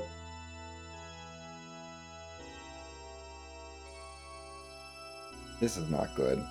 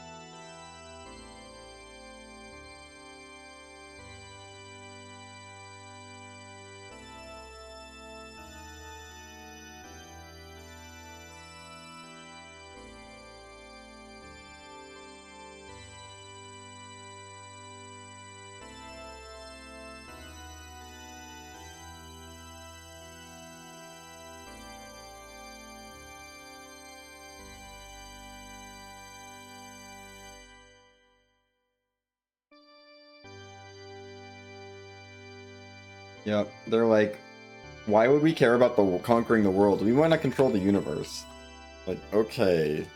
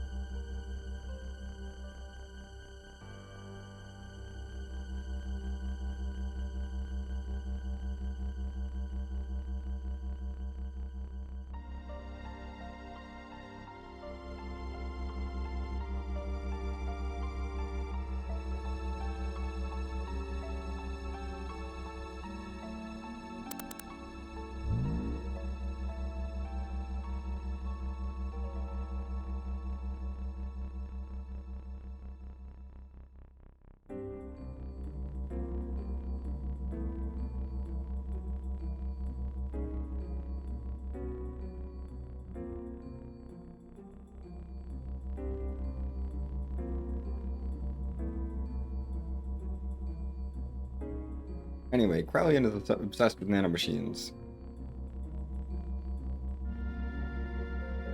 And he's going on a rant about his nanomachines, and he's like, I like nanomachines. I discovered how to make even smaller nanomachines. I love this. So cool.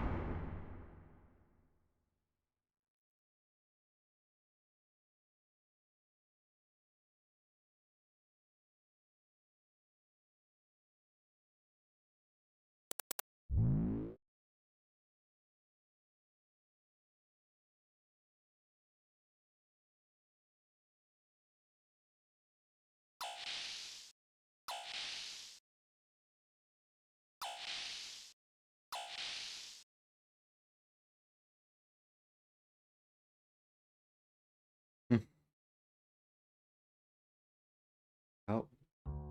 Oh dear, Ramses is having a breakdown.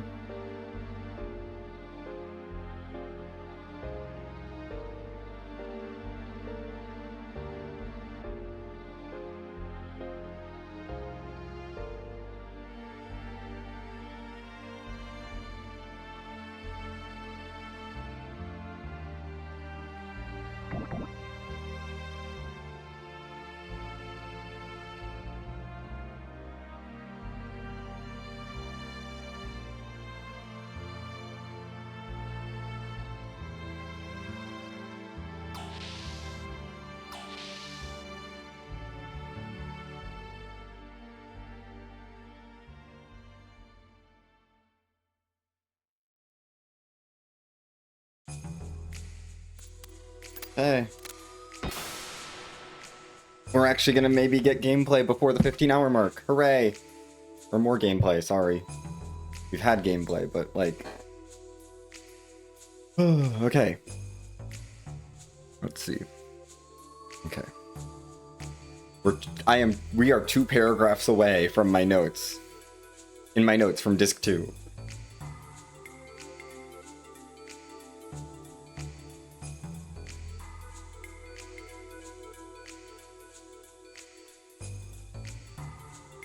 Come on. Let's go.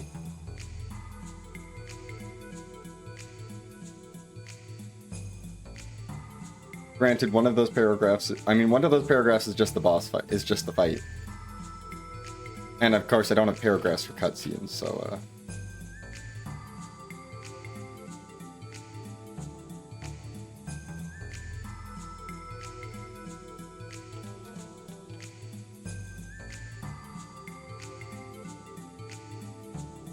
we just have to navigate a little bit more through the dungeon, and then we have one final fight, and then the disc is over. And then disc 2 happens, and it doesn't have that much in my notes. Oh, we're not gonna get PB. No. Maybe? No. No, probably not. I was like, let me see what my PB is. I don't think I'm gonna beat it. I mean, my PB is 20 hours and 11 minutes. So, you know, we're not going for sub 20.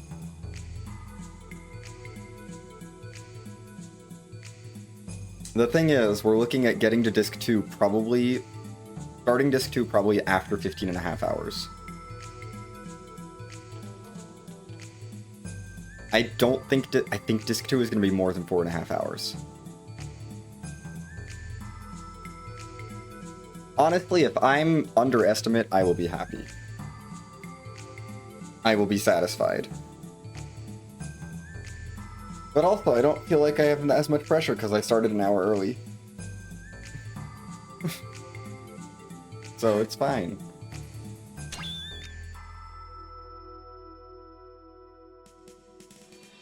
You know what? Maybe I'll just game out of my mind and save time somehow and manage to do everything fast enough. We'll see. I don't know.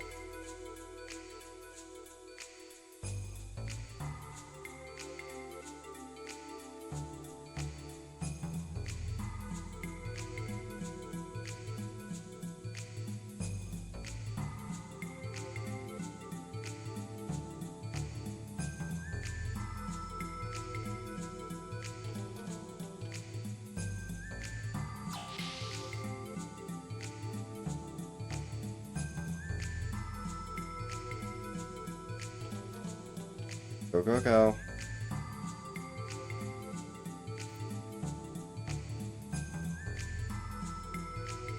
We're gonna run down this hallway. There's so many cutscenes, though, along the way, before we even get to the final cutscenes. The disc. Ugh, yeah. I mean, we'll be out of disc 1 before 16 hours, which is good.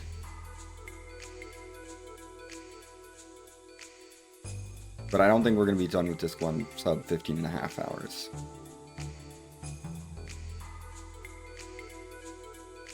That's not ideal. Yes, it's not the time for a heartfelt reunion. Let's go, quickly. Thank you, Billy. We are in a hurry.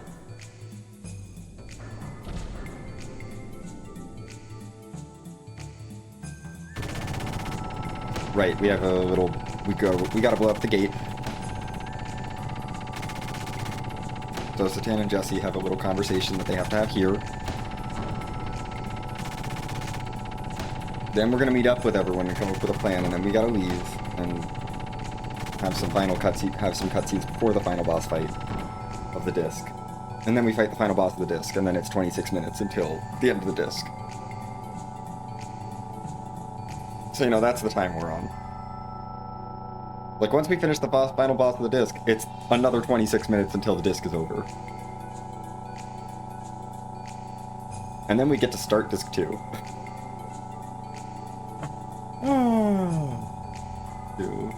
Oh, disc 2. Disc 2 is a part of the game that exists.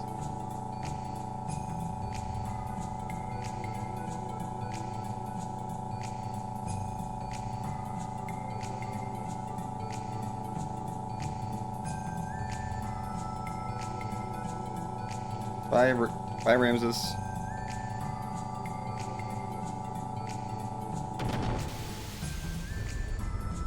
Yeah, we kind of blew up the gate.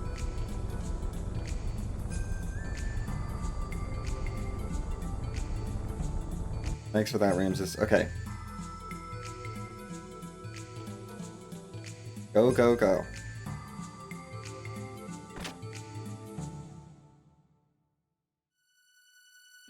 And now we've reunited with everyone. Hooray!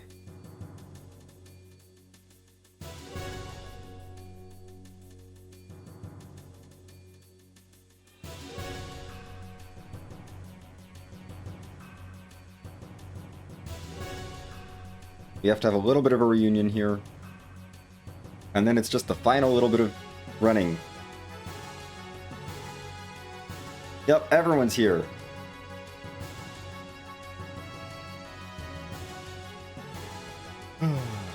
Yes, we're gonna go southwest and across the bridges and then onto the hangar. And we're gonna meet there.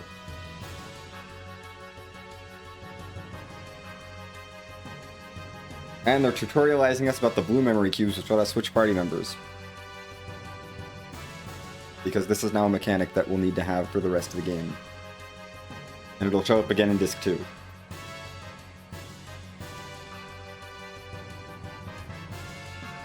Okay. Eric is going off to do his thing.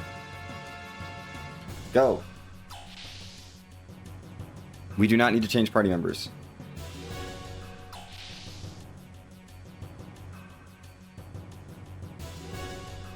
Run, run, run. We gotta go. We're not gonna be sub 15.5 hours, but we can get close.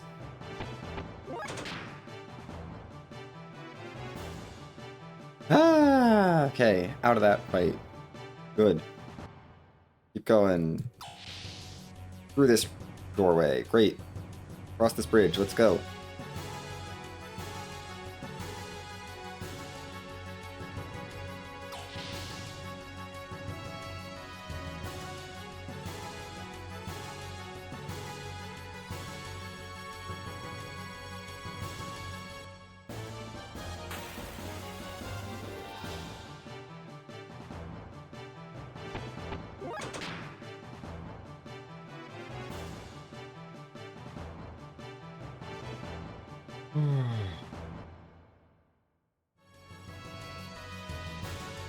Okay. Almost there.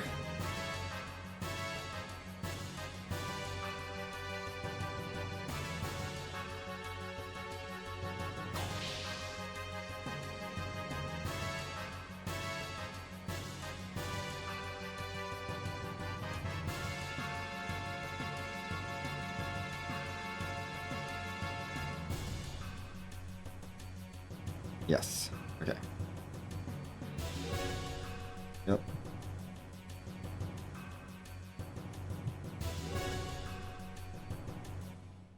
Oh no, no, no, don't give me a battle in here. I don't like battles in this area. Okay, this is a fine battle. There is a really scary battle in here. That can be really dangerous if I don't run from it. Not that one. That one is fine. Those guys are not scary. But we're through the maze. Okay, we're out. Good.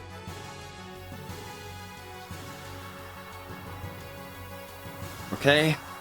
We are done walking. We have made it through that whole section. Now it's just cutscenes.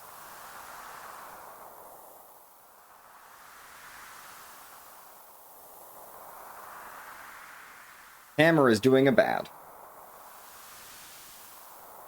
Hammer.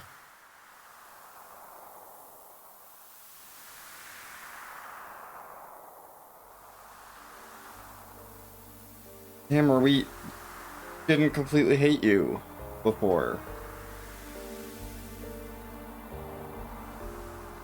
I'm not gonna lie and say that I liked him, but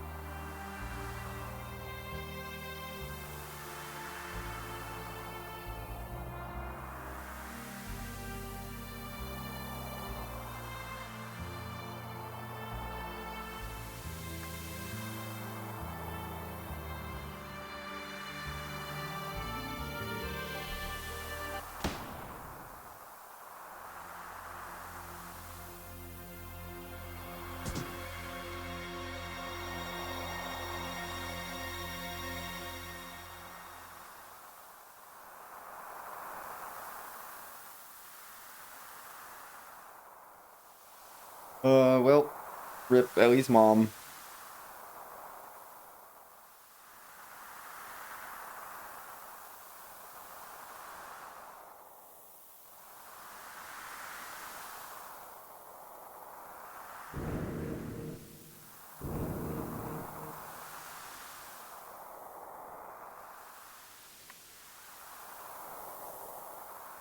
Okay, let's try and make this boss fight quick. We're not gonna do anything here. Well, no, we are doing things here. At least a 10. For this fight.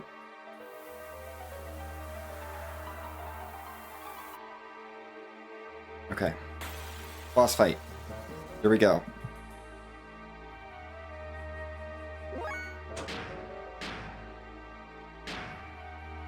Haste.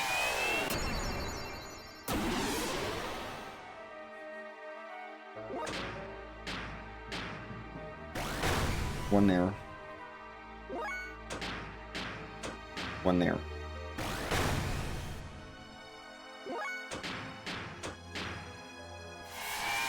Haste Ellie.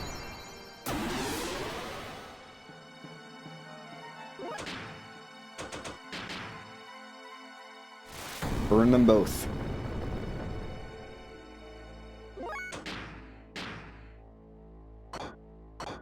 Actually, we want to defend.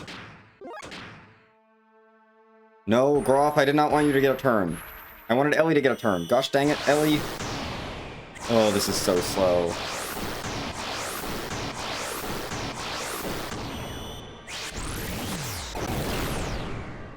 All of that for 200 damage.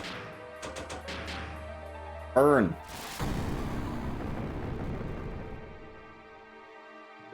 I should have attacked Groff again with Faye. Earlier. There we go.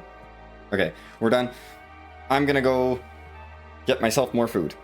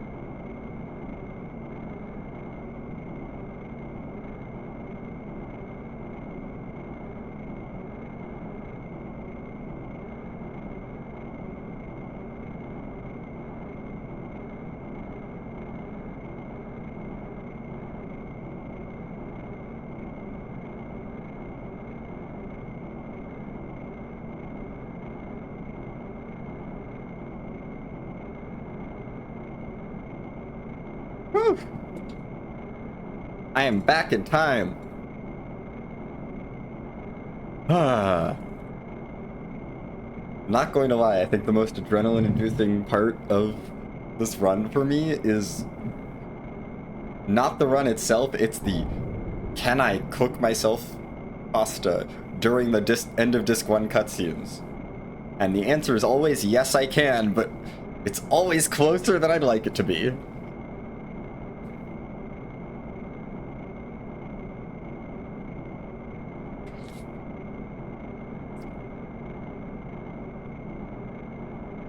Yes, we're just in time for Ramses' 1 win. I mean, I have had an eye on chat and like an eye on everything, but it has become a tradition for me. But I know all the cutscenes in this game pretty well. I do not know the end of Disc 1 cutscene because every time I run this game, as soon as I beat the final boss of Disc 1, I stand up and run and go put some water on so I can make pasta. And I am, you know, not leaving an unattended pot of boiling water on the stove. But, you know, I have finished cooking it. I am now eating it. I will have it with me for the beginning of Disc 2. I will want to find a time during Disc 2 to take care of clearing this bowl. But until then, it's fine. I even had time to wash the pot out afterwards and the strainer. I'm feeling great.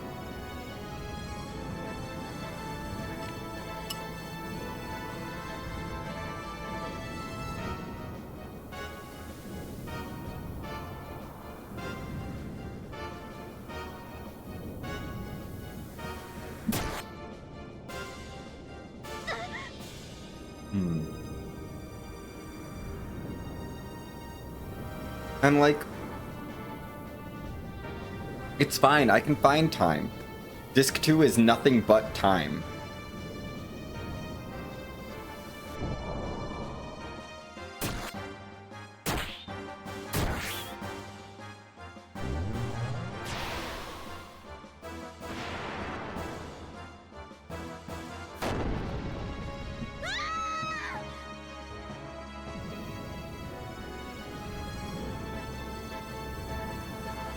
I just have to try and find time on the early side of Disc 2 to rinse this out, or to take care of this once I've eaten it, but maybe the mass driver facility cutscene. That's probably a good one.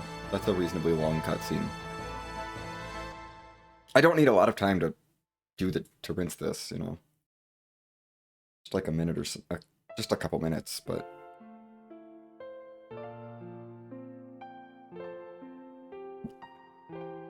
anyway, hey! We're almost done with Disc 1! Hooray! Just in time for the ads to be over.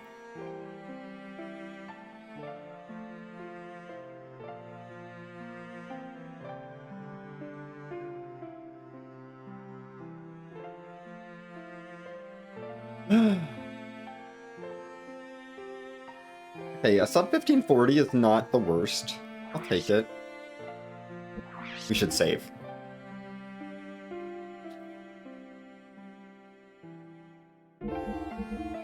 It's not like I'm going for a PB.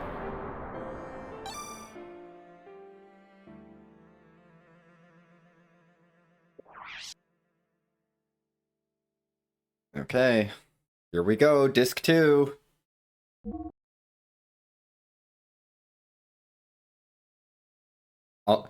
Let's settle in. I'm feeling nice and warm now. Welcome to Disc 2.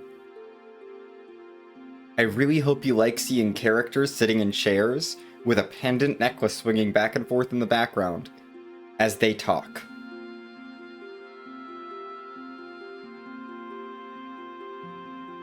You are going to get very used to this. Disc 1 was the actual game. Now it's cozy time. This is cozy movie time.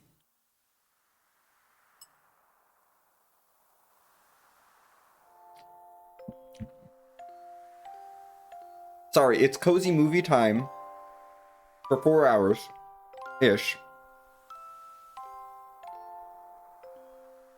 And then... No, it's cozy movie time for like 3.5 hours. And then the game, and then there's a game again. That's what we're in for. So I hope you all are ready for cozy movie. I am very ready for cozy movie. I didn't get enough sleep last night. We are so ready to just...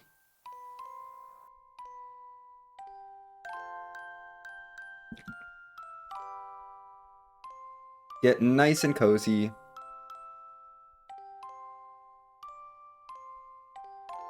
Plus, it's perfect timing. It's like... I feel like this run lines up perfectly with, like... the time of day. You know, it's like the daytime run is whatever. It's like, okay, regular long run. We get to the hype end of disc, you know, in the evening, and then it's like, okay, now we're gonna coast into the late night with some cozy.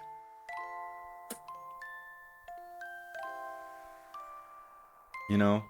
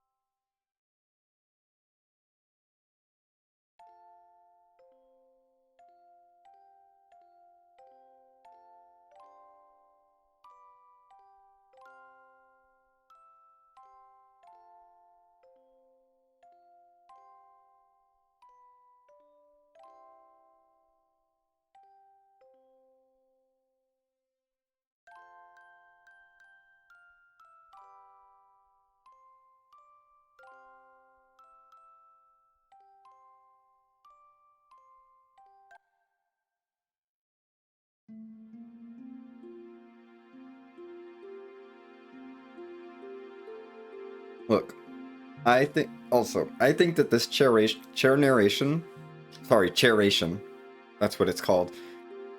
I think this works really well for the beginning of this disc. When you think it's a temporary little gimmick.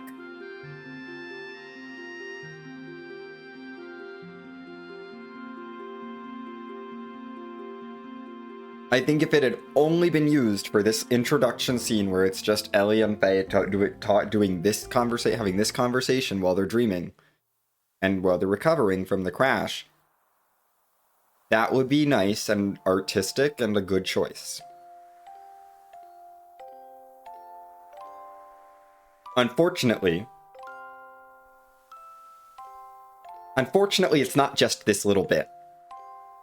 This little bit I don't mind at all. I don't think they need to change how long this is. Like, it's fine.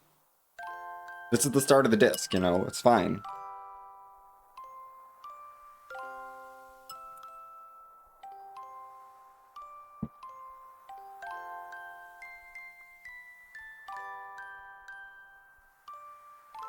But like, yes. Yes.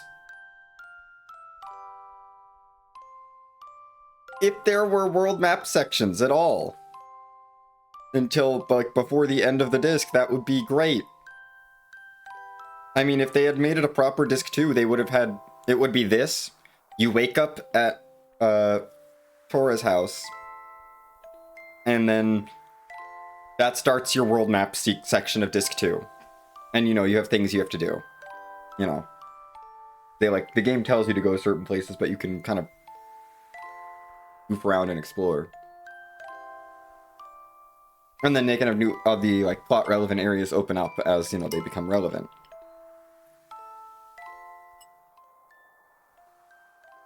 Like, and I would want there to be something to do in disc 2, you know? Like some new things, but you don't even need to change everyone's dialogue. Like,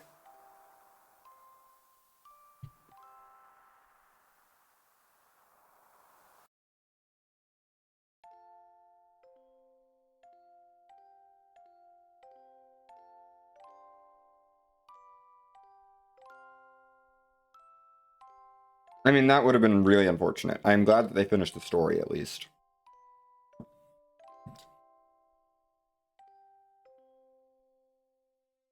Because if that story ended where Disc 1 ended, that's not a story. That's not a complete story. No, we have so many questions. Disc 1 ends on a cliffhanger. You can't end the story with Disc 1.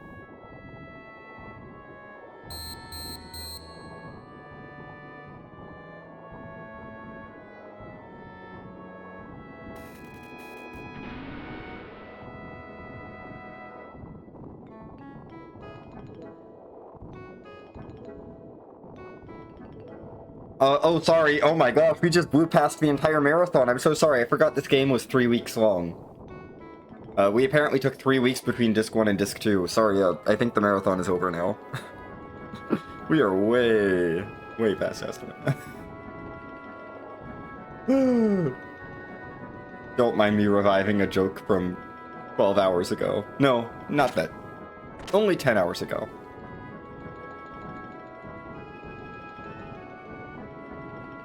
Only 10 hours ago. Not as bad.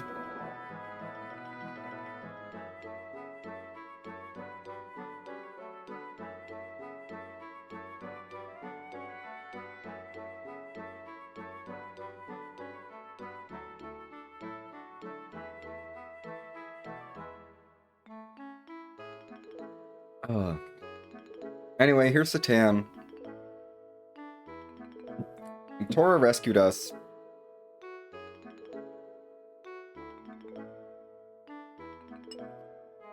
And now we're healing, which is cool.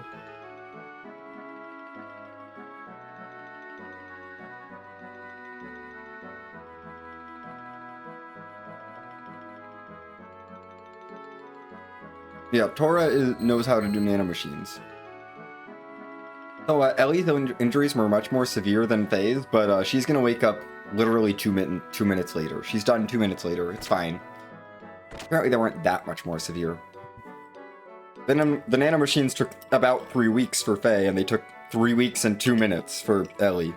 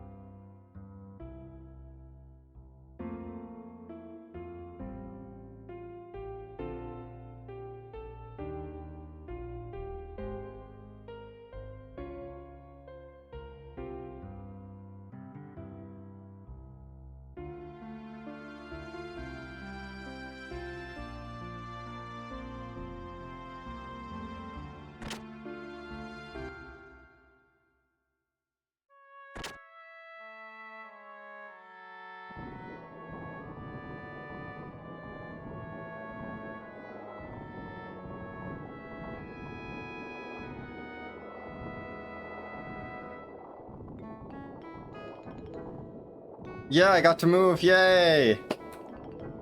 Let's go, Captain Duck, this is the most movement we're gonna get for a while.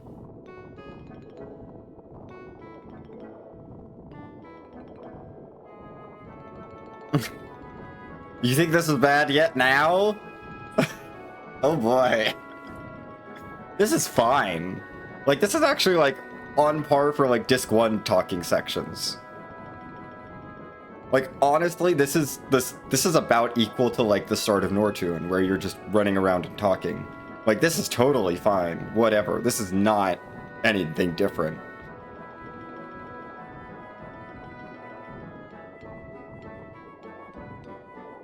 Anyway, Tora figured out how to stop id from showing up, so that's cool.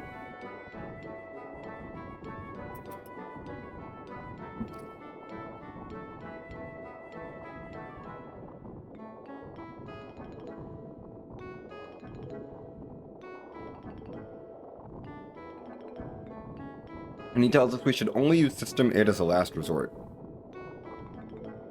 Yeah. Right. Actually, we won't be using system id. It's not that good. Unfortunately, one of the things that Tora did for us was he remodeled our gear. And made it into, so instead of Weltall, we have Weltall 2. Unfortunately, Weltall 2 is worse than Weltall, because we got the stupid good engine on Weltall, and Weltall 2 does not have that engine anymore.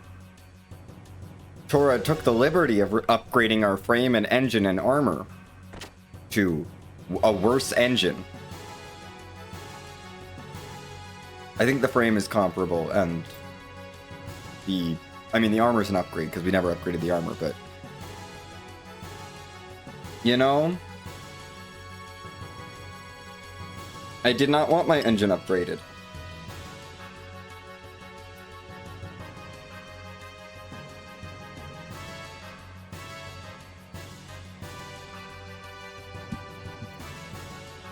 So yeah, we won't be doing that much punching with Faye.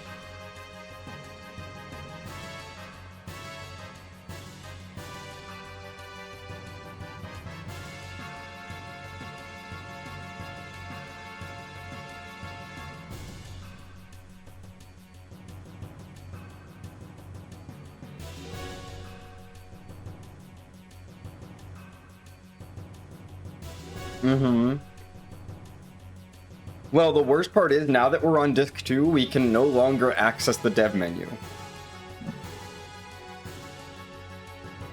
Like, if Tora had made this change before the end of Disc 2,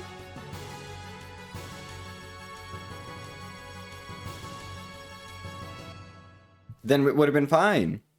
Or before the end of Disc 1, we would have been fine. We could have, like, undone the damage. But Tora had to wait until we were on Disc 2, and we can't undo the damage. And then he gives us a bad engine. It's not a bad engine, objectively. It's, like, fine. It's better than anything you're supposed to get on Disc 1.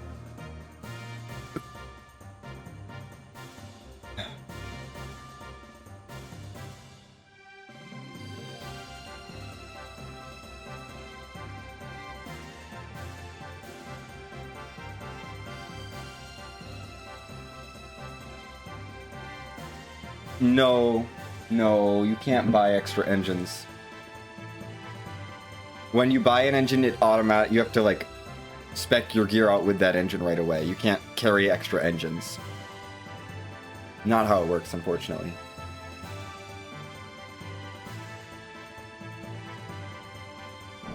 I mean, Tora was nice enough to leave us with R, so Faye's still really fast. He's just not as good.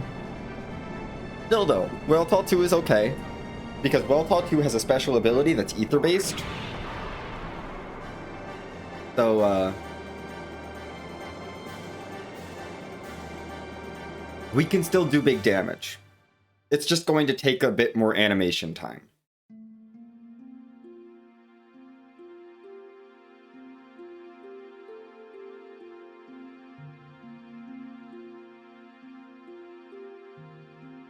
Than, like, the attack animations. Well, it's a minor downgrade, really. Weltall 2 is. Now, when, spoiler alert, we get Faye's final gear, that's a downgrade from Weltall 2. Because he loses the ability that makes Weltall 2 good. And then we have to do guided shot to do good damage. I don't want to be casting guided shot to do damage. Actually, his X attacks at that point will do okay-ish damage.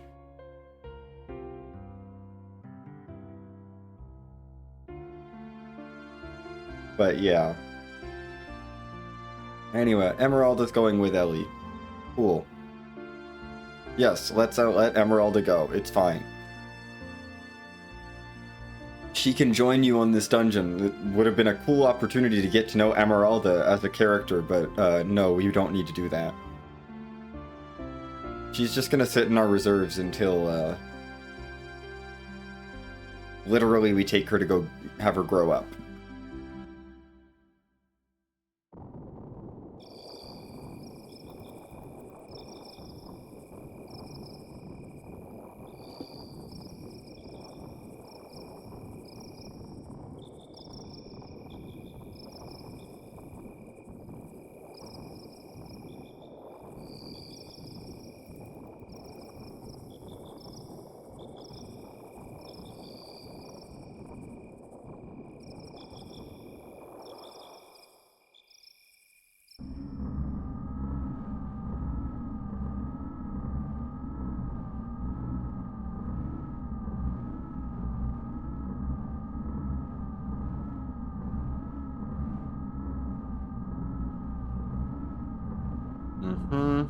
Well, listen, she's made of nanomachines.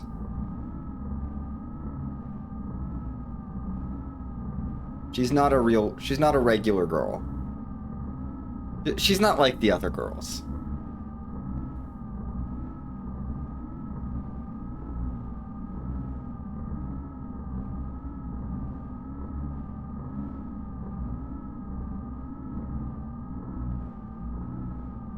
Anyway.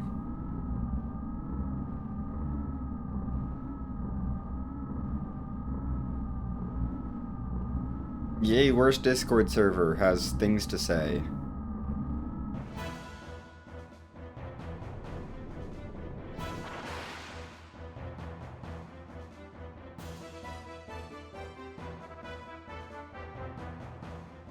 Hi, Ramses.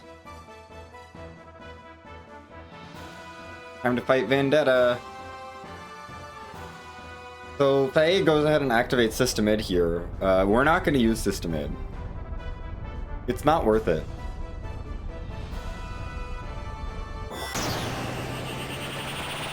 Like, it's not worth it.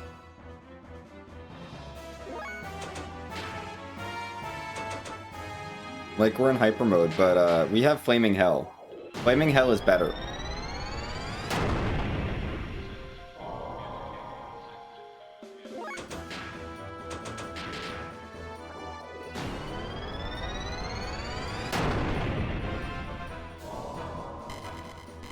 Why did you waste time activating System Id?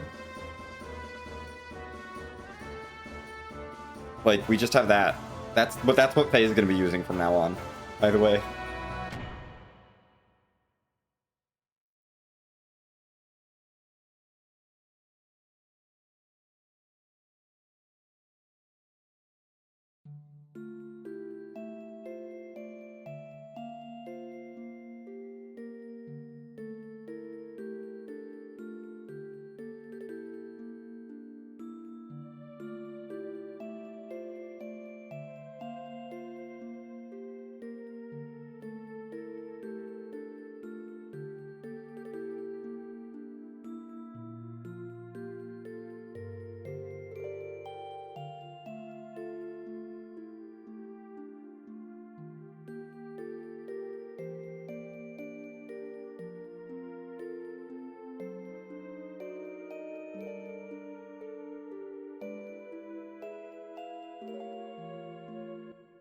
Yeah, System Id is cool. It's great casually. We're not using it in this run. You will never see me activate System Id in this run. It is not fast. It's a whole turn just to activate, and then I get to do big attacks. Or I could just do a big attack the first turn.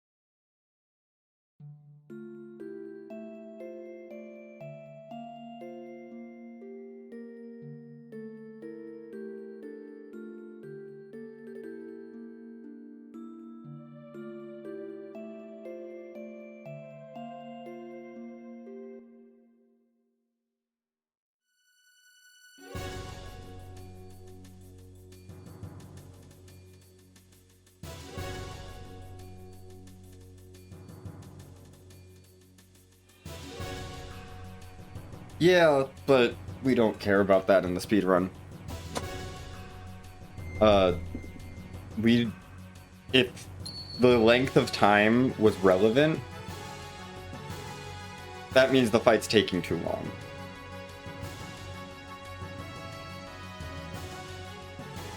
For speedrun purposes.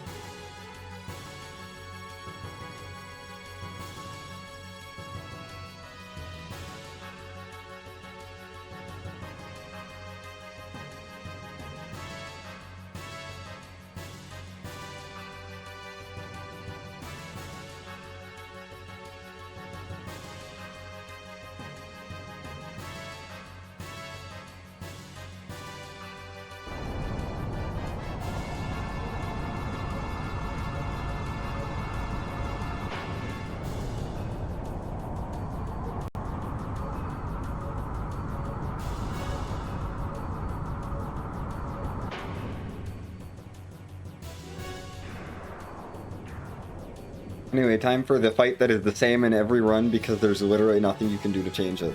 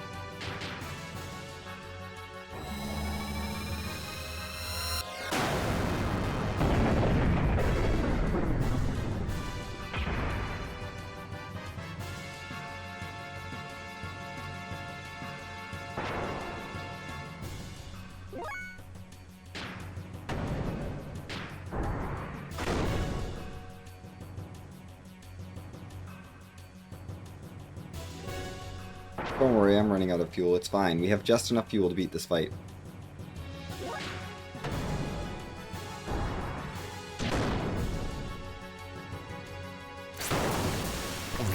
See, we're fine.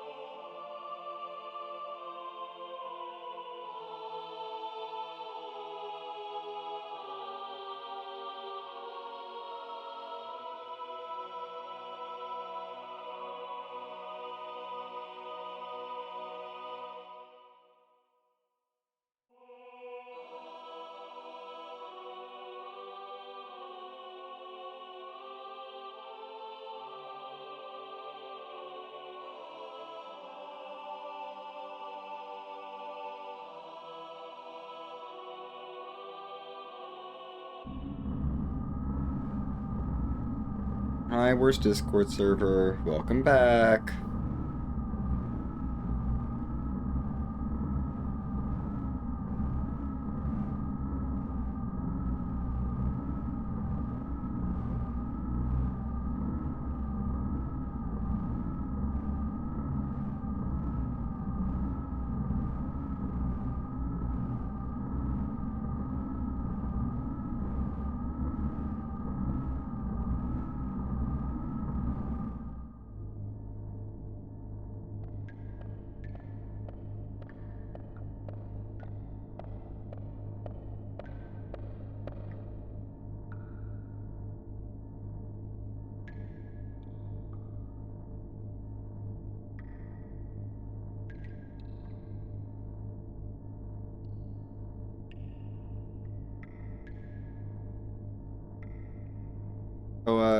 Anyway, everything is Krellion's fault. And they're gonna blame themselves, but it's Krellion's fault.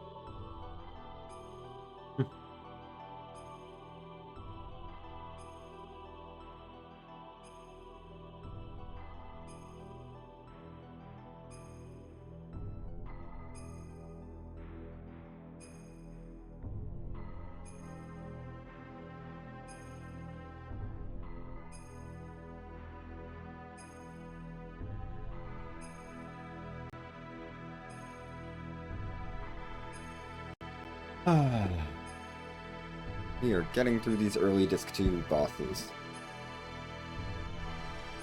I mean, basically the structure of Disc 2 is we have 3 boss fights. You know, 3 boss fights sprinkled throughout the early cutscenes. Then we have 2 dungeons that we get to do, which are both really fun.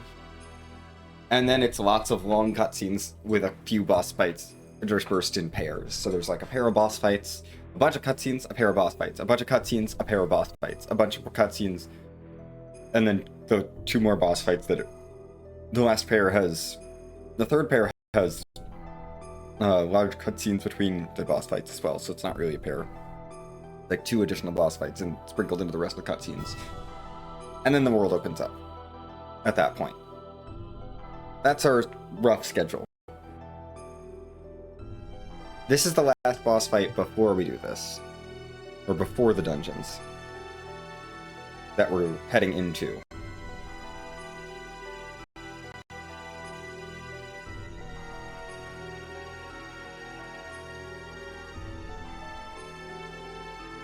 And of course there's all sorts of cutscenes in between things, but you know, that's how cutscenes are.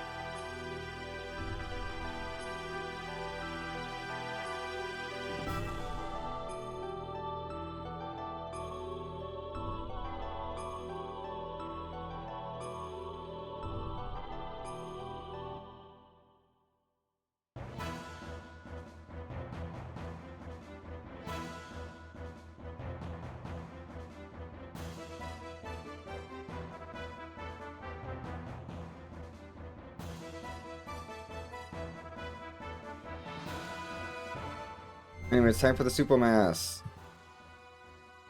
We're going to pick Faye out and bring Maria in.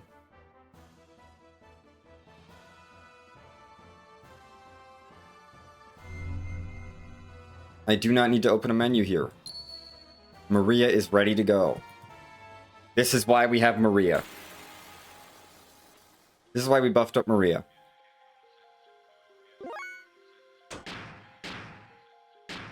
The tan. Let's haste Maria. Also, Faye can leave the party for this fight.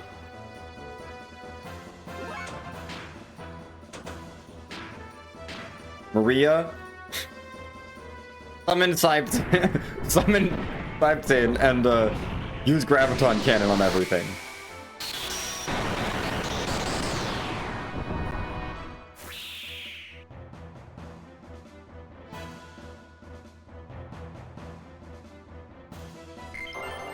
Anyway, that was that fight.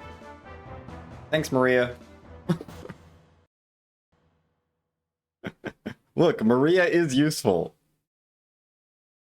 Maria does more for this run than Rico or Choo Choo or Emeralda. Bart, I actually think she probably does more than Bart, but it's close because Bart has to do some stuff.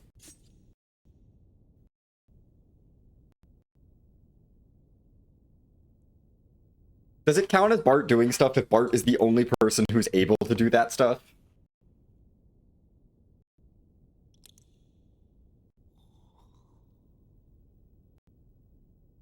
I'm sorry.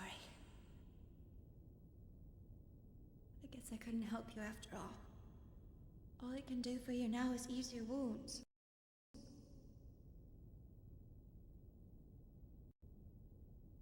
so sorry. Ellie. You...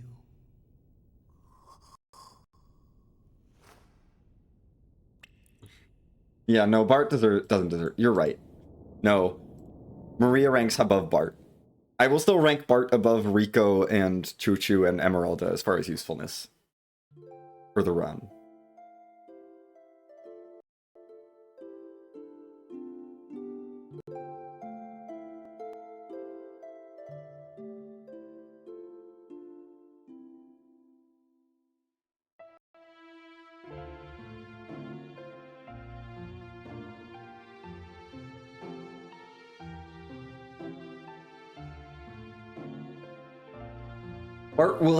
Bart will have one moment of usefulness.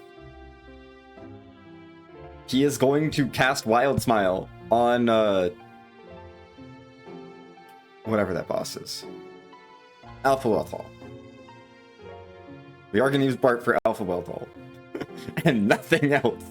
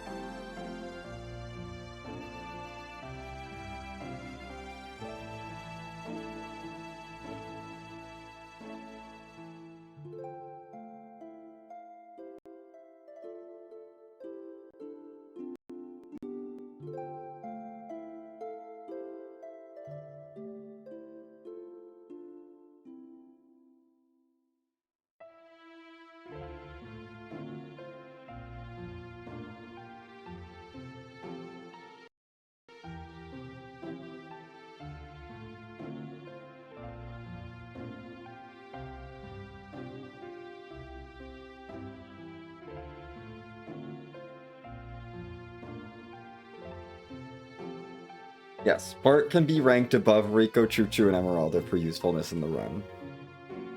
Below everyone else. Like, Faye, Ellie, and Billy are clearly top 3. Satan is 4th. Satan is below Faye, Ellie, and Billy. I don't know who is the most useful between Faye, Ellie, Billy.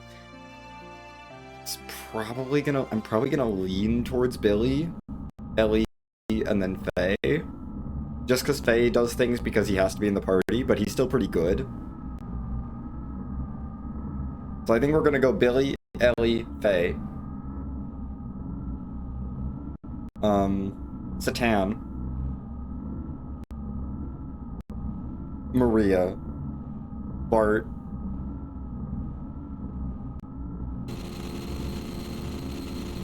I guess Emeralda goes above Rico and Choo Choo.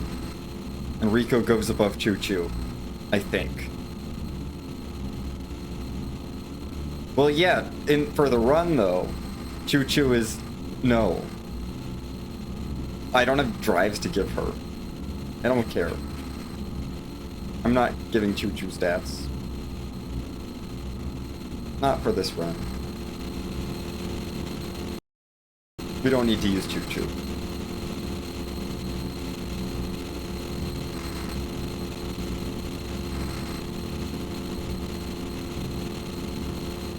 Well, yeah, Maria is above Bart. Absolutely.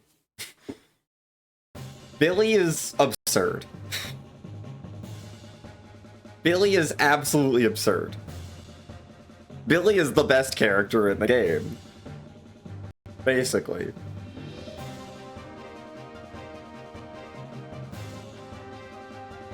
For speedrun purposes, he's the best character because he can do quad 9s with, like, no animation time. He's awesome.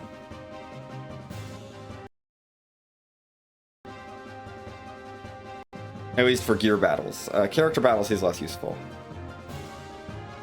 He's still good, he's just not as overpowered. I need to bring Billy instead of Satan, right? Yes. Oh, and Maria instead of Ellie. That's right. That's what we're doing.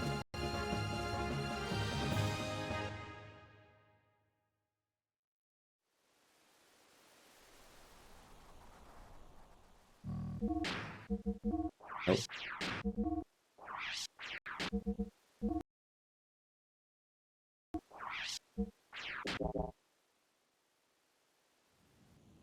Here, we're good to go.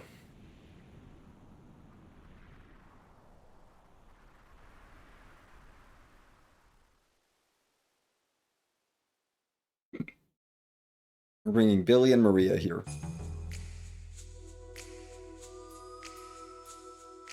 Okay, yeah, the first right. I know how to do this dungeon. I've done this dungeon before, I swear.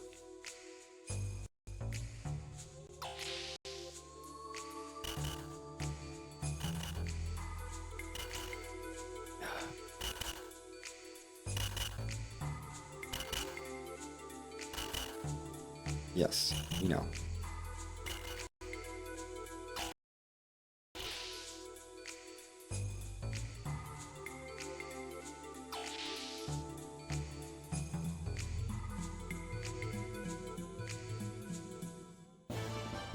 So we're in a dungeon. This is exciting. There's gameplay. Look at me, I'm playing a game. Isn't that exciting, everyone? There's real gameplay. Open the door.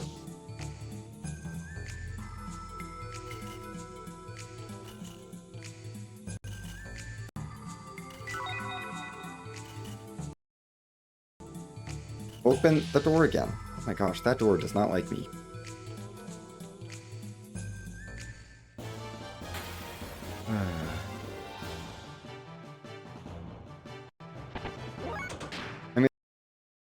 I don't think I used Billy that much in my casual run either. I'm trying to think who I did. I mean, my casual run, I tried to use everyone because I was like, I'm going to learn every death blow for every character, and then I ended up just ending up with Faye, Satan, Emeralda as my party.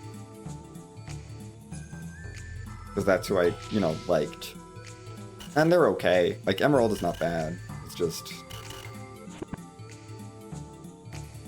Then I learned how to speedrun this game, and now I know how powerful Billy is.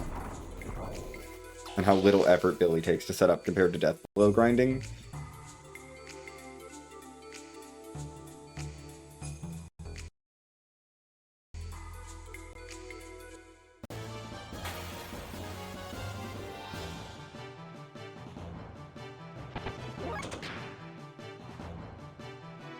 Like, if you're willing to grind out all the death blows and get all the stats and stuff, like, sure.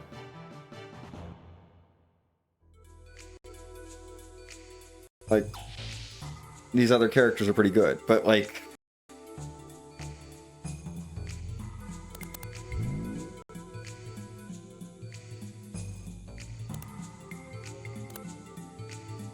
You're not grinding out all the stuff, and you're just trying to get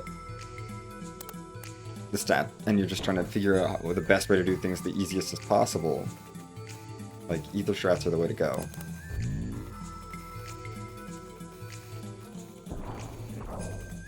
Yay, we did it.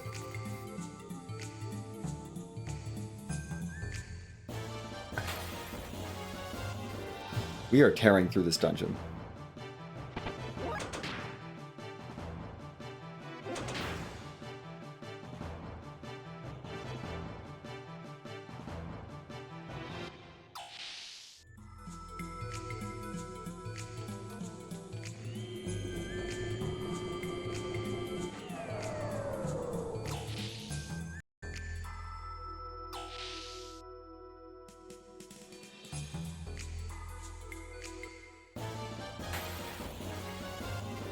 Lee.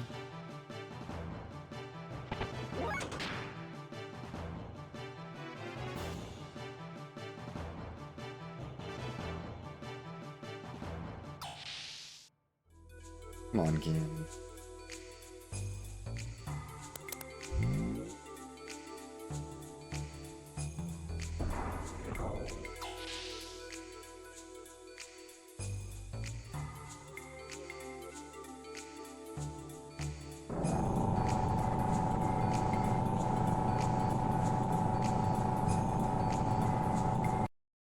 Yeah, Maria knows that.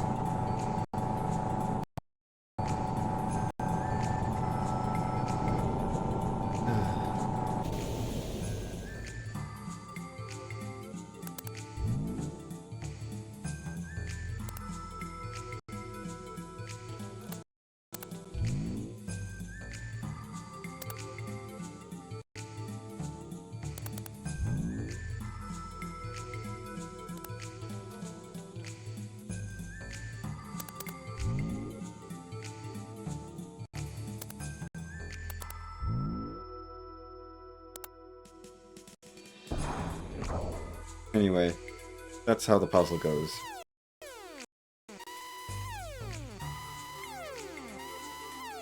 No, hit up. It's fine. I don't think I have to do the puzzle again.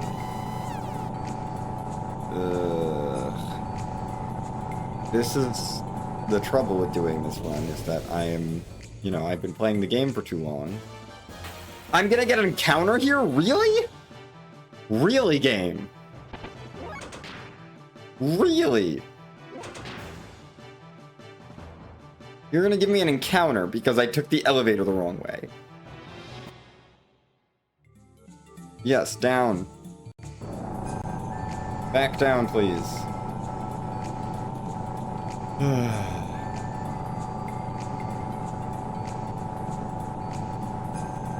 Please tell me I don't have to do this puzzle again. I'm pretty sure I don't.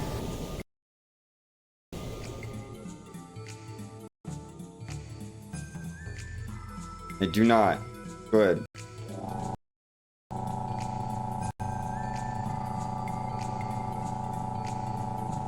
Do not have to do the puzzle again. We just get to hit down. Not that doing the puzzle would take that long.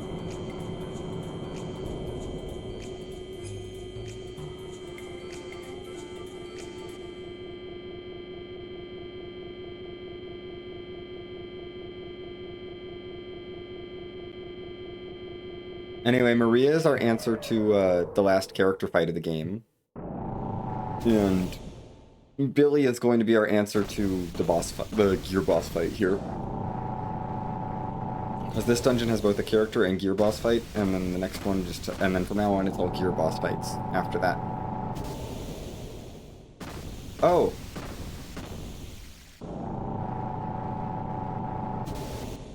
Should I get the trader's card? Should I do that? And then get, like, the Slayer's robe or whatever it is? Because it's not hard to do.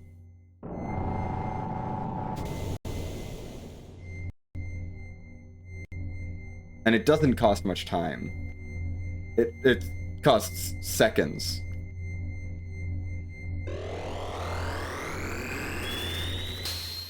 I mean, maybe a minute to get the trader's card, but probably not even. Like, is that something y'all want to see?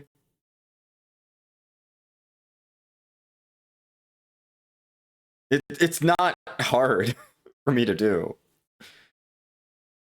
Let's do it. Whatever. We'll make this a silly run. It's fine. It's cutscene percent. Cutscene percent is for lots of memes. I'm asking now because we have to figure that out by the next dungeon. But yeah, we're gonna be able to get it. I don't have to change up my party setup to get the trader's card. Truly, like it's super easy for me to get.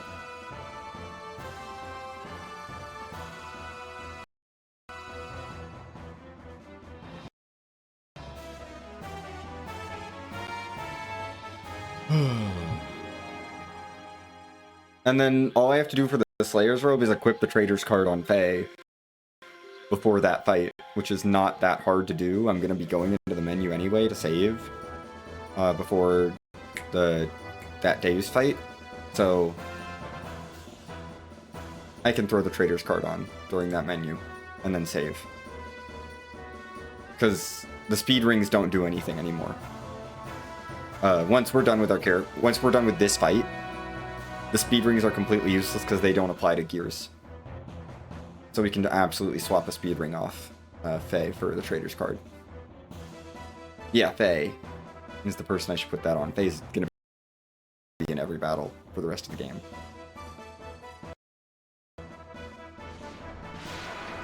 I mean, I could put it on Billy. Billy's gonna be in every battle for the rest of the game too. Faye, you are going to haste Maria.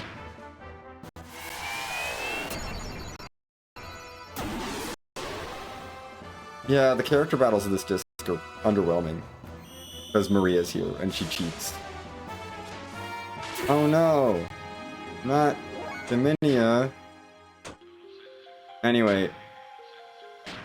I don't even need to do Graviton Gun here. I'm not gonna dignify them with a Graviton Gun. Yes, it can. It's very good. Speed shoes are very good, but that would take time, and so we're not doing that in this run. But yes, casually, I would absolutely recommend going for the Trader's card. Not necessarily for the Slayer's Robe, you don't have to get that, but like, just for the speed shoes. So that you can throw them on your characters in the late game and get auto booster, basically, for your gears. It is very powerful. I 100% agree. For a casual playthrough, absolutely worth it. Not worth it on the speedrun because you have to go find a random encounter to do that. You have to go to a specific place and take random encounters there. And we don't have time for that. That would be a huge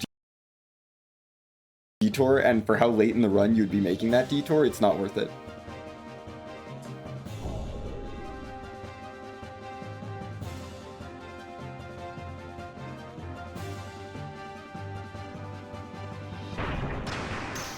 Like, realistically, it would be we make that detour and the only fights left are the final boss.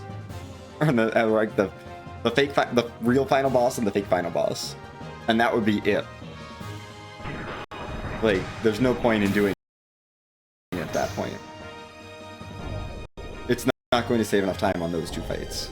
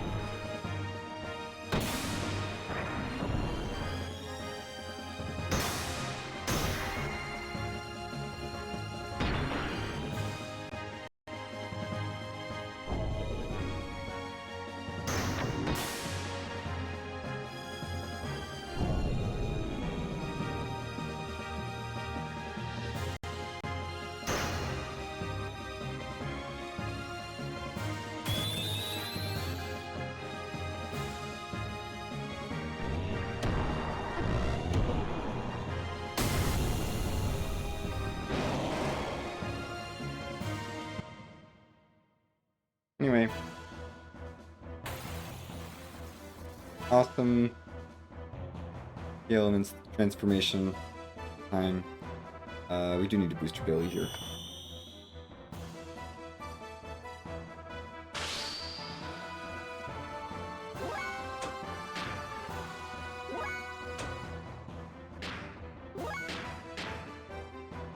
Hey, G-Elements, have you met Billy?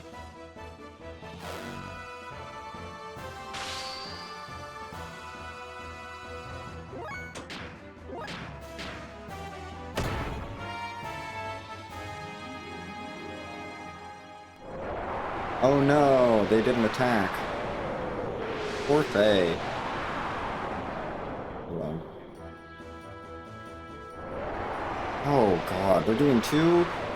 Please stop.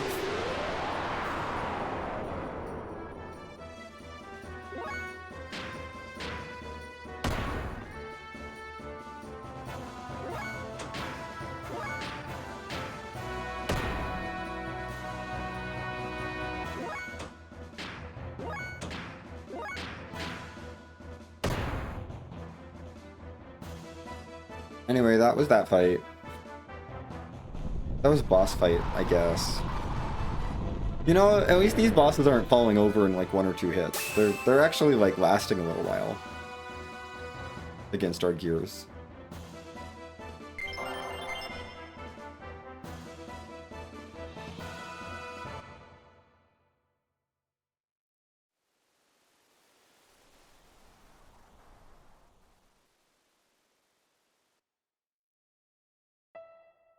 Anyway, that was the last fight that we're gonna have Maria for, I think. I think. Is it? Yeah. Yeah. Yeah. Yeah, that's the last fight we're gonna have Maria in. Maria has served her purpose, which was to get us through the fight where we're not allowed to use Satan, Ellie, Bart, or sorry, Satan, Ellie, Faye, or Billy. That fights against the elements earlier in just like for the second gate destruction sequence, and then also to blow up the Sufal mass and the elements outside of their gears. That's what Maria was for.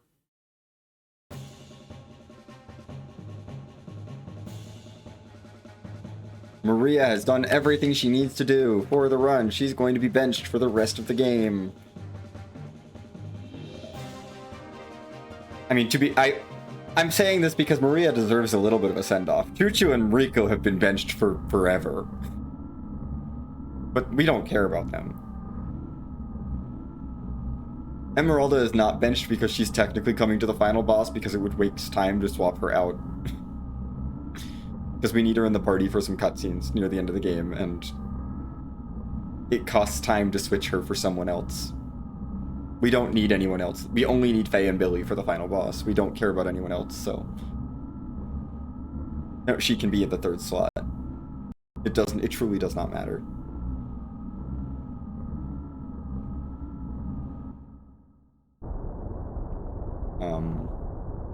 Yeah. Bart has not had his final moment yet. Ellie's gonna have her final moment in the next dungeon. We're gonna bring her for a little bit. Does Chuchu really deserve a spin-off game?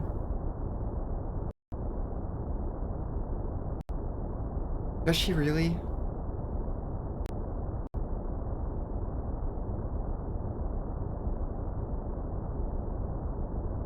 Ugh.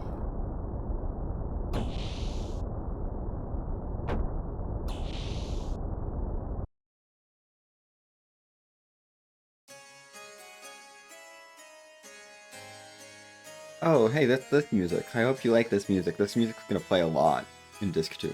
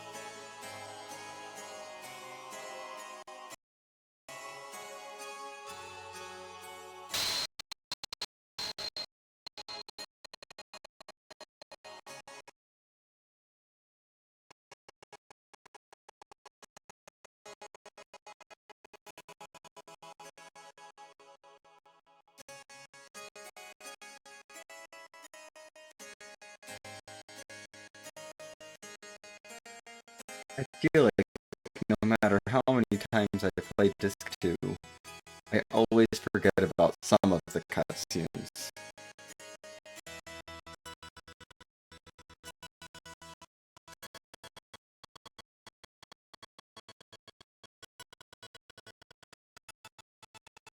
And not in like a way that's like, oh, that's an interesting thing wrinkle of something that happened in Disc 2. I'm like, oh, right, yes.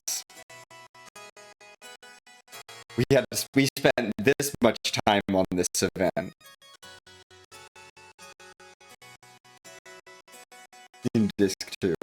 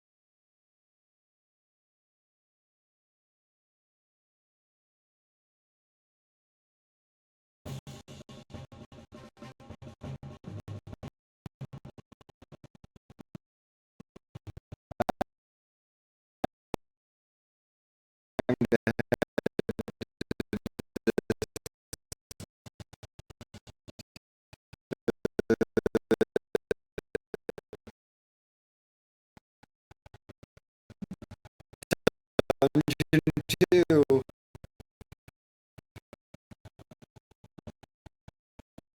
Hooray!